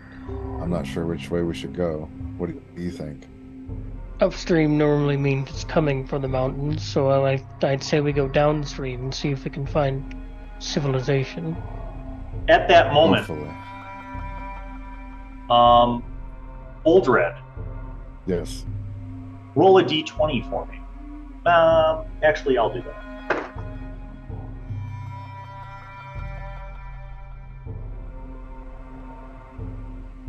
Okay, you're considering which way to go. Smash cut back to the group. Who is leading this march through this forested area towards the stream? I am. Okay. Lieber, as you are walking, you hear, the group is with you. You feel like you've been walking through this forested area for a little bit, and you can hear the sounds of the creek up ahead. And then kind of, there's a lot of dense trees and underbrush, but for a moment, you think you see kind of between some trees across the stream, you see 2 people standing there. 2 men, both of them wearing armor. I'm gonna kind of signal to everyone that to stop and point in the direction. Okay, you guys, Lieber turns around and he signals for you to stop. Claude, at that moment, Critter actually, he stops and he walks about 3 paces ahead of you, and you see his snout kind of lifting up, and he kind of turns to you and he whines. He's like, Yeah. He's looks like Critter is picking up on something. Probably something up ahead. So be on your guard, fellas. And I step forward and stand beside Lieber. Okay. I want to be on the other side of him. Okay. Do any of you have like weapons drawn, or what's your approach with this? Okay. I have prepared my bow, just to be sure. So I would unsheath my my short sword. All right, Bevo, you have your bow. B-Boy, you have your bow. Bane, you have your axe. Leonard, what are you doing? I will probably just stay a little bit in the back and see how the situation evolves. Okay. Lieber, any weapons? Not yet.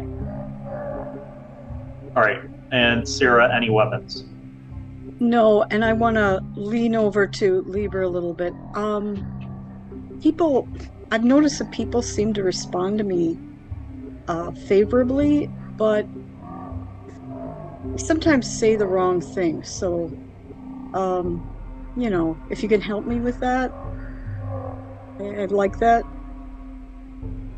Let's see how this goes. Do we want to approach as a group? Maybe a couple of us approach first. Just stay as a group. Yeah. Okay, so you guys kind of proceed through, and as you get to kind of the last 5 feet of this wooded area, you see the creek. There's like about 10 feet of muddy, rocky shore next to this stream, and you see these 2 guys across the stream. And this is not a huge stream. It's about 30 feet across, but it doesn't seem like very deep. Oldrad and Haberder, at this moment, as you are discussing which way to walk, you see a group of people walk through on the opposite side of the stream, walk through the forest and into the open. Let's describe what they see, starting with Lieber. I'm going to step forward again. I don't have any weapons drawn. I'm going to say hail. Okay, you guys,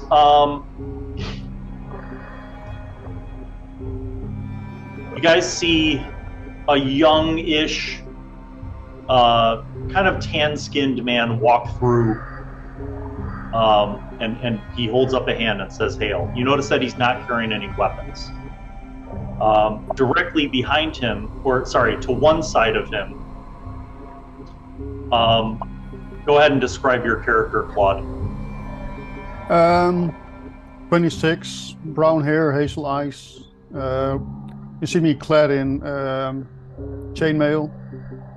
I have my short sword out. And I have a two-hander on my back and a bow. And you see Critter just slightly in front of me. What's my Critter? German Shepherd-like guard dog. And he's also tan-skinned. On the other side of him, you see a woman who is standing. I'm sorry, Marie. Did you say you have your bow out or no? I do not have my bow out. Okay. Go ahead and describe what Sarah looks like. Not too tall, a light frame, looks mature, medium complexion, black hair, average looks, and she looks really calm and has a welcoming look on her face, but is also just looking around to see if there's anyone else. If anyone knows this is a military thing. You see kind of a little bit to the side of her. You see another man standing who is also fair-skinned, and maybe a little bit older. Veet, go ahead and describe what Bivoy looks like. Bivoy is tall and fair-skinned, not very muscular though. He has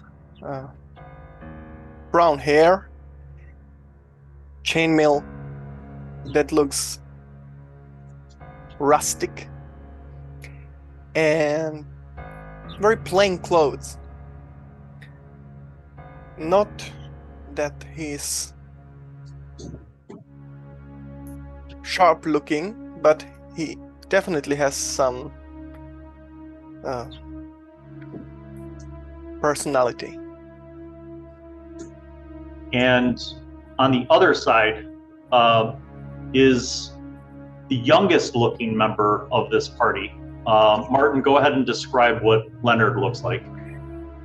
So you see like a little bit skinny young man, blonde hair, fair skin, and he's just he's basically looking over the shoulder of whoever is between you and him. He's kind of hiding. Oldrad and Haverder, you notice that this youngest person is very fair-skinned. You suspect that, like you, he is of the Odai ancestry. And then towering behind the young man is a larger man who is holding, though not combat ready, holding a big battle axe. Heath, describe what Bane looks like. Bane looks like he might travel with the local circus as like a freak. This dude's huge, but he's weathered. He's raggedy. He's got chainmail on. A massive battle axe that he calls Bertha. And and he's got black hair, long, kind of stringy, weathered, but you can't tell what his complexion is because he's so filthy. And just has the 1,000-yard stare at all times. You notice that he's also wearing chainmail. He's got a shield slung over his shoulder. And as this group kind of emerges from the forest with the first man who came out and said, "Hail," like you, they all seem to be very well equipped with armor and weapons and backpacks and bedrolls. But they walk through the forest and they're across the stream from you. How do you respond to it? Look over to Old Red and say in a low voice, "It could be bandits. So keep your guard up." Yeah, I give the slightest nod. I turn and face the person who said hail, and I don't draw my weapons, but and I kind of have my hands up, but my forearms are resting on, because I do have a, what do I have? A dagger and what do I got? A dagger and a battle axe, a small one, slung at my side, but my forearms are resting on them at least. And I say, "Hail." Old Red, you notice something about the man who said hail. Mm-hmm. Around his neck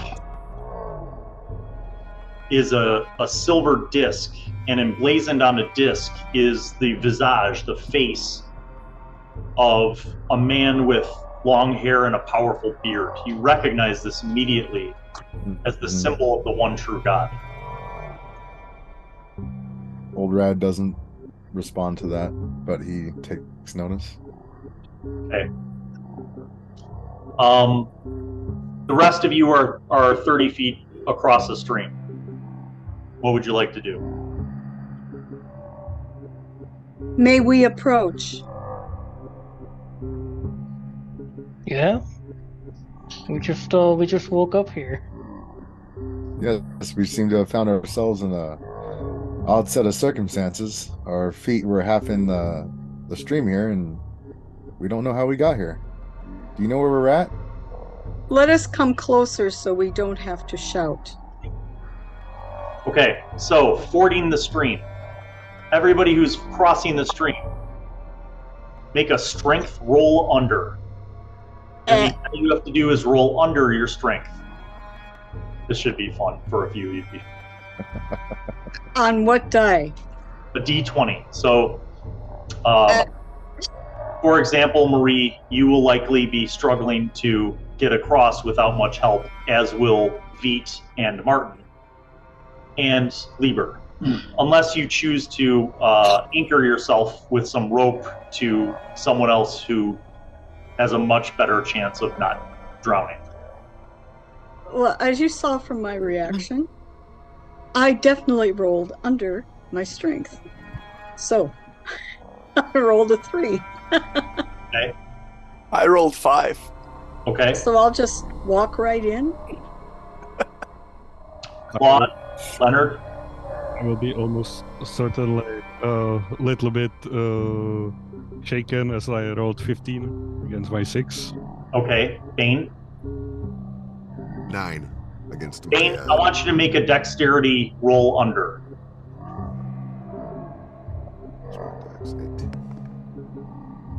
17 under 18. Okay. Just enough. Leonard, as you start to slip and start to fall into the water, Bane reaches out quickly with reactions like a spring and just grabs your shoulder and pulls you up and helps you cross. Lieber, what did you roll? I rolled a 1. You push against the current of the stream. When you get to the middle of the stream, it's about 5 feet deep. So you're soaked by the time you guys get up to the other side. But you make it, and collectively you kind of come out, you're just soaked. presumably those of you who had things that would be ruined by water hefted your backpacks and bedrolls above you as you crossed. We'll just assume that that was what you did. So you make it across, and Uldred and Havardr, you were looking at them and feeling much better about your dampness now because they are all soaking wet, whereas you are only mildly damp. And it is cold, I should say.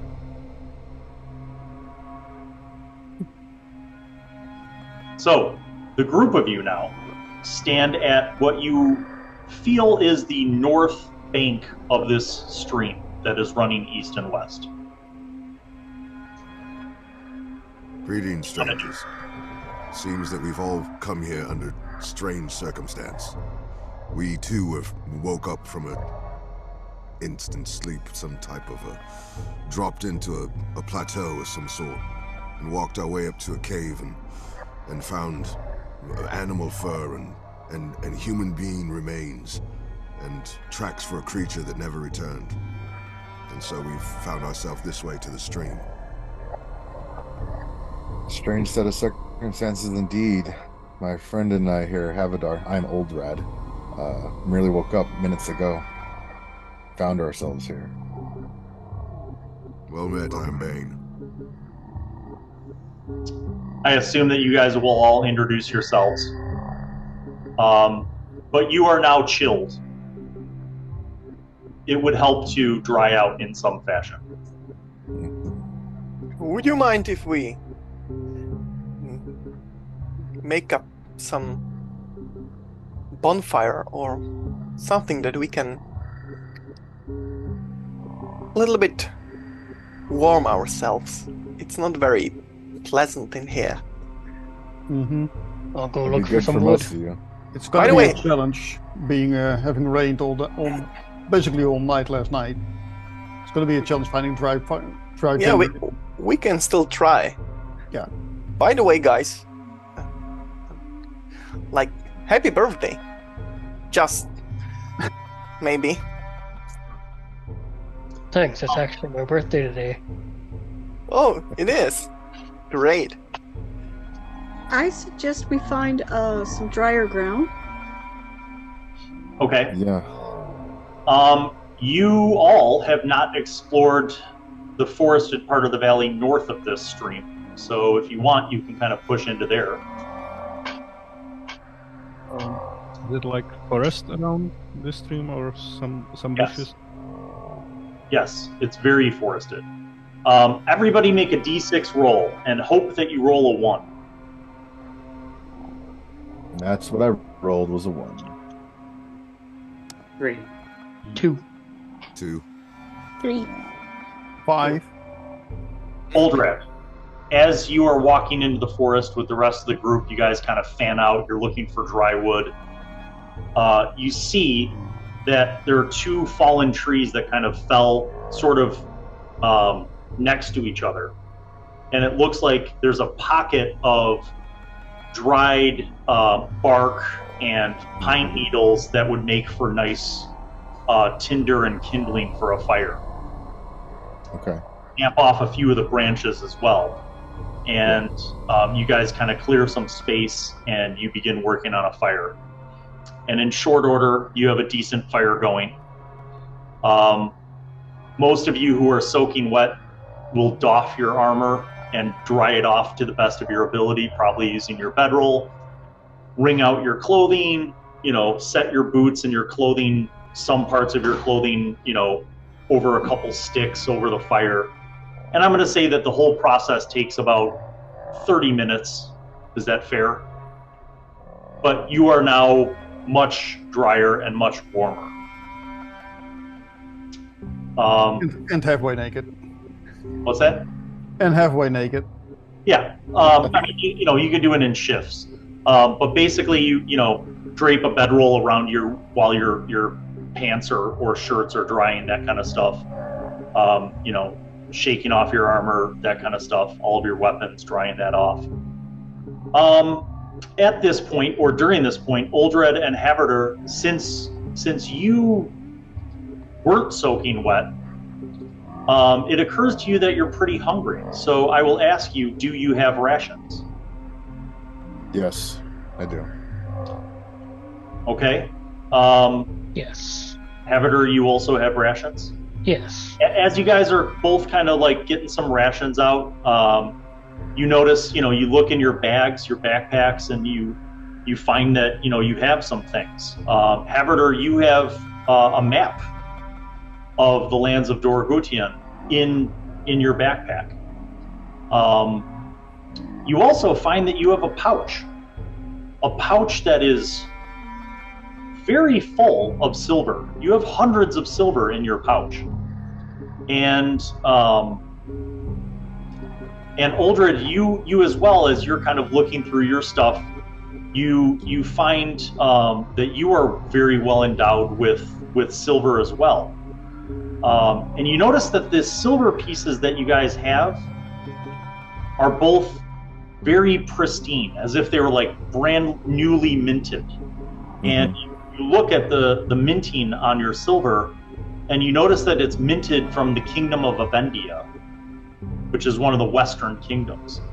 On the front is the face of the king, on the back is the face of the queen, and on the front, the year in which it was minted. And you notice that year on all of your pristine silver coins is the year 1120. What year did I know it was before I woke up? It seems to you to be an accurate, like you remember 1120. You remember it being that year. Mm-hmm. Okay. So the year's not weird, just that my coins are brand spanking new. Yeah. And you have a lot of money. Mm-hmm. Like, that's a lot of money. I don't remember having that much money before. Well, more importantly, you're not sure why you have that much money or how you have that money. But it's a lot. You have several hundred silver pieces. The rest of you notice, like, as you're drying your stuff out, you notice that Uldred and Haviter are kind of like getting some rations out. You notice they like pull out pouches. They're like looking at these coins which seem to be in pristine condition. So do you guys also have a pouch that you don't recall having filled with coins? Because all of us did. Yeah, there's a lot more than I've seen in my life in this pouch. Well, quite a few. I don't understand why they're all brand new. Yes, it seems. You don't understand. Well, while we were coming down the mountain, I had a memory of something. It was like, it reminded me of being in the army. And I was marching through a terrain that I couldn't see, and there was someone next to me who I couldn't see, but I was very aware of their presence. And I was in the front, and in back of me, I could hear the creaking of some kind of wagon or cart, and it was raining, and there was thunder. I could hear thunder. Yeah, I usually don't go on missions like that since I left the military, but I could have. This is interesting to me because I've never been in the military, but I had a recollection of marching along as well, and I was behind a cart. It's a cart that had some lanterns on it, but that's all I can really remember. And I think it was also raining. As Sarah and Lieber share these descriptions of these memories that they had, each one of you roll a d6 and tell me if you got a 1. 4. 5. Including me, or yeah, all of you. 3. 4. 4. 4. Okay, so the only person that got a 1 was Bane? Okay. Bane, as they're describing this, you have this brief, very hazy flashback. You could see, like, almost through your own eyes, this memory of you marching with a group of people on this rocky, muddy path. You can hear like people on horseback kind of on either side of the column that you're marching with. And you can hear the sound of like wagon wheels creaking up ahead.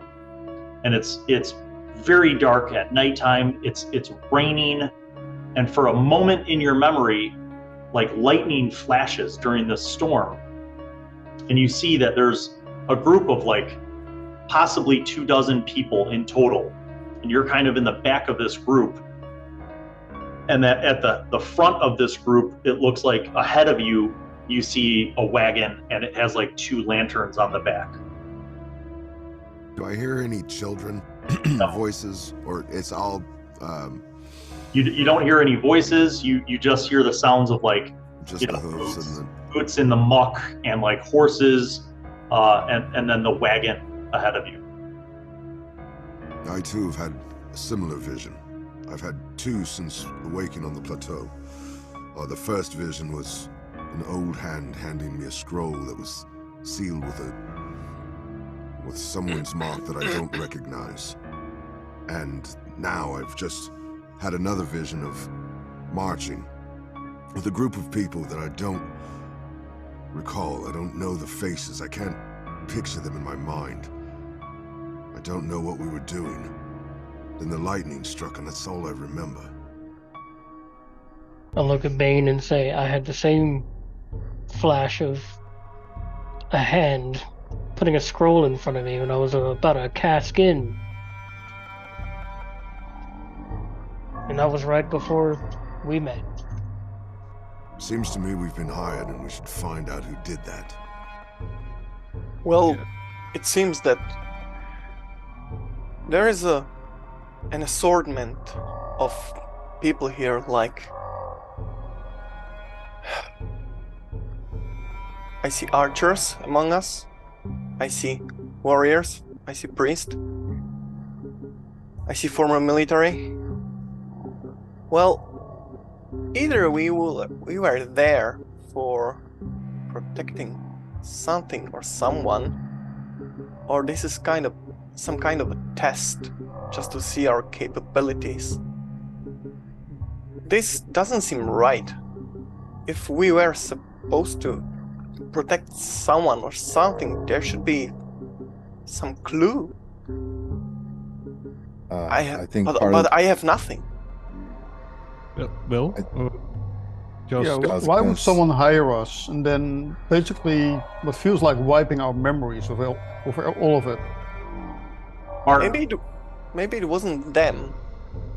Maybe we encountered some magic-y people, like, I don't know. I turn to Lieber.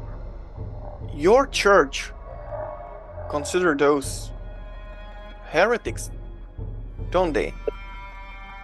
Very much so. But I do wonder if the person in the carriage is who we were supposed to protect, and if it was, where they are now. Or if it's something else that was in the carriage. But whether it's either of those things, we should have at least some clue. And if somebody wiped our minds, I don't think that it was the person or people in that particular party. You know, we were here to protect someone. Martin. Yeah, I just wanted to ask if it's fair that I would have taken yesterday the disc from the dead body with the inscribing. I assumed that you did, yes. So I pull it out and show it to them. Does this tell anything to you? Does it ring the young man pulls out a disc that's about 6 inches in diameter. It seems to be made of a very dull gray metal, and it is embossed with some kind of script, like fonts and script that you don't seem to recognize. Those of you who are literate certainly know that it's not in the writing of the common Doragutian. So it's some kind of script that you don't recognize. Did I see that? Yeah, here you go. I can just hold it in my hand. How large is it? About 6 inches in Okay. diameter. I'm gonna kind of scratch it with my fingernail a little bit. It doesn't scratch. Your fingernail is nice and honed now. Yeah. Huh. Well, I haven't seen this metal. I mean, I've seen lots of coin, and I've seen other kinds of metal, but not this. The closest I would describe it to you is kind of a dull gray iron looking. It doesn't have a sheen. Like, for example, the silver coins or like a steel weapon. It doesn't have that kind of a sheen. I brought some interesting artifacts back from my travels to the warehouse. And does it look anything like any of the interesting artifacts I brought back? No. Huh. But, You said yesterday that there was a green sheen on it, like. well, there was a very special circumstance under which you noticed that. Oh. Do you remember how you noticed that? I don't remember how I noticed that. So when Leonard first picked it out of the refuse pile, he didn't notice a green sheen, but then you approached in that dark cave. And what were you carrying? The torch. As you approached with the torch is when you noticed the slight green sheen. Is it? It's in the morning right now, right? It's in the morning, but you do have a campfire. I'll hand it to Bane. I'll hold it to the fire. As you bring it closer to the fire, when it's within about a foot of the fire, you notice ever so subtly that the edges have that green sheen. It's almost like it glows just a tiny little bit, reflecting somehow or reflecting or somehow being affected by the proximity to the fire. Is this like a reflection, or is it like an internal glow? It seems to be a reflection. It seems to be external. But it has something to do with being close to the fire. I wonder what happened if we heated it. Hey, Bane, touch it to a flame. I'll look around for something I can use as, like, tongs. Okay, you grab 2 sticks. Hold and it you over the flame. Chopstick it together and kind of hold it into the fire. So you do that. It doesn't glow any brighter, but it definitely becomes obvious now that the external surfaces of the disc are all kind of reflecting that green color as you're holding it into the fire. How long do you hold it in the fire? Till the sticks become aflamed. Okay. So it gets hot enough for sticks that were damp. So I'm going to say you're holding it in there for a couple minutes. And you pull it back. I'll stick it into the stream for a quick cool off and see if it does anything. See if it reacts. It doesn't do anything. It doesn't hiss at all. Wow. That's odd. Well, I just want to say. Touch it. I want to touch it with my hand. It doesn't feel hot. Ooh. If you had held any piece of metal in the fire for 2 minutes and then pulled it out, it would have been hot. This does not feel hot. Are there any holes in it or Nope. any kind of... How thick is it?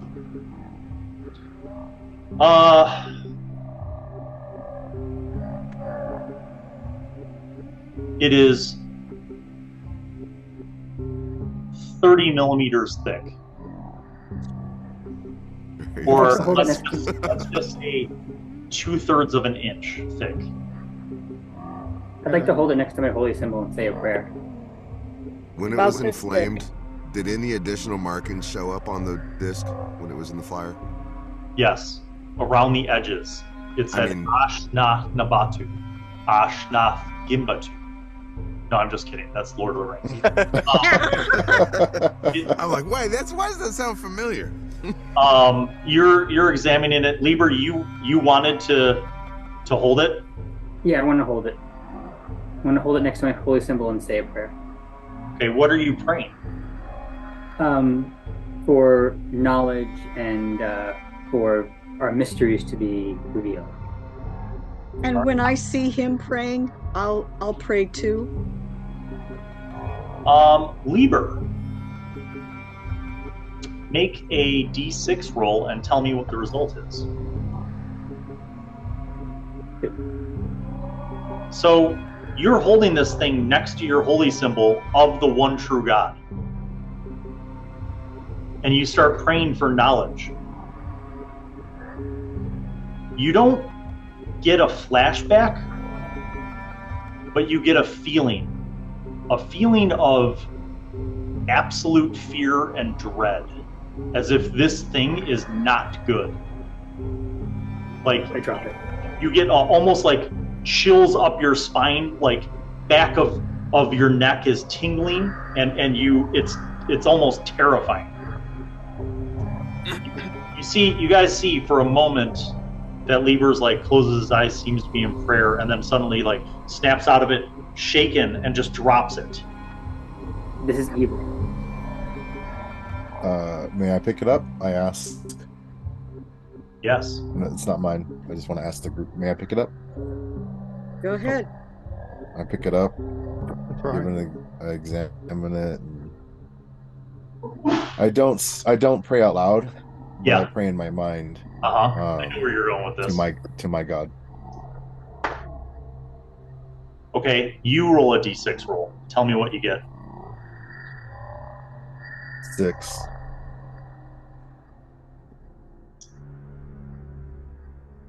You don't get any flashbacks, but you don't get a feeling of terror. You get a feeling like this is something old. Mm-hmm. Okay. And you get a feeling like what the priest said might not necessarily be true. Mm-hmm.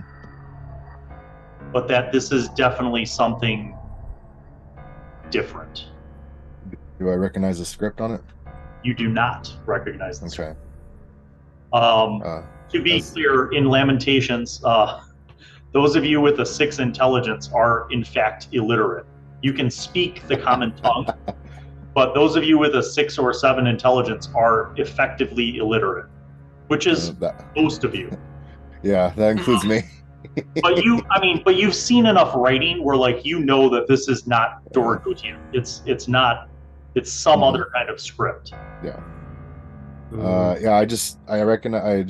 I'm just giving it a look, and I'm like, this thing's very old. Not sure about anything else, but I hand it back to whoever took it out the first time. Leonard, may I have a check on that? I don't know how to read or how to do any of those scholarly stuff, but my sister told me many stories from times of old, and we might try another approach, like but you can check it.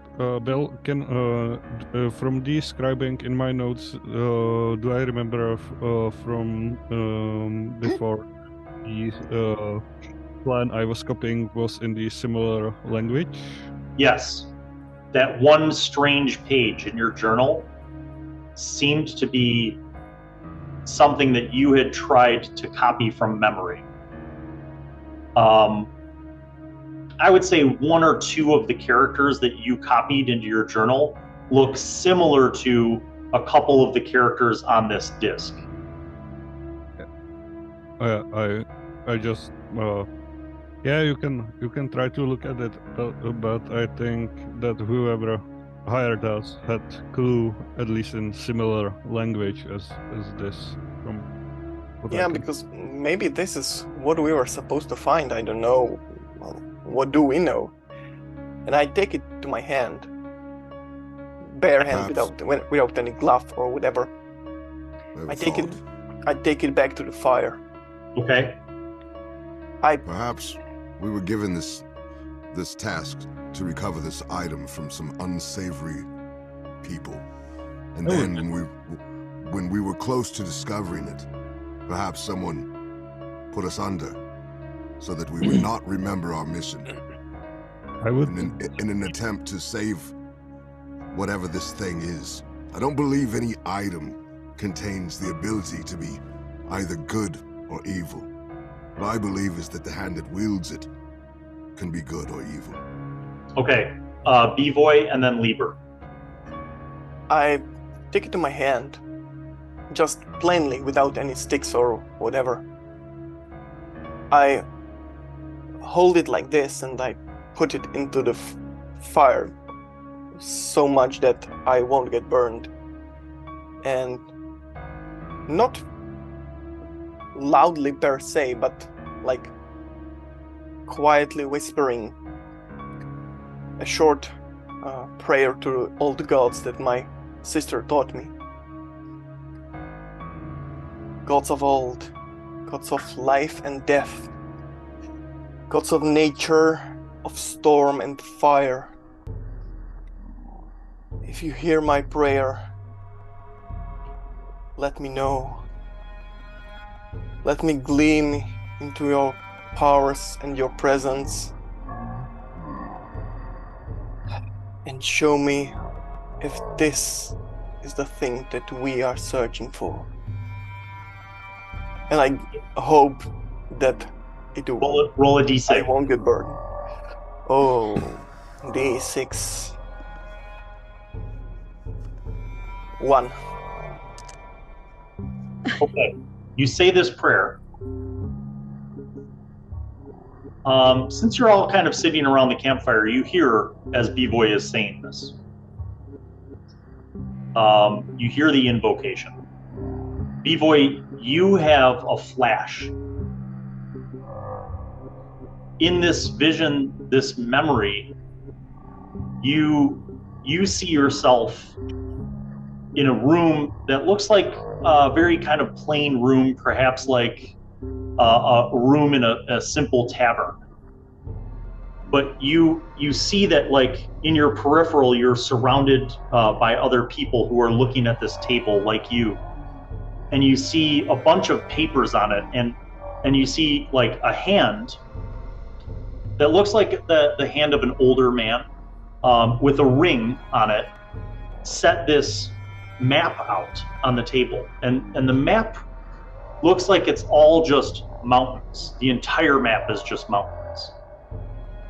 But in the middle of the map, you see this valley, and you see like icons on the map of like almost what looks like maybe castles or cities in this valley surrounded by mountains.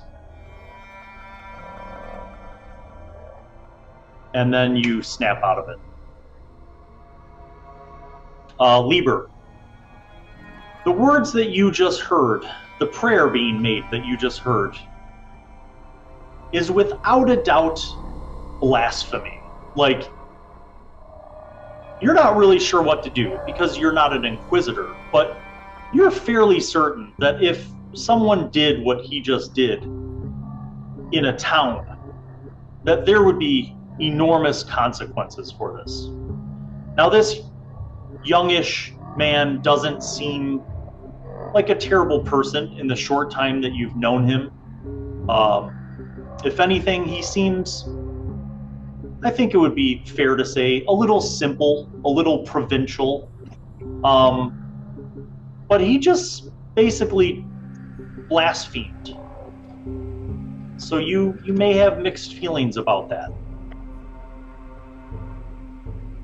Well, I want to point out to Bivoy that not all of our memories have been wiped.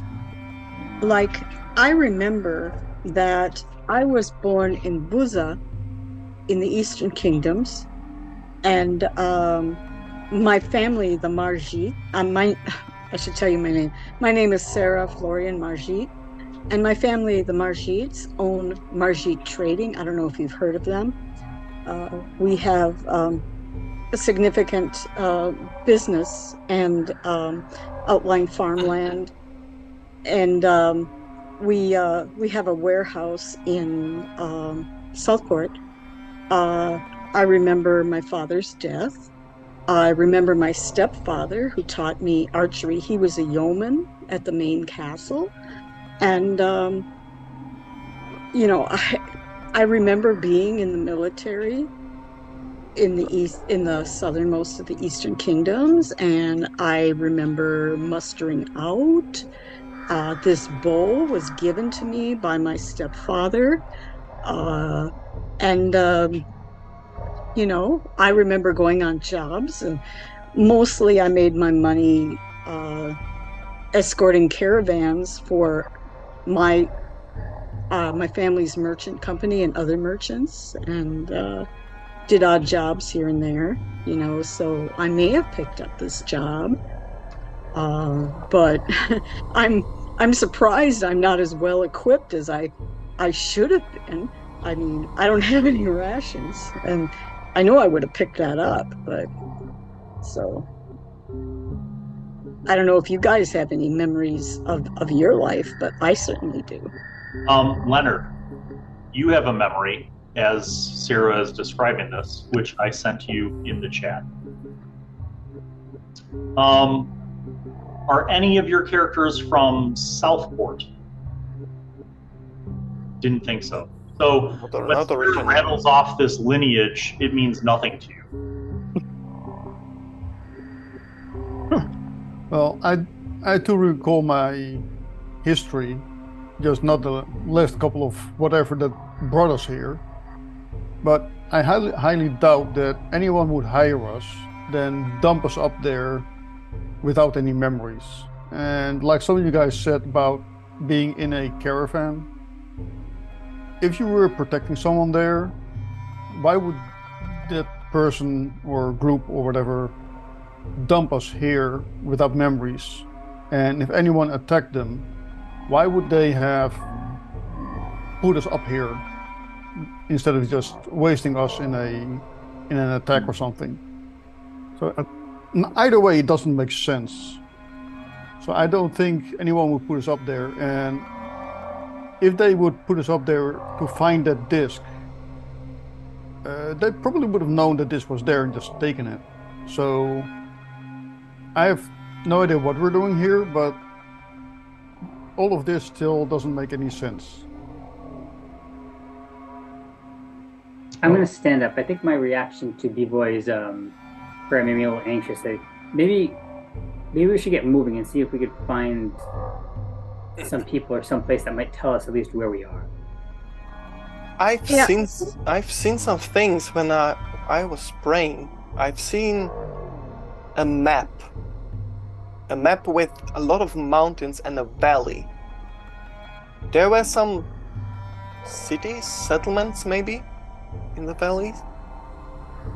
And I think that maybe, just maybe, we are in that valley. We should explore a little bit. Well, that could be the Borderlands, because the Borderlands is surrounded by, on at least 3 sides, by mountains, and there are several cities there. I think one thing I'd like to say is I'd like to hunt sometime this evening to maintain our rations, and I know I've been borrowing rations, so I feel strongly about that. So yeah, I think we should get going. Old Red. As the other people are like talking about maybe we had been hired, I speak up. I was like, it would make sense that we've been hired. That could be a possible explanation why we have all this newly minted coins. But perhaps for the reason why, maybe we were protecting this carriage. I don't have no memories of this, but if I was there somehow, maybe we were beset by some sort of, I don't know, enemy force or something like that, and then Yeah, but why would an enemy hit us with force some then sort of just spell. bring us somewhere and manage to wipe our memories of it all? We could be Doesn't under make some sort sense. of magical effect that an enemy put upon us. Well, the I'm not Eastern sure. scriptures speak of people who are chosen for specific tasks. Doesn't it, Lieber? At least in the Eastern kingdoms, there's such scriptures. Lieber, you certainly know that in both the Western Church and the Eastern Church, it's not uncommon for the Church to commission expeditions to carry out tasks on behalf of the Church, hiring non-clergy members and so forth. That's not uncommon. Yes, I mean, the church hires many people for many tasks. I just don't know why they would have hired us to come out here. I think B-Boy's right. We need to see if we can find some settlements and find out what's going on.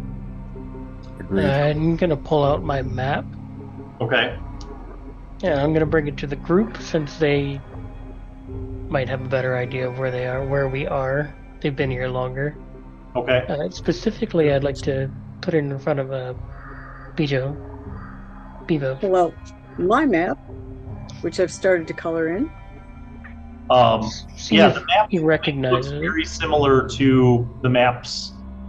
Those of you who have maps on your character sheets, the map looks very similar.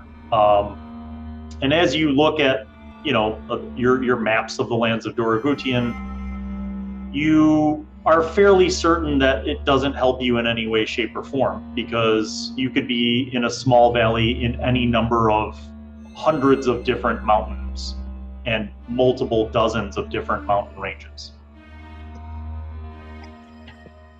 Climate-wise, you don't feel that you're on the southern portion of Doragutian, because it does feel a little bit cooler. Yeah. Not cold, not like winter, just cooler. Like it's midday right now, and it's overcast, and it's probably in the high 50s. Mhm.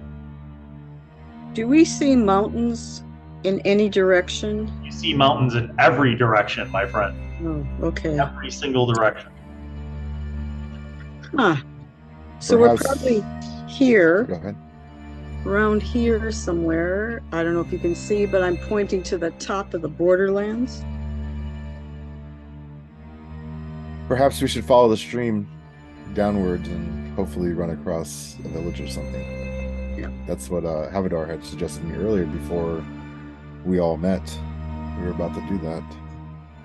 So just to remind you, the big group, you guys had oriented yourselves at daybreak based on where the sun was. Oldred and Havardar had woken up at noon, but you guys had woken up in the morning, so you figured out which direction the sun was rising, and you had determined that this stream ran east and west, at least for the portion that you're looking at it. It does seem to bend and curve as streams do, but for the portion that you're looking at it seemed to run from the west to the east. So if you followed it downriver, you are fairly certain that you would be going east. Do you guys, everybody putting their armor back on now at this point? Yeah. Okay. Yeah, if it's gotten dry enough. Okay, so as you guys are kind of, gearing up, you're feeling a little more dried off. the fire wasn't that big to begin with. You finish donning your armor, grabbing your packs, and Make sure the fire is totally out and covered. yeah, and then you hear movement about 30 feet north of you in the woods, and you hear like a stick crack. Critter alerts. All right. Time to roll initiative. Everybody roll a d20. Add your dexterity bonus if you have one.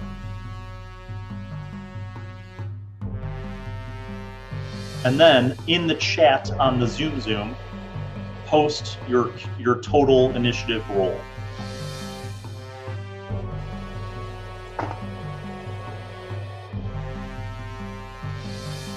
Ah, excellent. Lovely. Fantastic.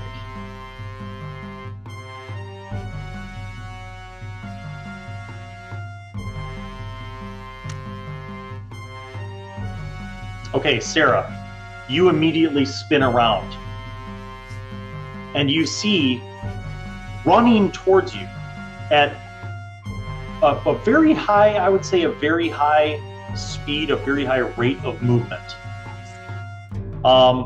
You see a creature that I will now describe. It is about, well, it's a quadruped creature. Much at first you think it's a bear, and it has gray fur with like kind of white tips to the gray fur. And you see it as it's racing towards you. It has kind of like a bear's head, but it's a very big bear's head. And you see it running across the ground. But you notice something strange about it. It doesn't just have 4 legs. It seems to have 6. And then rearing up is a second head.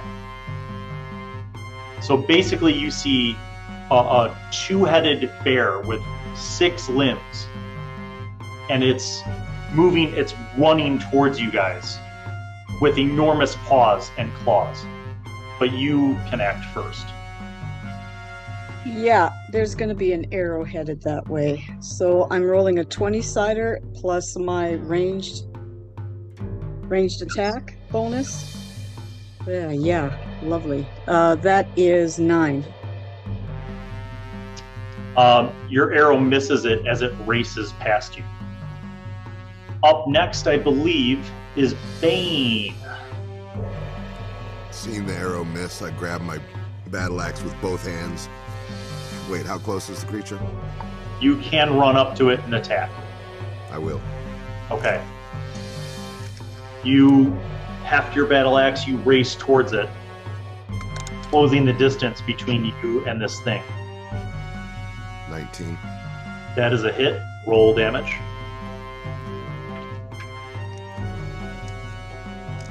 It's my D8.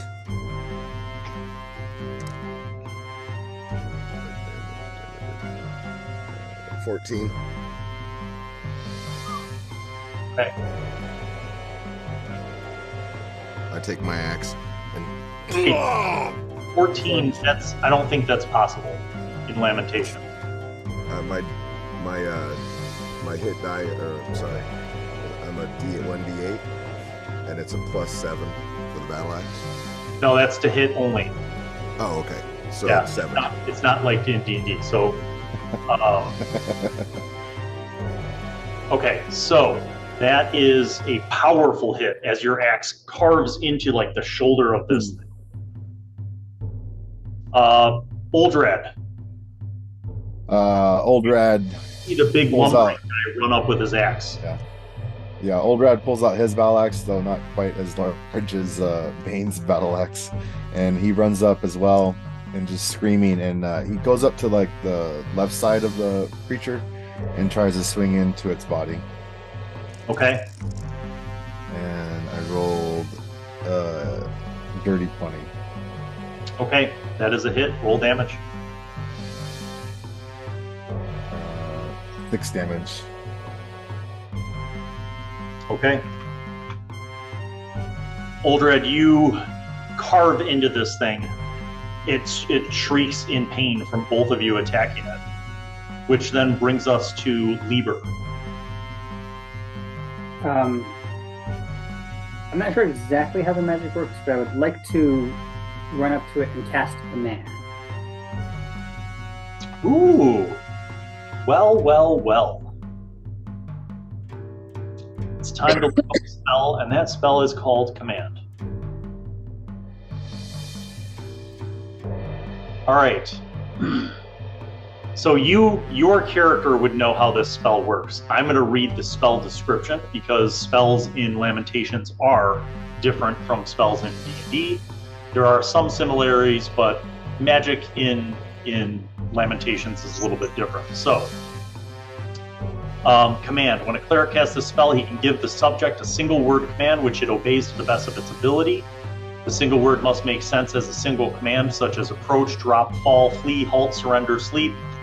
Although a target could be instructed to die, this will only make the target collapse into a comatose state for a single round.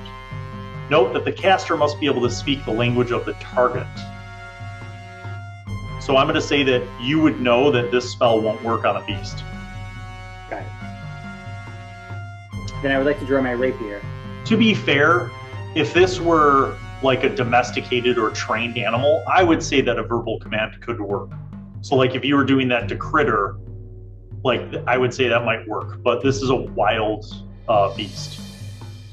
All right, in that case, I'd like to as I run up to draw my rapier and attack.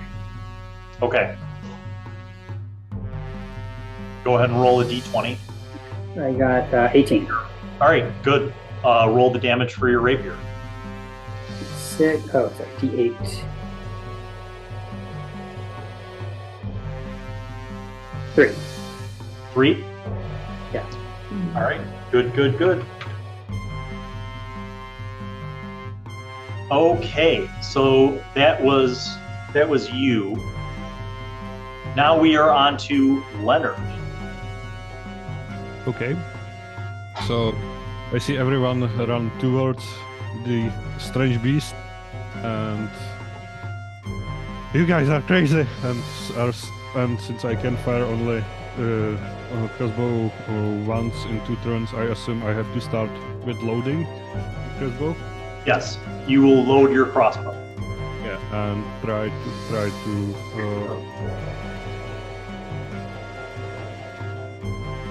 Okay, Claude, you're up.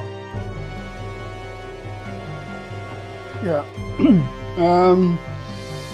I'm gonna run up to the beast as well, and while running up, checking the area to see if it's large enough room to wield my two-hander, and if so, pull it out. You can. Okay, then as I'm running up, I'm pulling out my two-hander and taking a big old swing at his one of the heads. Okay, go ahead. That would be on the two-hander, 11. You swing and it just glances off. Yeah, moving and fighting doesn't often work. Okay, now we have Haberder and Bevoy. I need to see who has the higher dexterity. I think Bevoy has higher than me. Okay. I have 18. I have 17. Okay, Bevoy, you're up. I just stand up and grab my bow and shoot the thing. Okay, so go ahead and roll a d20, add your ranged attack bonus. That's 24. 24? That's a hit. Okay, roll damage. 4. All right, 4 it is. And now Haberder. I'm gonna take some steps back just so I can have some range. Pull my bow out and take a shot. 16. That's a hit. Damage?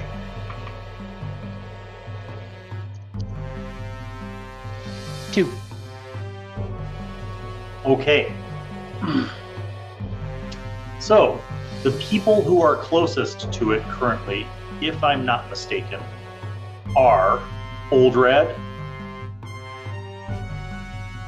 Claude, Bane, and Lieber. In that order, first attack goes to Bane. And it is a miss. Second attack goes to Oldrad. That is a 19. Yes. You're going to take 5 damage. Oof. That goes to Oldrad. That is a 18 for 6 damage. 6. Fourth attack goes to Claude. That is a 17 for 2 damage. That matches. Okay. So, as you may have surmised, the 6-limbed bear, double-headed bear creature rises up and just starts swatting at all of you, right? Necessarily just these huge, big paws with claws just tearing into you, raking across you, and its 2 heads just roar simultaneously, and it's loud, like reverberating across the valley loud. Top of the next round. Back to you, Sarah. Time to roll morale. No, just kidding. Well, I'm going to run over to... Actually, you know what? I do need to have someone make a morale roll. Claude, go ahead and do a charisma roll under. It's gonna be a D6, right? Or no, D20. Roll a d20 and roll under your charisma. Yeah, it's gonna be a tough one. Let's see, charisma. No, that's not gonna work. That's 19 against a 12, so... Okay, your dog is barking but has not engaged. He's frightened of the bear. So Yep. he kind of hangs back and he's just barking nonstop. All right, Sarah, you're up. Top of the second round. Okay, tell me how much of this I can do. I'm going to run up to Leonard and get behind him and put my back next to his. And I'll say, shoot high, shoot for the head. And then I'm going to try to shoot for the head, because that's higher than the rest of the people. So to be clear, if you put your back to him, you'd be facing the stream. So you just run Okay, up. I'll be next to him. Okay, so you're trying to hit the head. Go ahead, roll. Any deficits on this? Yes, you're making a call shot. Okay. Oh, great.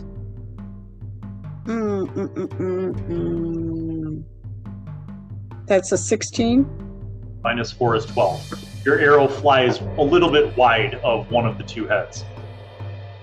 All right, that brings us to Bane.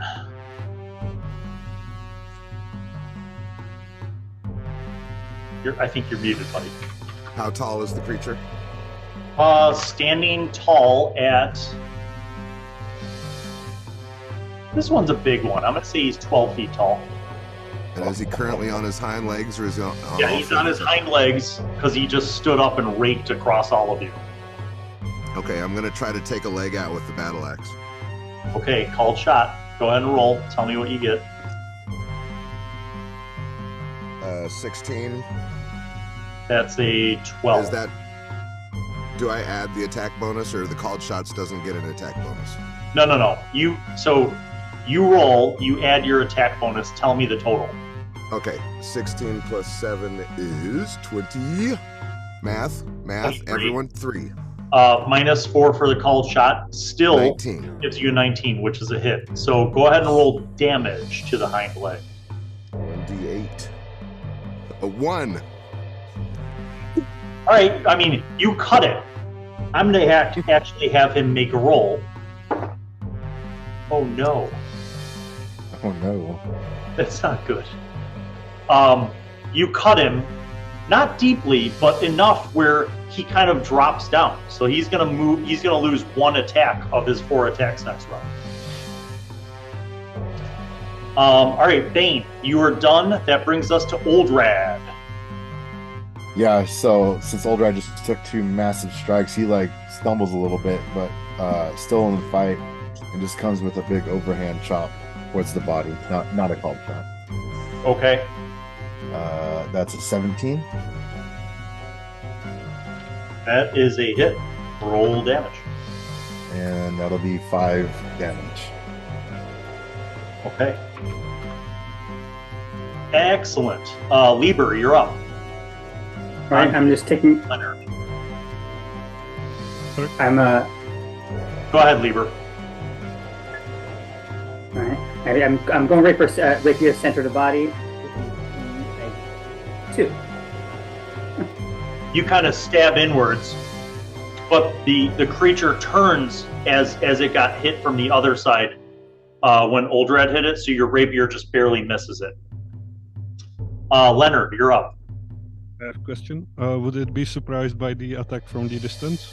No. So then, However, if you spent another round running up behind it, you could definitely get your sneak attack bonus in melee. I will prepare to attack from distance. So I will shoot my purple, which is 1, which doesn't hit anyway. Uh-oh. It's time for critical failure roll. Okay, you're fine. Your crossbow string doesn't snap. It just misfires and your bolt goes flying into the forest. Keep track of your ammunition, archers. This isn't D&D 5e. Your shit runs out. You're in the middle of nowhere, and none of you are Fletchers, so good luck. Okay. I have some. Up next, we have Claude. Yep. Still swinging, I suppose. So Go ahead and attack. my other dice does better. That would be a 21. That's a hit. Give me some damage. Oh, high. That's a 3 damage. Excellent. All right, B-boy, you're up. I'll try to shoot that sucker again. Okay, roll. Oh no. It's 9. You fire off another arrow into the forest. We are up to Haberder. I will also fire my bow. And I will get a 10 total. Oh no, another arrow goes flying in the forest. And it's time for Doom. Okay, let's see. First attack is Oldrad. Oh no. Not looking pretty for you, buddy. Oh, actually, that is pretty. So you have a higher armor class than 16 AC. All right. Second attack is Claude.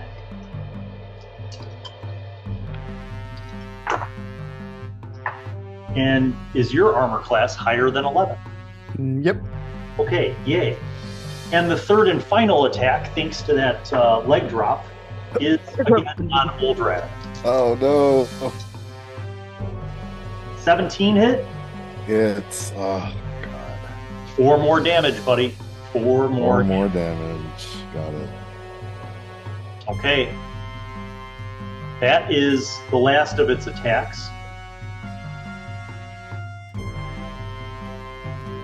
For that round. So we are back at the top of the order with Sarah. I shout, Aldrad, pull back, and I try to shoot the thing at its head again, assuming it's above the fray. It is currently still above the fray, yes. Okay. 15. That hits. Oh wow. Okay. 2. Okay. Then we have Bane.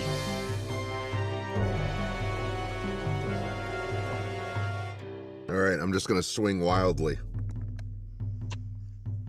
It's a 14. Miss. Then we have Oldrad.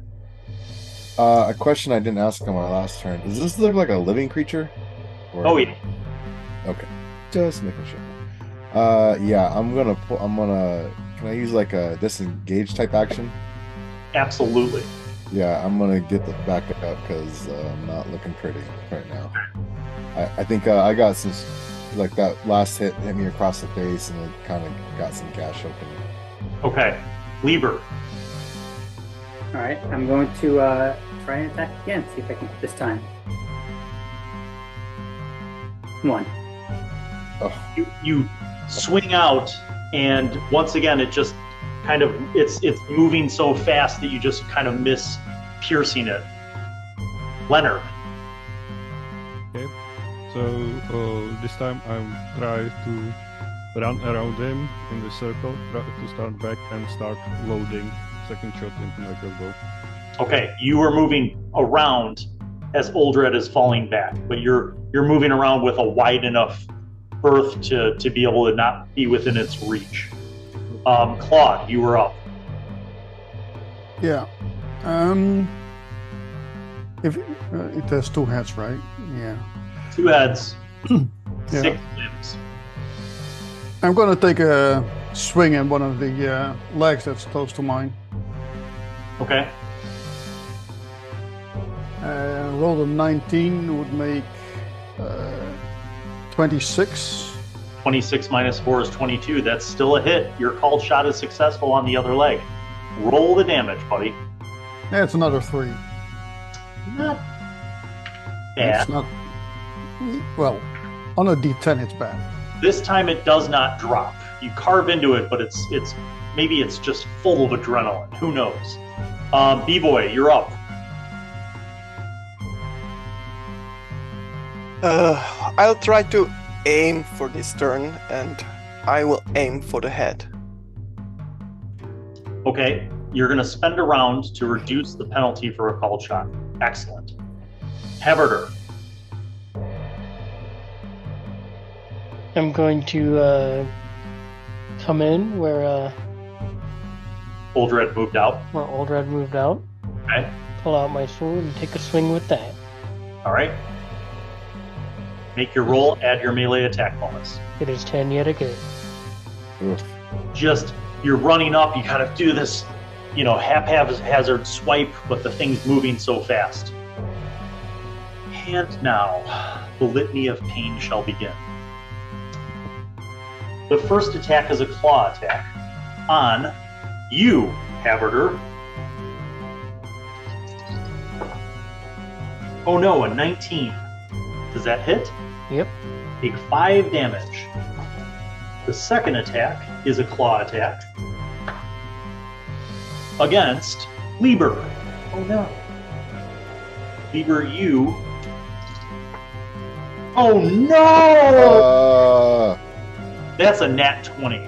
So you're going to take 10 damage as this thing rakes its claw out and knocks you back 5. Lieber, I need you to make a strength roll under. That means you want to roll a d20 and roll under your strength. 2. We're out of 6. Okay, you are not knocked prone. So you keep your ground, but you're knocked back 5 feet from the girth of that hit. I did not invoke that we're playing with the Bill Allen damage alternative scoring system. If we had, you would have taken 13 instead of 10. Maybe we'll invoke that in future sessions. All right, the next attack, however, is a bite attack against Haverder. Does a 17 hit? No, my armor class is 18. Its jaws snap out at you, and you're like, man, that would have really hurt. The bear is now down in its crouched position and ready for the next round of combat. Which brings us to round 3 with Sarah.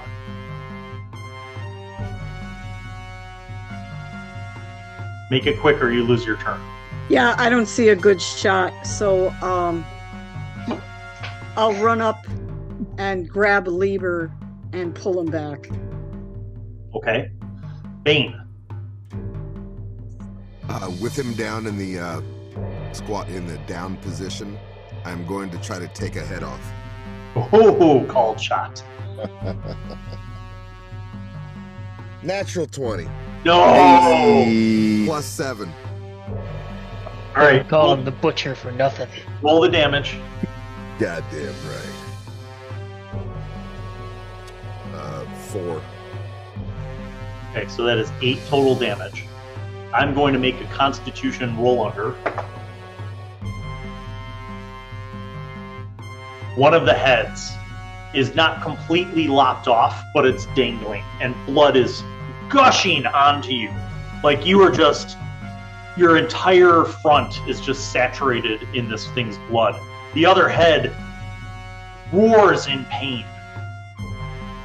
Uldrad, you are back. What do you do?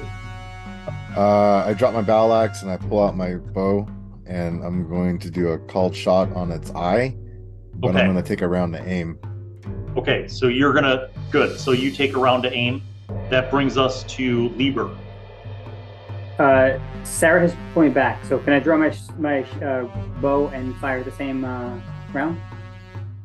If you're willing to drop your rapier, you can pull your bow and fire. Yeah. Yes.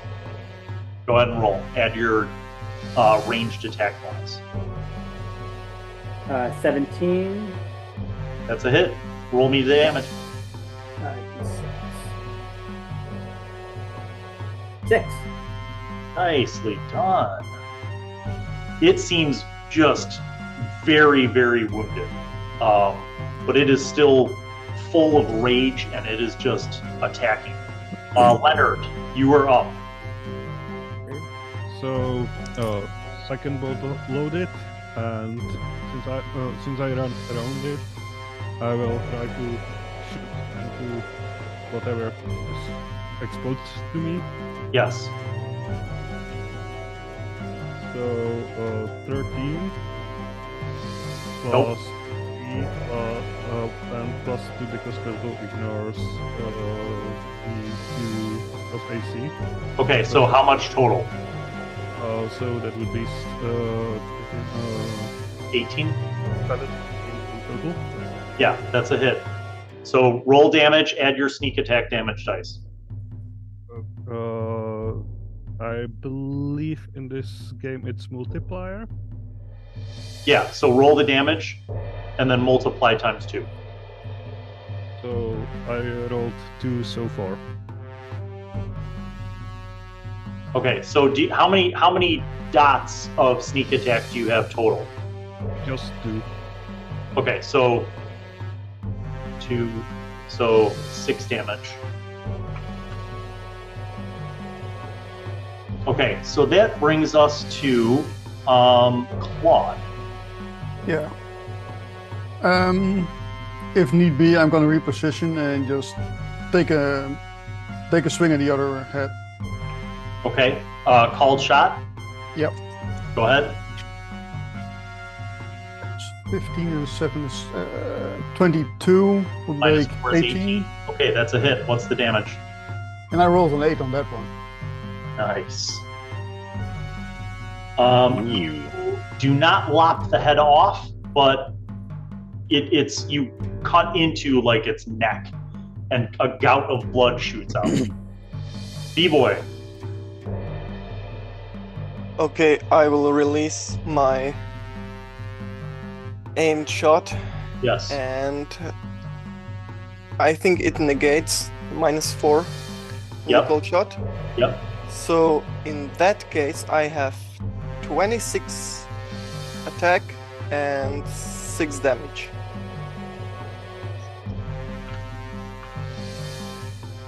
Okay. As B-boy releases his arrow, the arrow flies into the one remaining head and pierces it just under its jaw and blows out through the top. And this enormous creature just shudders and collapses. I'm gonna run the other way. Okay. there's a moment after it collapses where it's very quiet. Like you don't hear birds chirping in the trees or anything. It's just very still. Like the sound of the stream 30 feet away is like, and the wind through the trees is the only sound that you guys hear. What do you want to do? Put my arrow away and my bow and pick up my battle axe. Okay. Does anyone have a dagger or a fillet knife? I'm on it. I'm trying to skin the hell out of a beast. Well, I walk up to it, kick it, look at it, and for good measure, I'll draw my sword and make sure it's dead by stabbing it through the throat. Okay. You notice something, all of you who were on the plateau. You notice that this thing's fur very much looks like the clumps of fur that you found in the cave. And it would Ours very paws the same size? Yes, very similar sized paws. Okay.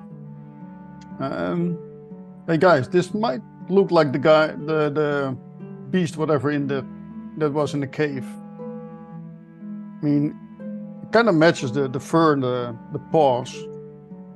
Although I didn't figure out it would have six of them. Yeah, that's. You said that. I think I'm gonna look for more firewood so we can cook up this beast. That's one less problem to worry about. Yeah. So let me just summarize, make sure I understand what you're trying to do now. Some of you are going to go find more dry wood to build a bigger fire. Others are going to try to carefully salvage the hide of this thing and the meat of this thing. Is that accurate? I reclaim my rapier. Okay. All right. If that's what you guys are doing, yes. Yes. Then I'm going to say this whole process is going to take 2 hours. Now, do something. You can do something, yes. I'm gonna just go back to the stream by myself to just like clean my wounds. But as I'm doing that, I'm going out of view of the other people. I'm going to cast Cure Light Wounds on myself. Excellent. To which of the old gods do you think you would be praying? Since you are by a stream, for example. Yes. To the old god of nature for her healing capabilities. Okay, I want you to make a wisdom roll under. Okay. And my wisdom. I actually rolled under. I rolled under by 4. My wisdom's 18. Yeah, the roll under mechanic is not something that's official rules as written for Lamentations, but a lot of people use it, and I use it specifically for certain things in my world setting to reveal things that are maybe mysterious. What'd you get? I rolled 4 under. Okay.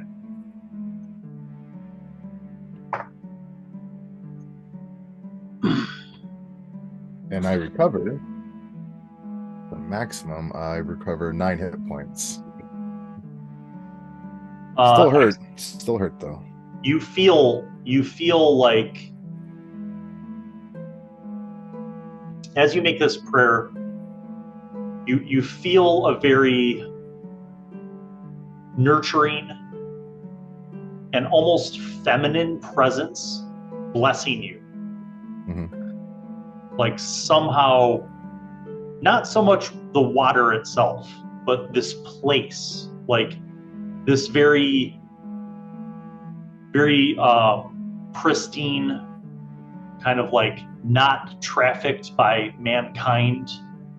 This place in nature, very pure, blesses you, and you feel kind of a feminine presence from that. Oldrad gives his thanks to her, and cleans up as best as he can. He still has some wounds, but he's feeling a lot better.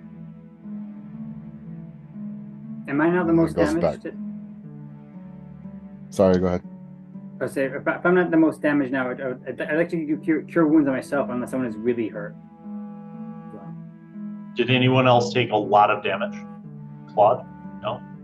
All right, Lieber, you feel like preserving yourself is not a bad idea.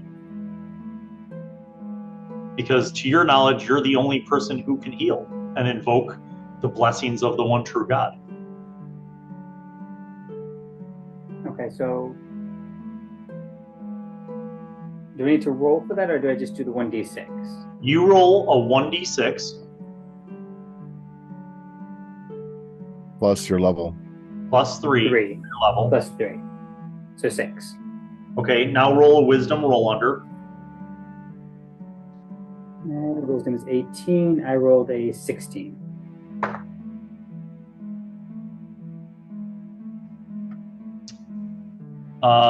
You receive an additional hit point of healing on top of what you rolled already. Nice.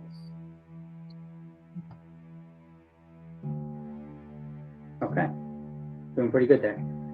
I say my thanks, and I also do I have time to explore the area a little bit, just look around?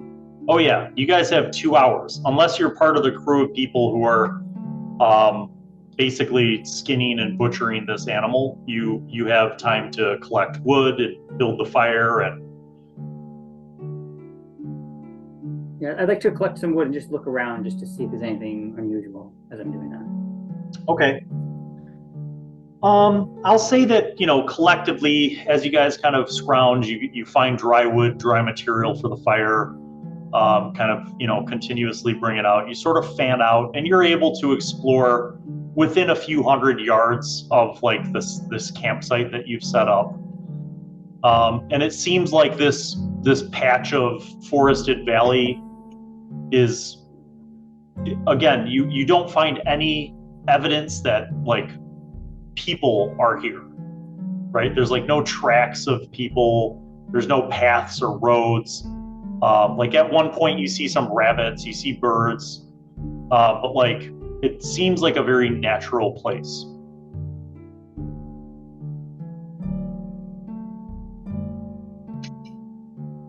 Anyone else doing anything during the 2-hour stretch? After returning with a little bit of wood what I can get from around, I want to just check if there isn't something like oozing from the meat which is unexpected or something. The meat seems to be fresh and clean. The blood was the color that you would expect blood to be. So the only difference on this animal is that it has extra limbs and extra head? It seems like that would be the only major difference, yes. Yep. Anyone have a dagger or a knife I can borrow? I will say this. All of you can make an intelligence roll under, and tell me if you succeed. Under. I will offer my dagger to 3. Sarah. Thanks. Nat 20. Ooh, that was a good roll for me. I rolled I'm a 6 7, under. and I think I'm. I got a 3, and my I didn't know intellect anything. is 6. I have 5 under. I have a 6 intelligence and I rolled a 5. Anybody who rolled a 1, 2, or 3, Yes, Rolled a I 3. rolled 1. it suddenly occurs to you that you think you've heard legends about this animal. It kind of took a minute for you to figure this out, but like you, almost like the kind of stories that people tell, but you don't really believe, but that you have heard of legends of this animal, and that they are called Karu. Very extremely rare, and almost the stuff of legends and myth. Like no one that you would have known would have ever actually encountered or hunted or seen one of these. It would be like if you came across like a Yeti or an abominable snowman. Like it wouldn't really be stuff that you would believe to be true, but here you are, and you're fairly certain that this thing that you just defeated is in fact a caribou. Do you tell us all that? Yeah, I will. No, keep it a secret. No, I'm just I was just Like I my want to be my dad told me about this creature. He tried to scare me when I played outside after the dusk, but I've never thought that I will encounter one. This is thrilling for the hunter. I'm carefully locating tendons and removing those. okay. So in all, it takes with the collective group of you, it takes about 2 hours to harvest the good meat, clean it up, skewer it, start roasting it, and another probably hour. Oh, and the hide. So the hide is not impeccable, right? Because you guys cut the shit out of it, but you're able to salvage 2 heads. The claws, if you want to, and I would say 3/4 of its hide is salvageable. It would still have to be scraped and dried and smoked, all that stuff that, processing the hide, which would probably take the rest of the day. I grab a couple claws as a souvenir. Do any of us know how to do that? B-Boy knows how to clean the hide, but it's gonna take like the rest of this day at least to scrape it and start to cure it, and even then it won't be fully cured. I can So- begin with the process, but it takes its time. Yeah. Well, I'm gonna watch the food cooking, make sure it cooks evenly and well. Okay. No Could I, no rare meat here. could I go foraging? You can. You can roll a d6 and give me your best bushcraft roll. Any of you have a 1 in 6 chance of successfully bushcrafting. I will help with that. I will try at least. Okay. Anything I've- specific I have that nothing in foraging or hunting, but I rolled a 6. a 6 is the opposite of good. Yeah. I didn't do well either. Me Okay. neither. I was gonna say I was looking for some extra herbs while I was gathering wood, but I got a 2 against 1, Okay. so it I just got a barely failed. 3. All right. But I would like to say a blessing over the meat. Okay.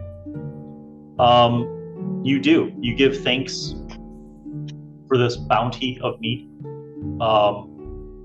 And you guys realize that you'll be able to, when it's all said and done, you'll be able to fill your stomachs and have a lot of cooked meat afterwards that will probably keep for maybe a day before it starts to go bad. But Could we dry it, like make some jerky? you could, but that's going to basically involve somebody slicing it into thinner strips and smoking it for the entire night. Which, I mean, somebody, if you're taking watches, you can kind of continuously do that. I'll bring I that would up. say we do that. Yeah. Okay.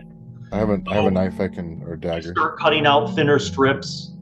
You kind of take a bunch of branches and put them together almost like a lattice, like a grill, and you rig up kind of a higher elevation to put the strips on, so they're getting some of the low heat, and you kind of lay some rocks out from nearby the river, kind of a ring around your fire, and in short order, basically, you guys spend the rest of the day dealing with this catch, and into the night smoking it.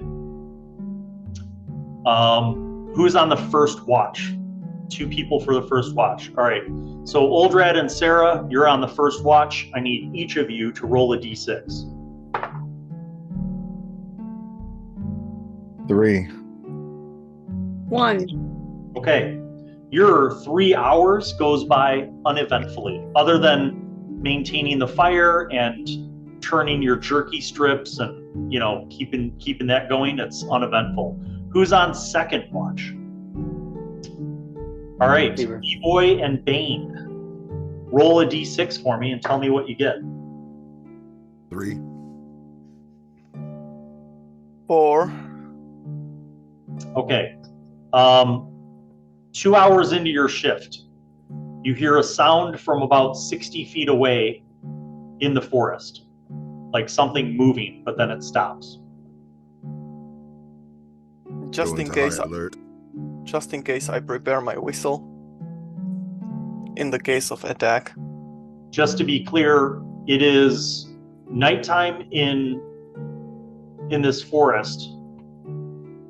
There's very little moonlight because it's overcast, and the canopy of the trees kind of filters a lot of the light from the moon. So the only light you have comes from the campfire, and that gives you about 15 feet of light.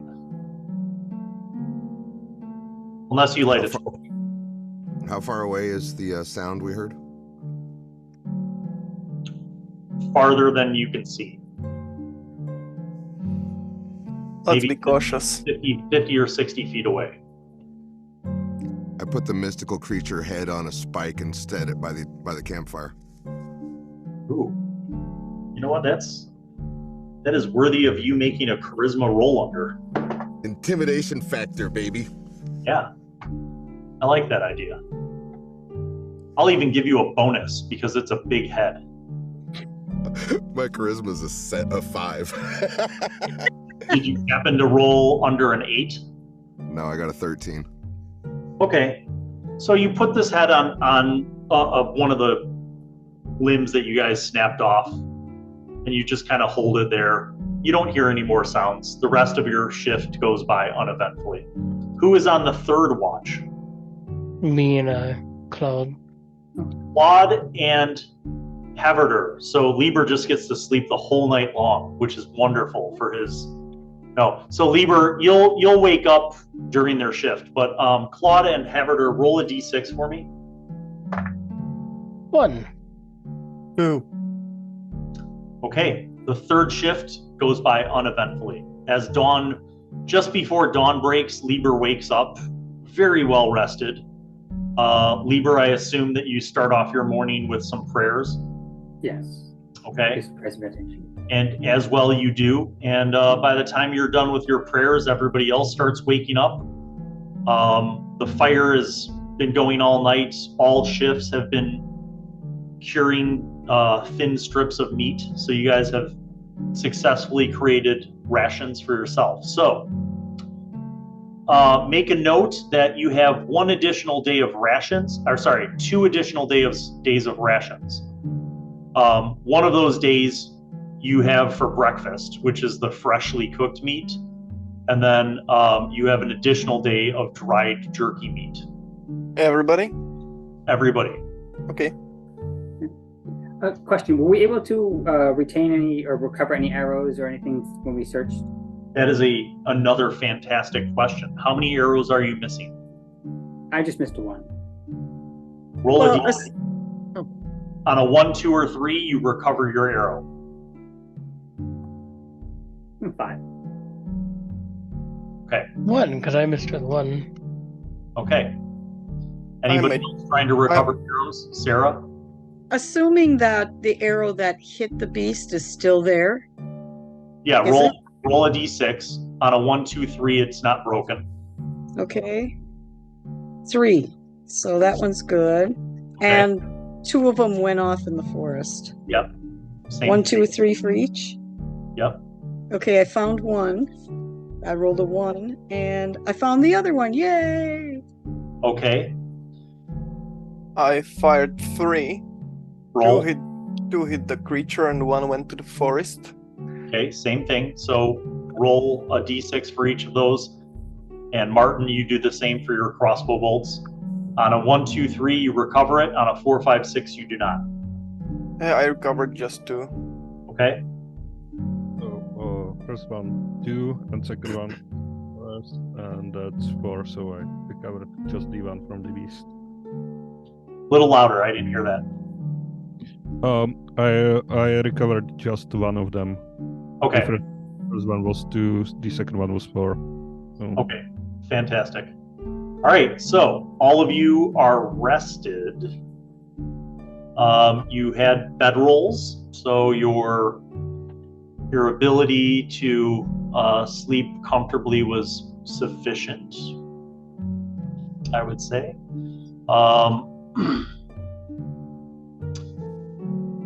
So none of you took more than half of your hit points, correct? Mm-hmm. Okay, so each one of you that was wounded can recover 1 hit point.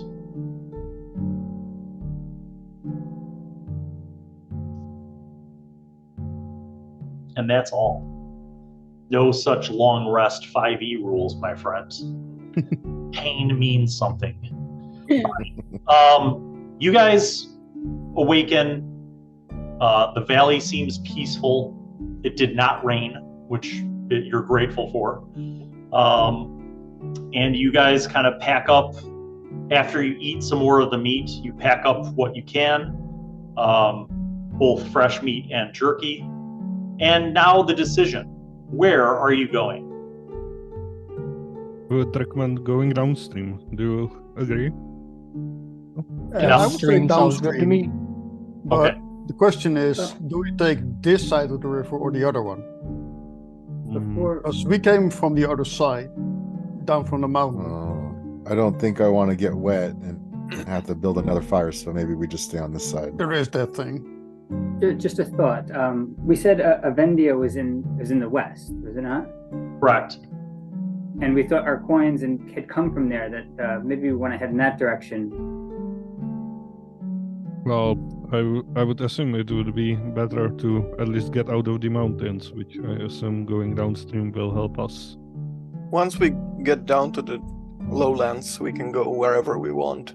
Yeah. We just have to go where the stream goes, and it will eventually lead us from those mountains. That's our best option. Yeah, a lot of the cities are posted on waterways. And I think that's our best bet. So Yeah. you want to go east? Follow the Yeah. stream. Okay. All right. We don't know how far west we are, so going east doesn't really matter anyway. That's true. You guys begin walking alongside the north side of this stream, and your trek continues for many miles. The stream winds east and west. It winds, but it also kind of curves as streams do. So what I need all of you guys to do is make a bushcraft roll. And you want to roll a 1 if possible. That's the fortune hunting, or? Great. Now, this is to maintain your orientation. Okay, well, Basically it's a to 1. prevent you from getting lost. No, I lost in the forest. I rolled 6. Rolled a 2. I got a 1. I got 6. 5. We get lost if we're following At least one of us knows where we're going. Okay, Claude is fairly certain. Even as the stream after about 5 miles. So you guys are trekking through this densely kind of forested valley, and it kind of goes up a hill, and then it kind of goes down a little slope. You're still trying to follow the stream, but after 5 miles, Claude is fairly certain that the stream has turned south for as far as you could see. Do you want to continue going east through the mountains, or do you want to try to follow the stream south? We I should would say follow. south. We should follow the stream. Yeah, follow the stream. At this Okay. point, yeah. We have water close by, so hey. Another 5 miles goes by, and at a certain point, you eat by midday. you eat the last of your fresh meat, so you don't need to eat your jerky or your other rations quite yet. You stop, you kind of, eat something. You continue to follow the stream. Does it any time clear the area in front of us enough that the folks with the spy glasses might help No, trying to spot things? you're basically surrounded by mountains still. Okay. All right, after another 5 miles as it's heading south, I'm going to say now it is 2 p.m. Yeah, that's about right. You see that the stream ends in a small pond. And you still have mountains to the north and south and west of you. But it seems like there's hills to the east of you. Is there any tracks of any kind? No. And it's still tall grass, bushes, trees, like there's no paths. Like you guys are literally cutting your way through. That's why your travel progress is fairly slow. Your hiking it's taken you about 2 to 2.5 hours for every 5 miles that you've traveled. So we're probably making quite a bit of noise, so that trying to spot any wildlife to hunt. Yeah, you would have to stop and try to orient yourself to do any hunting. But there is a pond. The stream terminates in a pond. We try some fishing? Up to you. Don't have any gear. Gather some I'd water. I'd like to wash off. Okay. Looks like a nice freshwater pond. There's like tall grasses and plants all around it that seem to be kind of wetland plants. I've got some soap if anyone wants to use it when I'm done. So as you approach, the edge of the pond, you see like little minnows and stuff kind of swim away. You see like a bullfrog. Splash some water on yourself, wash up a little bit. Anybody else washing up? I'll wash up. At least I'll share the soap around. Okay. You are doing just that. You guys, kind of wash up. You finish washing up, sort of dry yourselves off with your blankets or bedrolls. And Do you think we should make camp here? I was going to say it's about 4 p.m. So you still have a few hours of sunlight.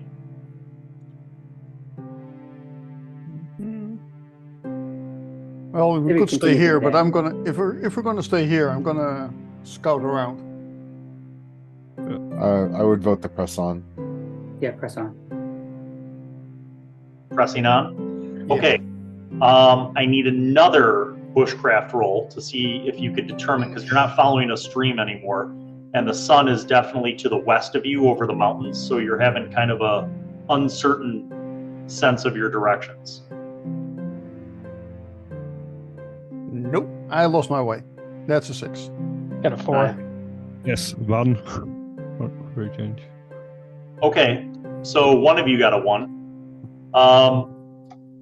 Leonard, you are fairly certain that crossing these hills that you're kind of facing to the east might be the best way to head if your intent was to continue going east. Yeah. And we can navigate to the hills because they are different from the surroundings. So. Well, you feel like the mountains that you just went through are definitely to your west, though you see mountains to the north as well, and to the south. So you feel like you're coming out of a mountain range. Yeah. So, yeah, let's turn to group. Do you think it's to the rest of the group? Do you think it's the best course of action to head towards the hills? Looks like the easiest path to go. Yeah, there are dangers in the hills, though, as I recall.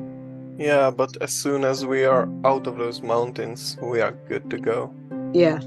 Yeah. If we And could this, take that bear, I think we could take things in the hills. Mm. well, here's the thought. Back up the stream. No. What do we do upstream? That I presume that leads to the top of the mountain. What would we do there? Yeah, it's probably, and by the looks of it, it's probably just ending in this pond. It's probably not a big stream that we would find settlements anyway, but just putting it out there, you know. The next question is, do we want to cross the stream here where it isn't so wide? And You don't need to cross the stream. You're Oh. on the north bank of it. It's Oh, okay, terminating here. Okay, cool. All right. Yeah. Yeah, let's I go. would say head to the hills. Okay. Yeah, but let's camp pretty soon. So you wanna hike for what, until dusk, maybe, until the sun sets? Yeah, like Till it's starting to come down, Okay. so we can when it's manage- in the crepuscular time. Okay, so you begin hiking up these hills. At certain points, the hills are pretty big, like where you're hiking up a couple 100 feet, and then you kind of come down, and there's just as far as you could see out to the horizon, north, south, and east. At the top of one of the hills, when we're all gathered around, I want to suggest picking out a hill ahead of us where there would be a good spot to camp. Okay.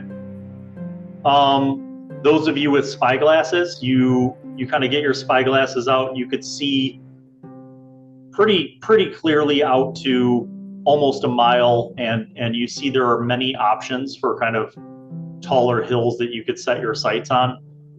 Most of this area has sparse trees and scrub brush, not as densely or lushly forested as the valley. So it's fairly open. How's the temperature? It is still a little windy and still a little cool, but not terribly. I would say in late afternoon, it's probably like in the mid 50s or 12 degrees Celsius.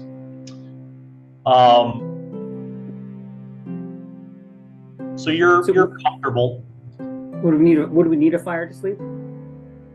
It might get cooler at night. Yeah.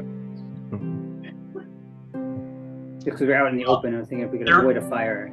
Right. There are pros and cons. Like if you camp on top of a hill, obviously it's going to be a bit more windy. If you camp kind of in the lowlands between hills, you might be able to find a little refuge from the wind. Yeah, and if we do it on top of the hill, we'll be telegraphing our position. Well, we'll also be able to see if something is coming at us. The pros and cons of high ground. I vote for high ground.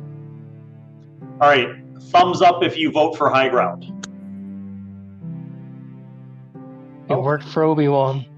All right, well, when all of you die, then Veet and Patrick will just laugh. All right, you guys make your way. You hike for yet another 5 miles, and it is nearly sundown, but you get to a nice, solid hill. It has like 3 trees on it and a bunch of scrub brush. It's kind of a mix of dirt and rock, but it seems like an appropriate place. How are you? Try and gather some firewood as we're going. Yeah, Since it's like not the too end of bad. the day. I'll make the fire ring. Yeah, you guys, you grab some rocks, you kind of make a fire ring, you start to gather some timber, some dried material, and before too long, you're able to get a fire going. And it is nighttime, and that seems like the perfect place to end this session of the Lamenters. Find out what what awesome encounters will occur at the top of the camp hill on the next episode. Thanks everybody for watching, for liking and subscribing. We'll see you for more Lamentations of the Flame Princess next time. Peace out. Bye-bye.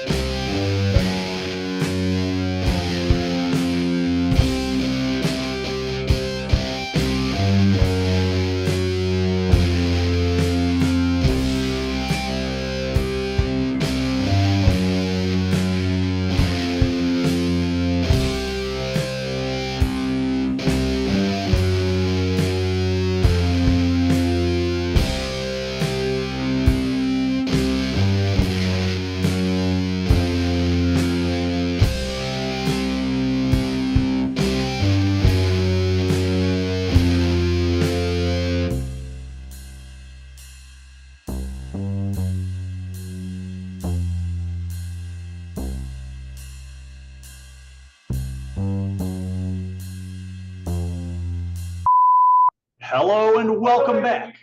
God damn it, Carafa. Oh, we're not in the studio. We're not even in the studio. Son of a bitch, Carafa. Well, hello, and welcome to Bill Allen World. I am Wizzy, the Wizard. I'm back once again to remind you to subscribe and click on the notifications button, and also watch videos that are over there. Tune in to the next episode of whatever show you are just watching and watch other shows featuring Bill. He made me say that because he's a narcissist. Okay, bye.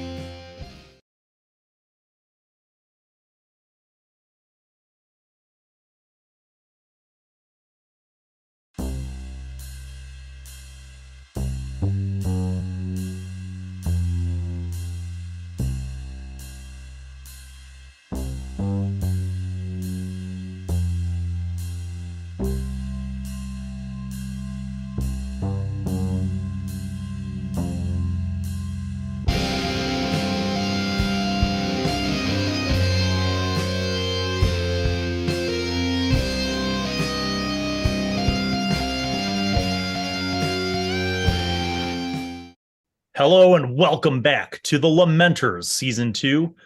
In the last episode, the group had made it through the mountains, following a stream to the east that terminated into a pond. And then you guys proceeded to travel for the better part of a whole day to a hilly region. And you still aren't really sure where you are, but you found a hill that had a relatively flat top and 3 trees. And that is where you chose to make camp. So that is where we're going to pick up. It is nighttime. So the first question is, what does your camp look like? Do you have a fire going? And then who's sleeping and who's staying up on watch? I'll take the first watch. I'd like last watch. I'll take I'll the like watch first. with you. I'll do watch with Bane on the second one. Okay, so I will go for the third watch. Okay, so first watch is going to be Sarah and who else? Me. Okay, so B-Boy and Sarah. What are you guys doing for a fire? It is, I should remind you that it has cooled down quite a bit. So it's at nighttime it gets cooler. Those of you who are in bedrolls, you're fine. But what are the 2 people on watch doing in terms of a fire, or are you not having a fire? I think we can have a small fire. Yeah. Not like a big campfire, but maybe something small to keep us warm. And not to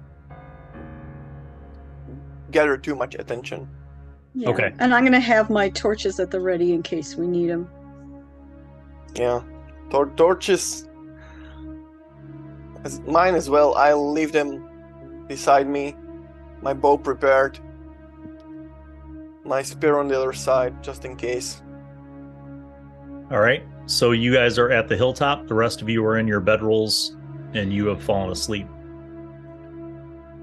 An hour goes by, and then another hour goes by. And I would like B-Voy to roll a d20 for me, and just tell me what the flat result is. Okay, 18. Okay. And Sarah, make a d20 roll. Lowell, quiet. Okay, that's a 13. Okay, 13 it is. So you both have a very uneventful watch. It is cooling down. It's windy, progressively that is, but you pass by 3 hours relatively uneventfully. Occasionally you do hear the distant sounds of nocturnal creatures, like weird birds and stuff. And you even hear like the howling of wolves, but it seems to be very far away. During my watch, I used this opportunity to take my spyglass and, like, in between the trees, if there is any glimpse of free terrain, I'll try to search for any kind of lights or any kind of signs of civilization. You don't have much visibility. The moon it's overcast, as it has been for the days that you have been awake, and there's not a whole lot of moonlight, so your visibility is pretty much just within your campfire.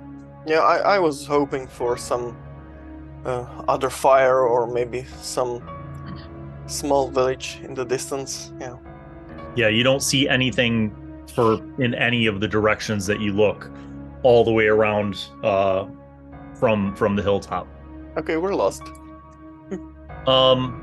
So 3 hours go by. B-Boy and Sarah, you wake up the next group, which is Bane and Oldrad. Okay, so the firewood supply is almost out. What do you guys want to do?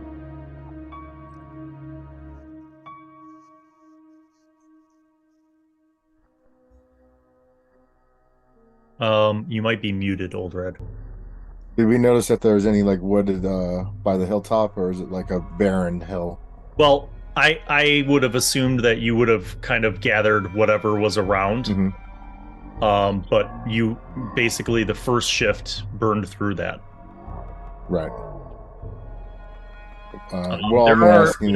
There are dips and valleys and little other hills and trees around that you, if you lit a torch, you could probably go out there and find stuff.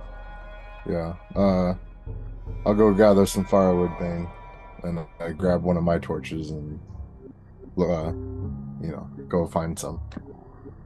Okay. Holding my axe. All right. Looking around. As about a half an hour goes by into the second watch, Oldred, you were able to find a few limbs that were fallen next to some of the trees, kind of down the hill. You gather those up. They seem to be dry enough to be able to burn.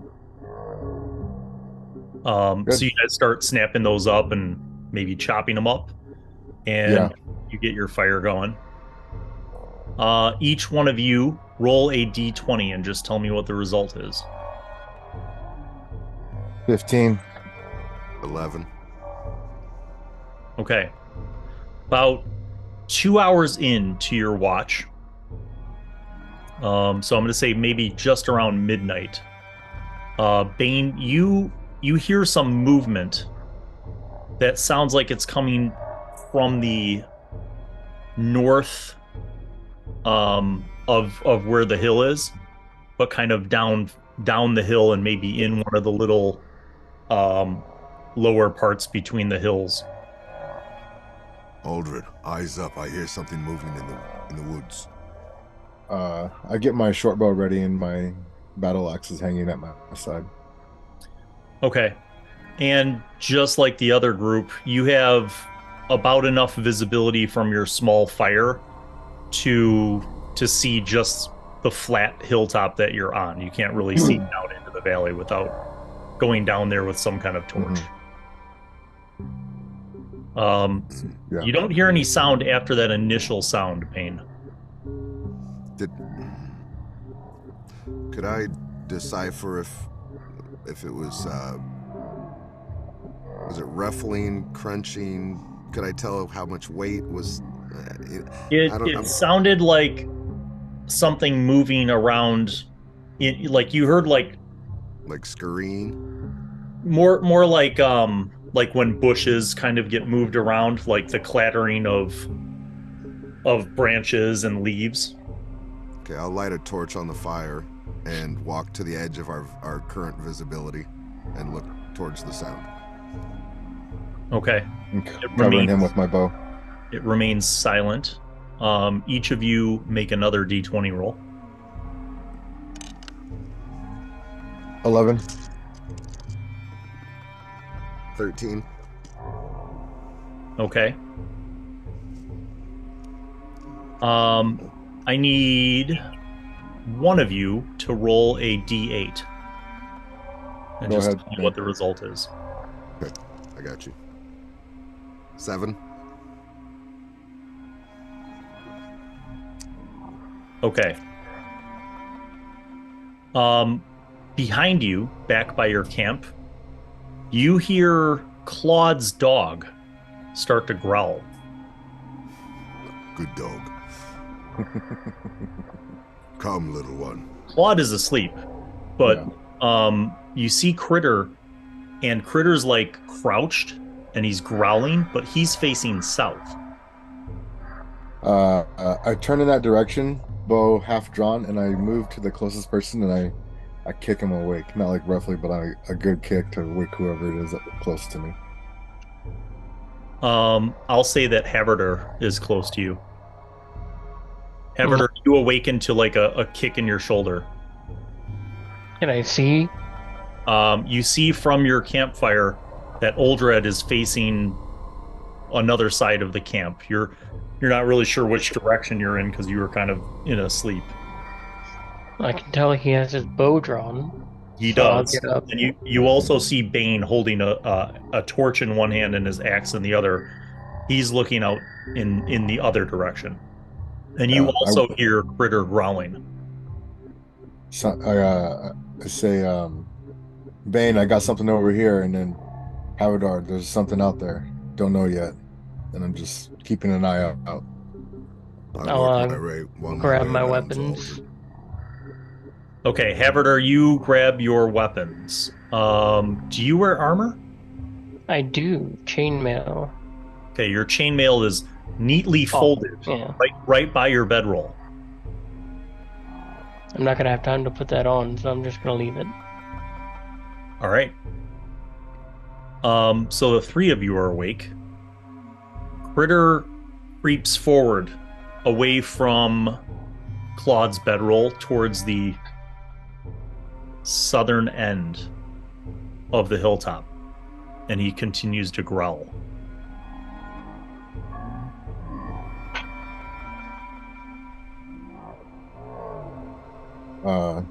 I start edging that way with the bow drawn. Okay. You make it over to the edge of that hilltop, and you're standing kind of right next to Critter right now. Mm-hmm. He is looking down the hill, kind of into the darkness. Yeah. I call over the Havadar. From the faint moonlight, you see like some scrub brush, and then maybe like 100 feet down the hill, you see like a tree, and then some more bushes. Yeah. Just the outlines, because I imagine it's really dark. Oh yeah, I mean it's very dark. Yeah. Havadar, grab a torch. There should be one by the fire. I'll go grab a torch and draw my sword. Okay. Get on the other side of Oldred. Bane, are you still by the north side, or do you head over to the south side where Oldred and Havard are? Yeah, I've worked my way around. I've got my torch in one hand and battle axe in the other. Okay, so the three of you are looking down there. Critter stops growling and he kind of stands up, and you see his ears kind of pop up. What is it, boy? Critter. What is it, boy? What do you hear? He doesn't seem to respond to you. I'm gonna go kick Claude awake. Okay, Claude, you awaken to a kick in the shoulder. Oi. You see by the campfire that 3 of your comrades are standing. Haverder in his clothes with a torch and a sword, and you see Critter kind of standing by the edge of the hill near them. And he seems to be in a posture that shows that he's alert. His ears are perked. Mm-hmm. There's something circling the camp somewhere. Critter was growling, and now he's somewhat calmed down, but very alert. Okay. I'm getting out of my bedroll and grab my... just take my two-hander out of the sheath. Okay. And walk out to Critter and... Okay, boy, show us what you got. And start going downhill. Who's following? I'll come with him. Okay, so you...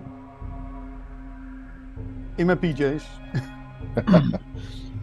No, that's good. I need you to make a charisma roll under.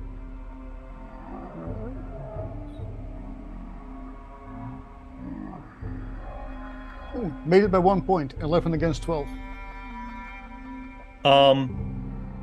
You sense that your dog is a little bit reluctant, but like when you start walking down, he paces with you, but he doesn't like tear ass down there as if he was going to investigate it. Mm-hmm. He's walking with you, and as you guys I didn't say sick him, so... Yeah, as you guys are starting to walk down there, you see that he's kind of walking in sort of a careful kind of approach. His ears are perked. And from the light behind you that Haverder has, he's carrying the torch, you see it looks like this part of the hill descends about 60 feet and then levels out, and then there's kind of a short ravine. Okay. Do you guys I'm gonna like go down the hill? I'm gonna swap out my short bow for my axe and grab a torch and follow. Okay. I'm going as far as Claude. All right, so Haverder, Claude, and Critter start the descent. And it's rocky, it's a little slippery, so you kind of have to walk carefully. And then, Oldred, are you following behind them with your torch? Yeah. Yeah.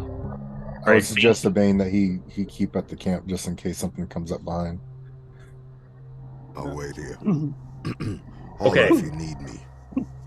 So here's what I want. I want Claude and Haverder to make a D20 roll. High or low? 14. That's another 11. Okay. And then you're going up behind them, Oldred, so I need you to make a roll. 14. Okay. So you're kind of walking behind them. You have the advantage of seeing a little more. You have Haverder's torch, and you see some movement further down near the scrub brush and the bushes and the tall grass by the ravine. So you're about 60 feet down the hill to where it like levels out in this little valley, but then another 40 feet away you see movement as if something was moving away from you guys. I give a sharp whistle. Over here. Something's moving away. At that point, Critter growls. Yeah. I give that whistle, and I point out, over here. Something's moving away. And I move towards that direction with my torch. Okay. I'll follow old Rat. Okay. Claude? Yep, following. Okay. Gingerly on my barefoot feet. Critter is by your side.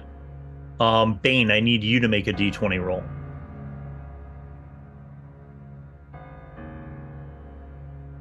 $14. Okay, roll a d4 for me.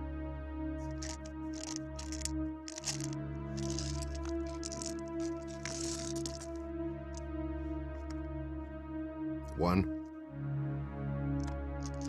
Okay. You hear like your comrades down the hill, and you hear like a whistle. But you can't see what they're doing because you're on the other, like, unless you're by that side, you see their torches continuing to descend.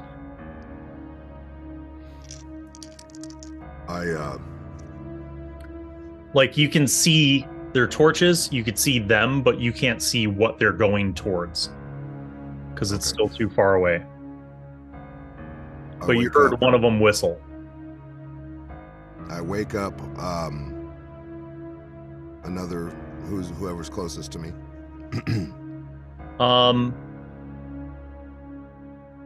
Take your pick between Lieber, Leonard, Bevoy, or Sarah.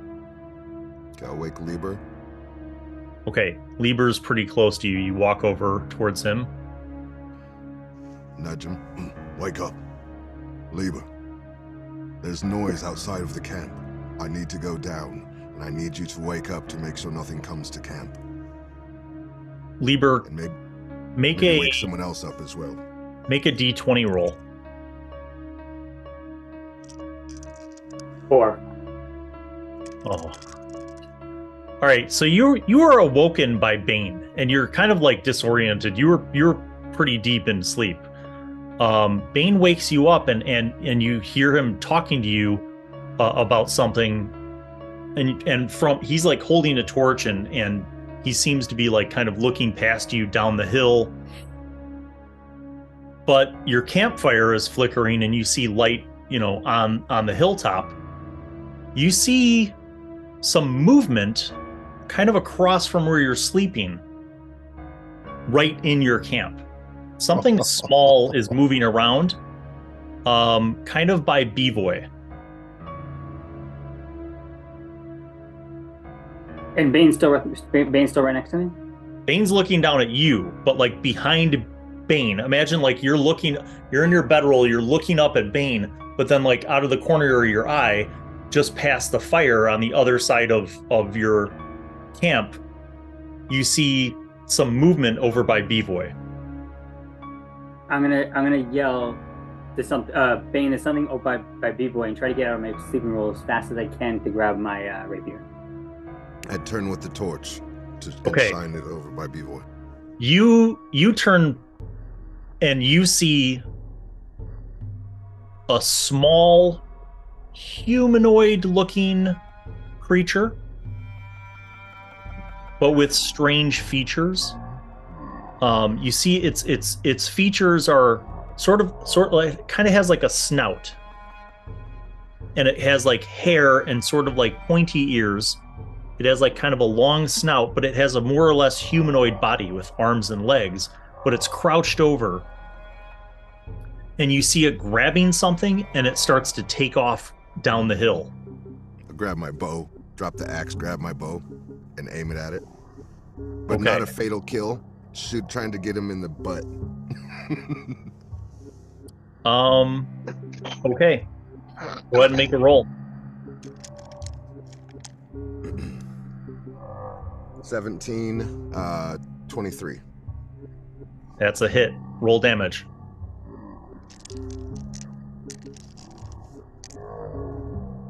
Six. You hear a yelp, but you see the thing continue to run down the hill. Jeez. And it's moving fast. And it clearly took something from B-Boy.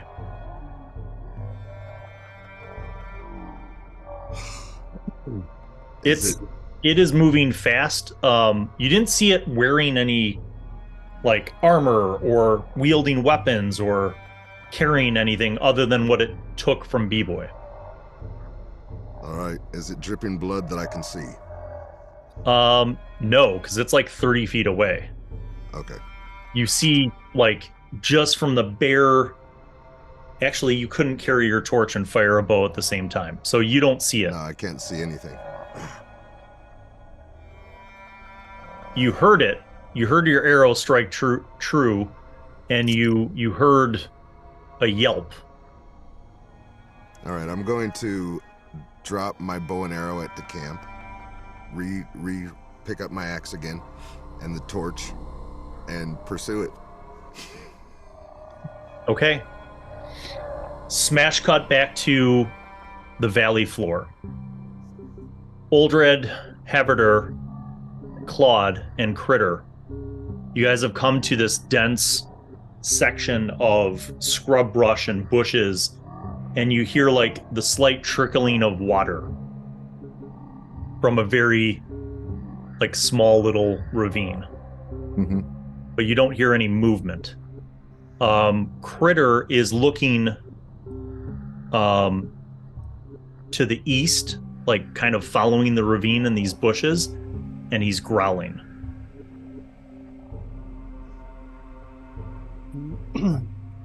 Okay, Critter, give chase. And hopefully he knows that come on to run after whatever it is he's tracking. He starts barking, and then he just takes off into the bushes and the scrub brush. You guys follow? I will run after him. Okay. Yep. As you guys start running, the dog barks and starts running. You hear movement up ahead, like as if whatever he sensed is now trying to run away. Mm-hmm. Yep. Hopefully he flushes them out towards us, or flushes it. I need Claude. I need you to make an attack roll for Critter. So 14. Let's see, what was it again? +1, so 15. Okay, that's good. Roll me a d4.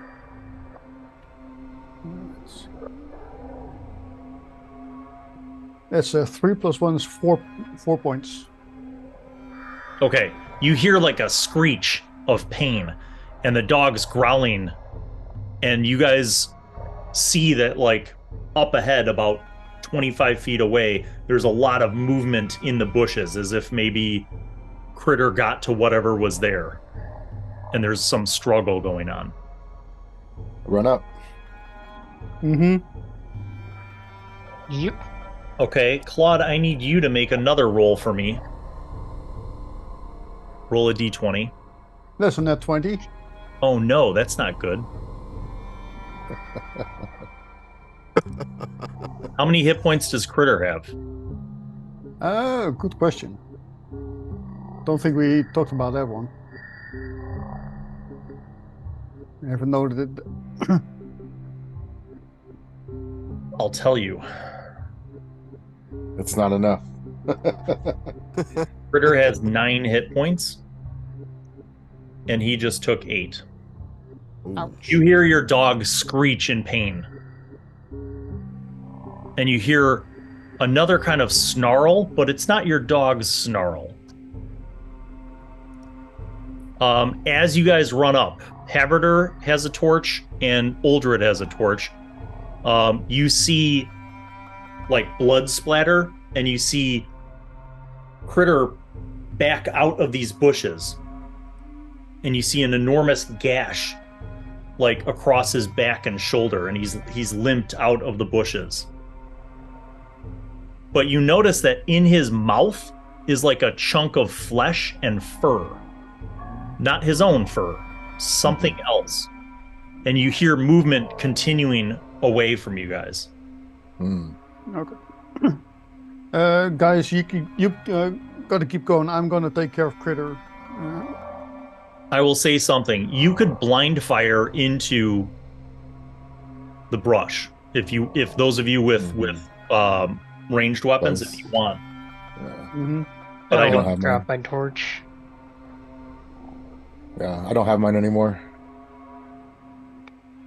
Okay. No. So I I'm need just to dealing know with my, what. So Claude, you're going to stay and tend to your dog. Haverder and Oldred, you're Giving chase. Let's get it. okay. we're gonna make contested rolls of movement. So, give me dexterity roll under. Dex roll. Okay, my dex. Oh, wait, This that's is the degrees This of is gonna be success. so hard. Yeah, I got 4. Nice. My dex is 17, so Natural 20. Okay. Haverder, being unencumbered by your armor, you just start running like towards the sound as of what you perceive as running away from you. And you see at this moment between two clumps of like tall grass and bushes, you see this short, maybe 3 foot tall, humanoid but also animalistic looking creature kind of try to jump away from you.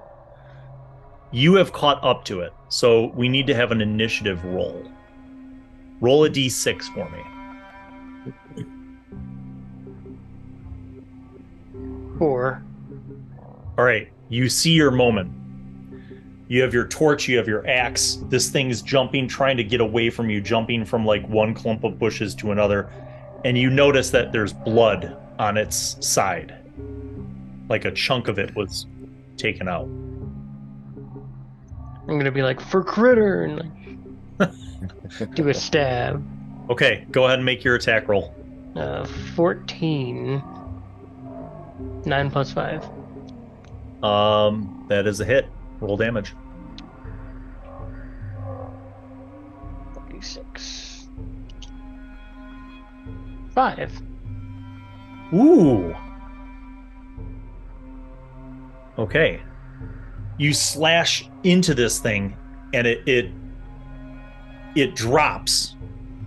It doesn't seem dead, but it screeches in pain. And as you come closer to it now, like you're right over it, your sword, just having slashed into it, you notice that this small humanoid creature appears to have like kind of a humanish head and body, but it's very slight, and it has like a snout, and it has a light fur that goes over its entire face and body. And it almost looks like a person and a rat. It just has kind of pointy features and sort of like an elongated mouth or snout. And it has a long, hairless tail. And it falls below you, and it's kind of looking up at you when you have your torch and your sword over it. And you could see that it's still alive, and it looks like it's terrified of you. Do I catch up? You do. I'll at least hold it until Old Red gets there. Wait Okay. for a group decision here. All right.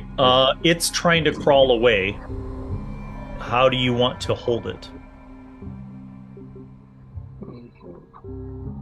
I get there. I see this weird creature. I hoist or holster like my battle axe has a ring on the very end, and I just I have a hook on my belt, and I hook it on there, and I just grab it by the neck. Okay. Your strength far supersedes it. You hold it in place. It's snarling at you, but you have it in place. Mm-hmm. Smash cut. Back to Bane. Bane, you said you're taking off after this thing.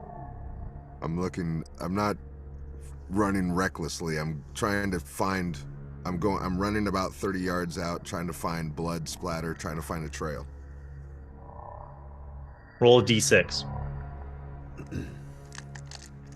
And then Lieber, you're up on deck. 1. All right, you have your torch and your axe. You drop your bow. You run down the hill. When you get about 40 feet down the hill, you see a patch of blood, and it seems to be going north. All right, if I can track it, I can find it. I can go back to camp and wait for the party to get back together. Is that what you're going to do? I'm going to mark the spot where I found the blood and return to camp. Okay. Lieber, you are awake.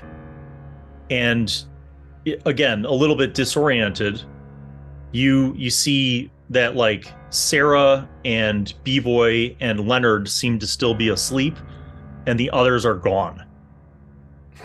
Okay. Did my yell wake anybody up? Yes. So you yell out, Sarah, B-Boy, and Leonard. You guys awaken suddenly to like a yell from Lieber. What? Right. I'm gonna say, everyone up. Something's at the camp, and I'm gonna take off after Bane. Okay. You guys wake up to complete abandonment of your camp. No one else is there. There is a campfire. You see everybody's bedrolls. B-Boy, you wake up and your backpack is gone. Mother cracker! Where's my stuff?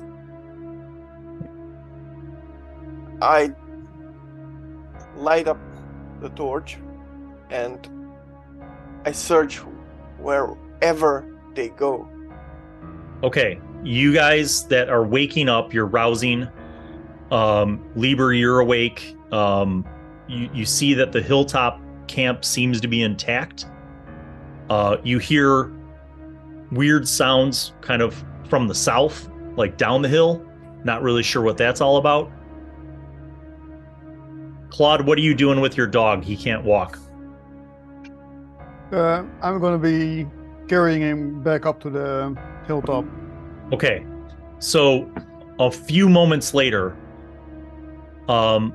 Lieber, Sarah, B-Boy, and Leonard, you see Claude come up over the crest of the hill from the south side of the hill in this epic moment in his pajamas, carrying his dog who's bleeding heavily and whimpering. Well, by this time I have my boots on and I'm on Overwatch. So Okay. I just say, "Oh no!" Yeah, I'm going to go over to the campfire, put Critter down, and say to Sarah, could you grab my bedroll and my stuff and Sure, bring it over here? sure, I'll grab it. And then when she's back with the bedroll, I'll try to wrap him in it and see if I can help dress the wound by basically wrapping him up. Okay, make a wisdom roll under. 6 against 6. You do your best. I'd help, but I just want to guard the place here. A few moments after that, Bane appears from the north side of the hill. Torch and axe. I say to B-Boy, I tagged a creature that stole something from you, and I found his trail in the woods. But we have to get our party back together. Some are in the south. Yeah. We found- Point me the way. This is the opportunity for the hunter. You will get your chance, my friend. Just a moment. We need to go together. I don't know how many there are. They took my stuff, everything. Critter found one down below, and he managed to bite it. Got a good chunk, but he got hammered in the process. And the other two are giving chase. Was that the same creature? Old Red, you and Haverder have this thing on lock. Yeah. What are you doing? It's snarling at you, but it seems very wounded between being stabbed heavily by Haverder and bitten by the dog. My old gnarled hands just keep a vice-like grip on its neck, and I start to drag it towards camp. Okay. You guys start going back up the hill. Lieber, you hear sounds and you see Haverder by their torchlight. You see Haverder and Oldred coming back up the hill towards you guys. And you see Oldred is dragging something that's moving around. Do I recognize it as what I saw before? It doesn't look like exactly the same one, but it looks like the same species. Okay. Oh, so you guys got him? Great. Your dog is in too much pain, but his whimpering kind of subsides as you try to calm him. And as Oldred and Haverder come up the rise and come onto the campsite, you see, all of you now see that Oldred is carrying one of these things, and it's kind of seems like very wounded, just covered in blood. The dog growled at it. Do you speak, foul beast? It kind of looks at you, Oldred. You're still holding it like by the scruff of the neck. Yeah. It looks at you guys all. Its eyes seem terrified, and it's kind of like looking at all of you. And then when Bane talks to it, it like looks at him like curiously. I take a little chunk of the dried bear meat and give it to him. It looks at you see its eyes dart over to the dog. It wants to eat the dog. At this point, let's do a party intelligence roll under. Go ahead. This is on a 20-sider? Yeah, all I need to know is if you made it under your intelligence. I sure did not. Nope. Yes, I did. No. Yes. It's 5. 1 under. Ah. Those of you who made it under, as you are looking at this creature who is in a vice lock provided by Oldred, you have this memory of hearing about a species of the low people, which are called the Patkani. Though none of you have ever encountered them, you have this recollection that these are kind of like rat people, basically. That they're part of the low people, and very bestial in nature.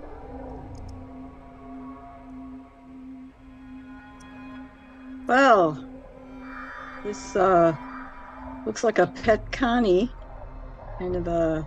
When you say that out loud, it looks at you.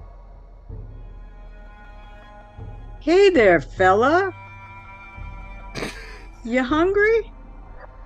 Did any of you who succeeded roll a 1 through 5? I got a 4. Okay, B-Boy and Bane, it occurs to you that from your very limited knowledge of these types of low people, that they're not particularly verbal, but that there's a chance that they speak the common tongue of the low people, and that is the tongue of the Ordur. Do any of us know any Ordur? Well, this is a critical time to consider something, friends. In this game, there is a thing for languages,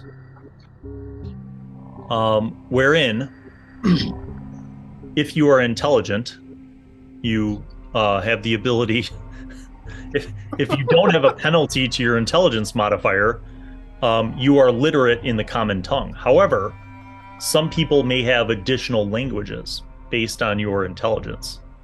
Do any of you have any additional languages? How do we know that?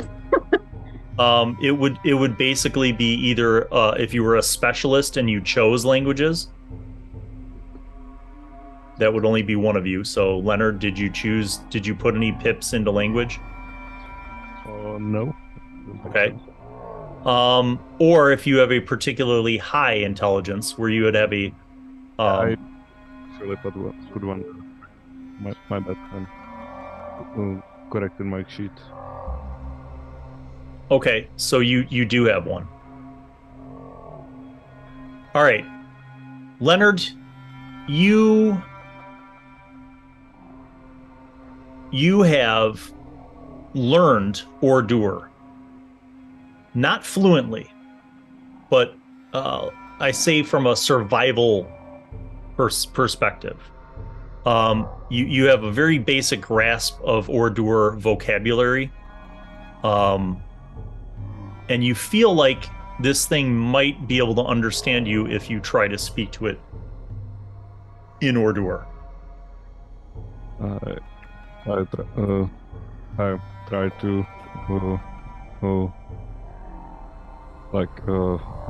I clean up my eyes and try to think, and after about a little bit I try to put together like words for what are you doing here? Okay, you guys notice when Leonard says this, he begins speaking to this thing in a very strange kind of guttural language. And the creature looks at him almost like in shock. And it kind of like it stops like twisting around and trying to resist Uldred. And then it responds to him. And to you guys, you hear it say, Vraskita Bokak Rak. And Leonard, you believe that you translate this statement as why warband here?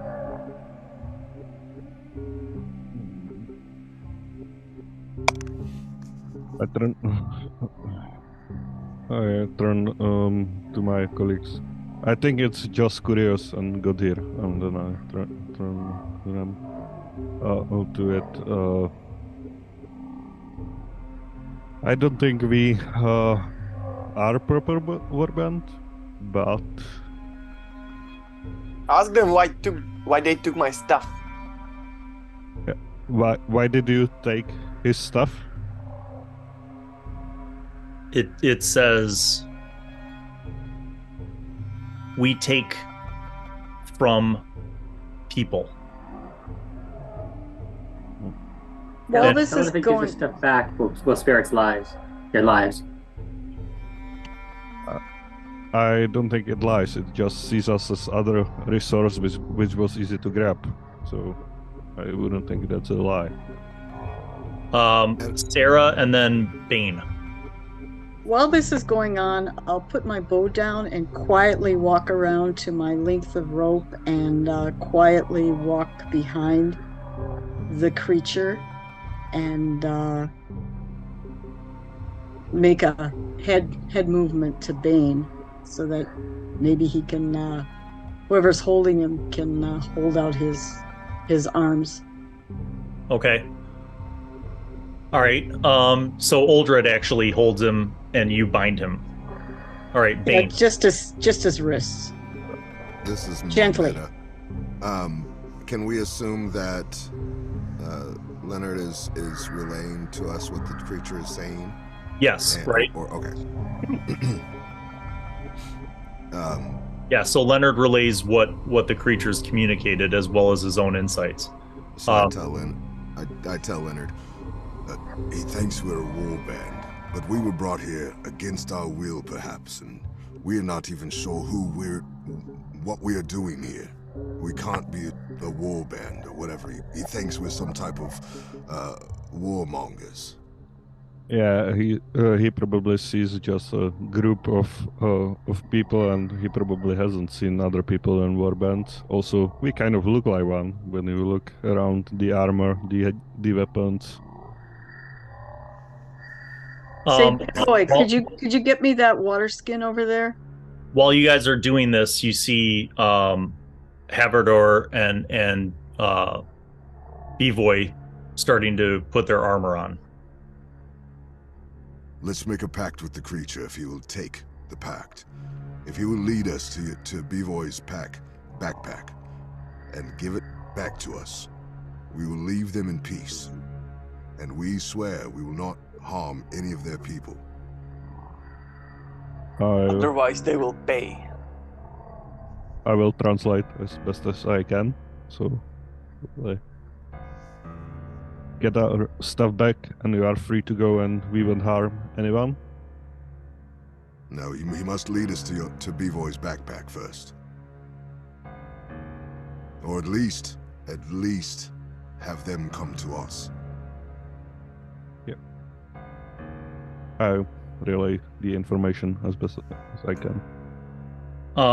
The creature responds.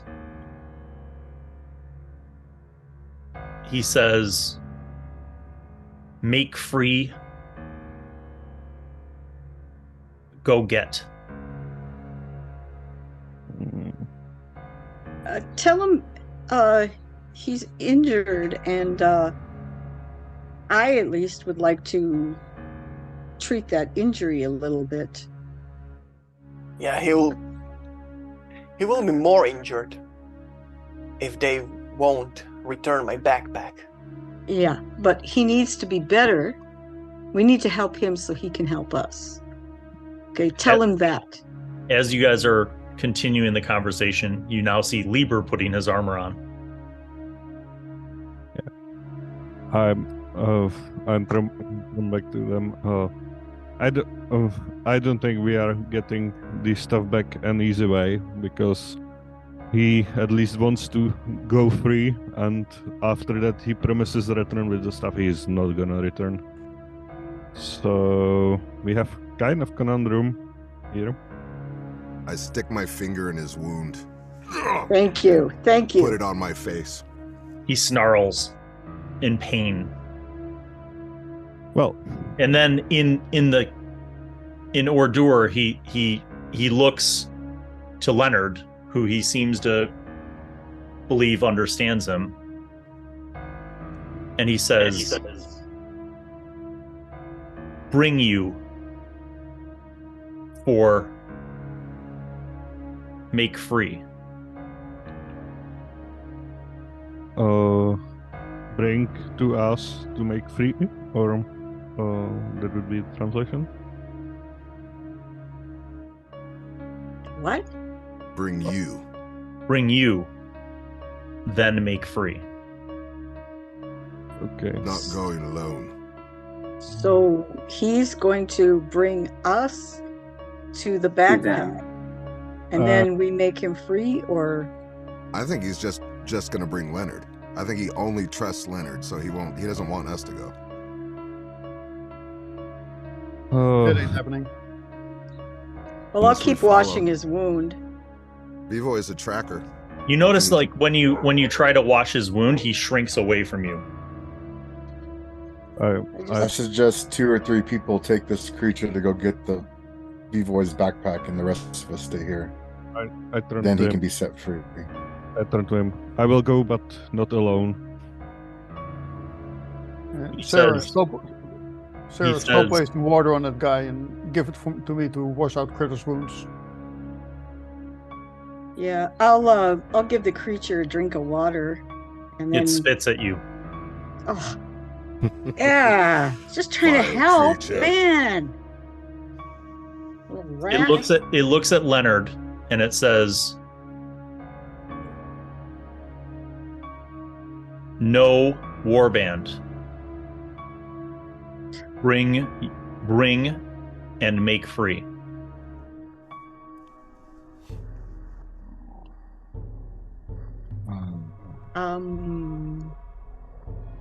There's I will- nothing saying that someone can't follow from a distance, like someone least with a I spyglass or something. I pull Bevoy aside. If Leonard goes with the creature, can you track them? I'll do my best. We can do need this. more of a guarantee than that. How can we do this? Breadcrumbs, no, it's too dark. What can we do? I'm not smart enough to figure this out on my own. As you guys are pondering this, you hear a shrill whistle that sounds like it's pretty far off to the north.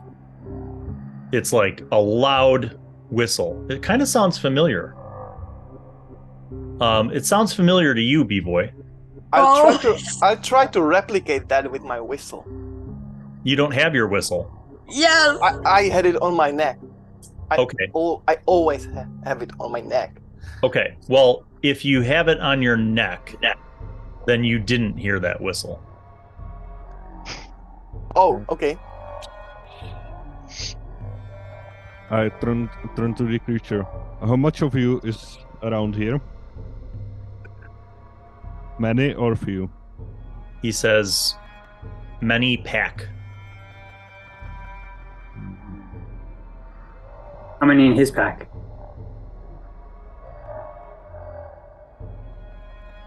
It could be around. I don't know how much Let me of this ask him. live together. I ask, how much is the pack? He looks around the camp for a moment, and then he says, many war bands, many pack. Yeah, we can't fight him. Yeah. Can I see if he's? Can I? I can't really do it because I can't understand it. I was gonna see if I could like insight him, see if he's lying, or is he posturing? Sure, make a wisdom roll under. Oh no, I don't think that worked at all. Actually, no, I did. I forgot. I have a high wisdom. I rolled 4 under because I have 18 wisdom. Okay, so as Leonard translates the response from the pet canny, you just, something doesn't add up. He seems to be like nervously looking around at all of you. Mm-hmm. I look at Leonard and the rest of the party. Something's not right. He seems too scared to be. I think he's lying or posturing. It doesn't seem like it's adding up from what you've been translating. Leonard, ask him if he knows in which direction there are more like us. Interesting question. And I translate. Have you seen any more people like us around here? You know what? I'm going to have you roll a d6. Okay. This is a linguistics thing. 4, so probably fail. Okay, so you try to communicate what you're trying to communicate, but he seems confused. Okay. Never mind, guys. I think I can't get it through. So, okay, you said, Bane, that you had marked a spot with the trail? Indeed. I think we should tie a rope around its neck and let it lead us home. You struck it. There should be a blood trail. Show me that. Indeed. My arrow struck true. If there is a blood trail, I can definitely track them. Then we should be on our way before it dries up. Yeah, I think we should take him with us and make a trail and see how nervous he will get. If Aldrat is correct, there will be just few of them, and we might get our stuff back for him. Is that does it sound good? We may do that. Maybe we could split, and there may be just small group going ahead along the trail, and then if the rest of you hear my whistle, you can sweep the area and take care of whatever. Their camp at first. Yeah. Well, Let's see how far the blood trail will take us, and then we can devise a plan. if my assumptions are right, there may be gathering somewhere. Let's say it's a camp. If we send Leonard with the creature and maybe one more person with him, they may cause some ruckus on the way that you caught him to the side, and the others may come along the trail. Bane, if you show me the trail, we can be essentially flanking the so-called camp of theirs. We can attack from two sides, Or we can lure them away from their camp. They may leave the stuff there. We may just find it and take it. Well, I think we should let Leonard go ahead, and we should follow him on a flank, because this creature's got to understand that he and Leonard are going alone, so that he can trust to take Leonard with him. And then we follow in about 2-3 minutes, but on the sides. Leonard can have something that clanks on him so we can hear him. I'll light my lantern so I will be seen for miles. There you go. There you Good. go. Good. We don't know what See- else is out in those woods, so we must stay together. Couple points of clarification. Remember that it is midnight. Yeah. Remember that you have very little moonlight. And remember that Claude's dog is incapable of walking. Perhaps we should wait till morning. You guys can go. I can stay up here, tend the fire, tend critter, and you guys go and get and punish these animals. I don't think we should break up. Yeah, Will Cure Light wounds work on a dog? It would work if you had your spells, but unfortunately your long rest was cut short and you haven't made your prayers for your spells. Doesn't the spells just last until you use them here in Nope. Lamenters? He went to sleep. Okay, Claude, hold the fort. Me and probably Bane will be tracking the trail, and the rest can deal with Leonard and the small creature. I want at least one person ride with me, because I think that if I go alone, they will backstab me at the time I got too close. Don't worry, you'll get 4. Well, these guys seem to me like they would know this area and might figure being tracked or followed from a slight distance. So I'm not sure how well trying to be stealthy around them might work. I think this guy will guess that we'll be following him. Yeah. And he might even know enough common to have sort things out anyway.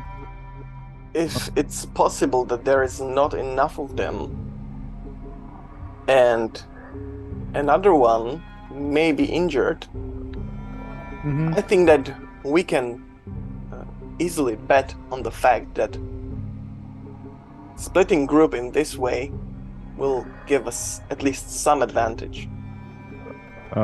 It's like hunting the prey, you know. You have to go around. You have to split your forces, and there have to be one that lures the prey towards you or away from you. Leonard, depending whether the prey is intelligent or not.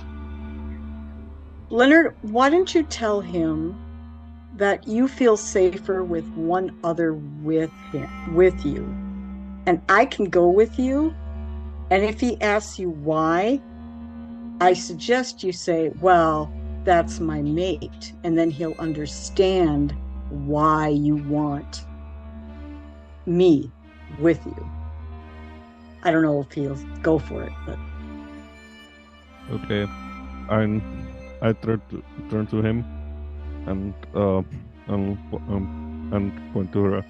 Okay, so we will go. We will set you free if you lead us to the things, but this one goes with me.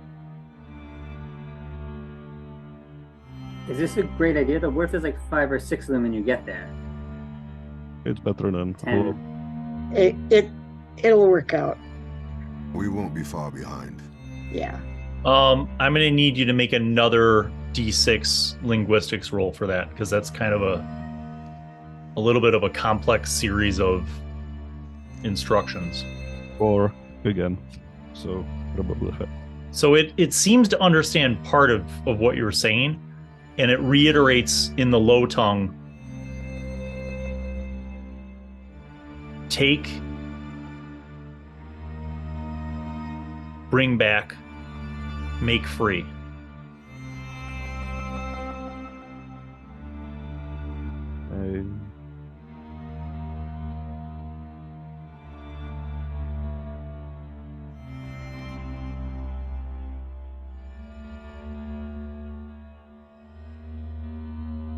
So, what are you guys gonna do? Well, has he translated that? I will repeat what I heard and think about the meaning. Well, let's just go. You and I will start out with this creature. I will turn to the creature and say, lead them. Pause. I need to retcon something. Okay. So, Lieber, how many spells did you have remaining? I had just the one. Okay, so I'm going to say that you still have the one, because apparently that your memorized spell, you have it until it's burned. Okay. But you can't recoup, Right. you can't prepare any new ones until you have a rest for 6 hours. So basically, after you cast this spell, you're out until you have a full rest. So you have one spell. Do you want to use it on the dog? As a group, if we can make the trip as a group, then yes. What do you guys think? You follow along? Yeah, you guys go as a group. Critter might Def- help. Yeah, with finding definitely the do. camp. Definitely, critter is valuable. And anything you can do for critter, I'll accept gladly, and So let's- I'll owe you. I do that. I heal critter. I say the prayers to try to get critter to be back to full health. Okay. So, So let's go ahead and do. So you take a minute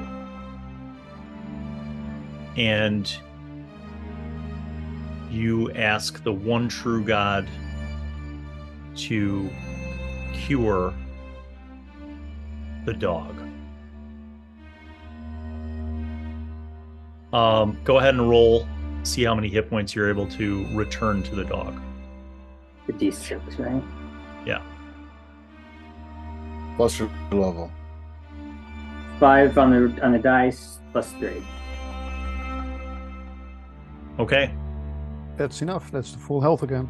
You guys are in awe as once again Lieber channels his faith, putting his hands over the wound of the dog, and before your eyes, the dog's wound seems to heal and close. Oh my God, Haven't you ever critter. seen that? Lieber, thank you, and go and hug Lieber. Don't Thank thank me. you. It's the Thank one the- true God we should Thank the thank. one true God. As everybody's looking at, Lieber heal the dog critter, you just see, because no one's looking at Uldrad. Uldrad just has a very dark look on his face. You notice something when Lieber does that to the dog. The prisoner, the Patkani, kind of recoils. Like he can't go anywhere because Uldred is holding him and he's bound, but he just kind of shrinks away from Lieber, and you see his eyes are wide with fear.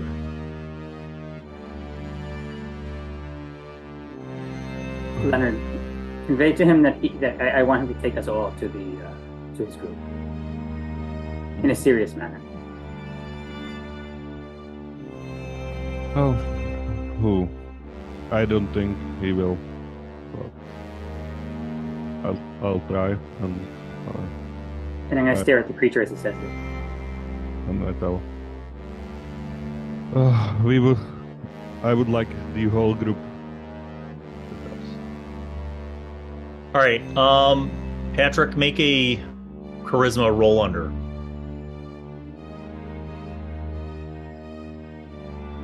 Eight out of 11. Okay. As Leonard communicates to the Pat Connie, and you're standing next to him, staring at the Pat Connie seems to understand Leonard and just nods.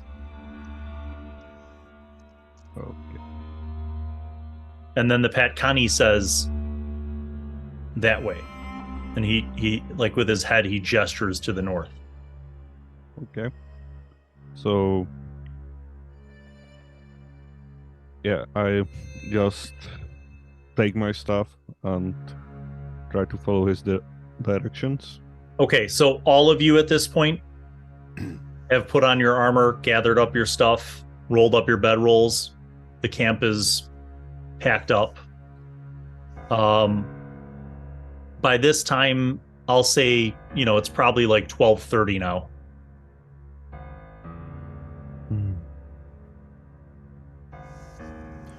I still want to keep track of the blood trail with Bivoy, and so that we know that we're being led the right way.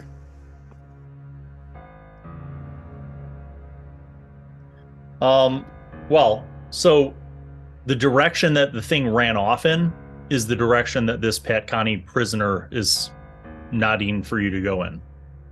So as you guys start to descend the north side of the hill, Bane, you find the spot where you saw the first blood splatter, and it seems to head off into the north. So far, How does the creature react to it? Indifferently. Do they have? Is their blood color different than ours? No. Okay, so you have a couple options. Do you want to try to continue going where this Pat Connie tells you to go and keeping an eye out for blood splatter? Is that what you're doing? Or because whoever's trying to search for things absolutely needs a light source, and I need to know how many of you are carrying torches. I'll carry a torch. I can't carry a torch, then I can't use my bow. I will definitely carry a torch and a spear. Okay, Well, so Torch. I have and I'm Critter on a holding- leash. And Okay. I can see if he can track the blood trail by smell. okay. Torch, and I'm holding the thing. All right, so that's 1, 2, 3, 4 torches so far. I'm not taking any weapon in hand so far. I'm just trying to communicate that any direction he gives us. Okay, well, he says to continue in this way. Now remember, he's bound with a rope, so I give you the end of the rope. that Okay. I he's got bound. it. I got him. Oh, okay, I got him. good. And Okay. I want to have my rapier drawn and walk alongside the creature and, finishing the kind of staring down at him just to make sure he's knows that I'm watching him. Okay.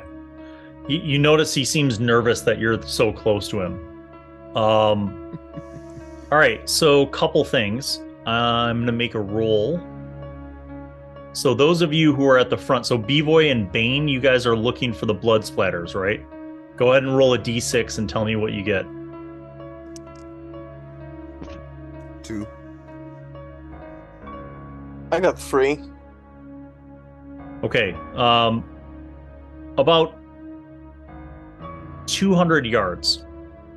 As you guys are winding through these hills, you find another splatter. Bane, it seems like as recent as you might expect based on the amount of time that's passed.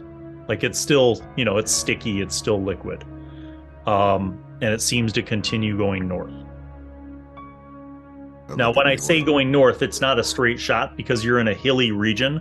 So it's kind of up and then around some hills, and it's kind of veering in and out of this hilly region. Still, so far so good. It seems the creature is leading us in the correct direction. I hope that rest of those creatures value him more than our stuff. As do I. All right, so Bane and Bevoy, you continue kind of in the front. Oldred, you're holding the prisoner, the binding of the prisoner. Leonard, you're walking next to Oldred. Lieber, you're on the other side of Oldred, next to the prisoner. Claude, you and Sarah are in the back. And you guys continue. Claude and Sarah, I need each of you to roll a d20 and tell me what you get. That's 7. 12.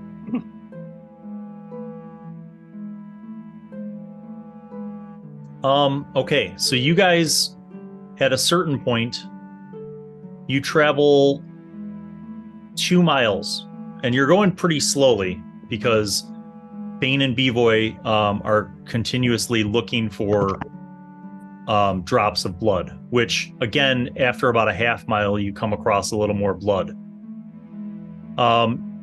You go about 2 miles, going slowly, moving carefully, and you haven't found any blood, but the prisoner tells you to head across kind of more northeast from where you are.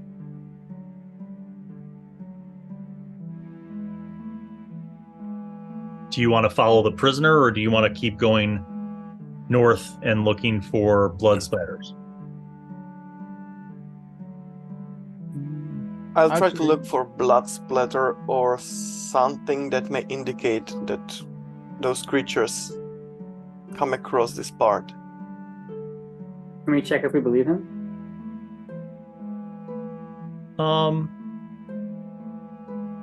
Sure. Roll a d20. Did Critter pick up the scent of the blood trail? He is walking next to you. He hasn't picked up any scent. When the guys in the front found blood, he went up and sniffed it, and then kind of continued walking next to you. Okay. Rolled an 11. Okay. You don't think that he's being deceptive? The prisoner seems to know where he is. Like when he tells you that you need to head in this direction, he kind of looks off to the northeast. You notice that like he's looking around up at the hilltops, and like you pass by a tree that was in one of the ravines. He seems to know where he is. Is he getting like more or less nervous? No, he doesn't seem nervous. I would say, interesting. It basically comes down to if you guys want to continue going due north and trying to find a blood trail, or if you want to go more northeast, which is where he's suggesting you go. I say we follow the creature. Yeah, mark this spot and follow. Yeah. Comment. Okay. Okay, so you're gonna follow the creature. All right. Everybody make a d6 roll. Tell me what you get. Hmm. 6. 5. 3. I got 2. Do I hear any ones?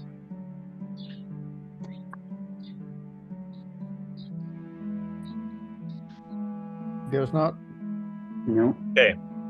You guys proceed winding through the low parts between the hills. You notice that the prisoner seems to guide you along the low areas, not up onto the hills. Okay. I'm realizing something. Be prepared, because this looks like a good spot for an ambush. Yep. Looking around at the hills and looking up, and I got Okay. my bow at the ready. I mean, there's enough moonlight where you could see like the outline of the hills, but you can't really see any details. Yeah. I'm going to point my rapier at him and ask Leonard to translate which is the correct way. Translate. Is this correct way?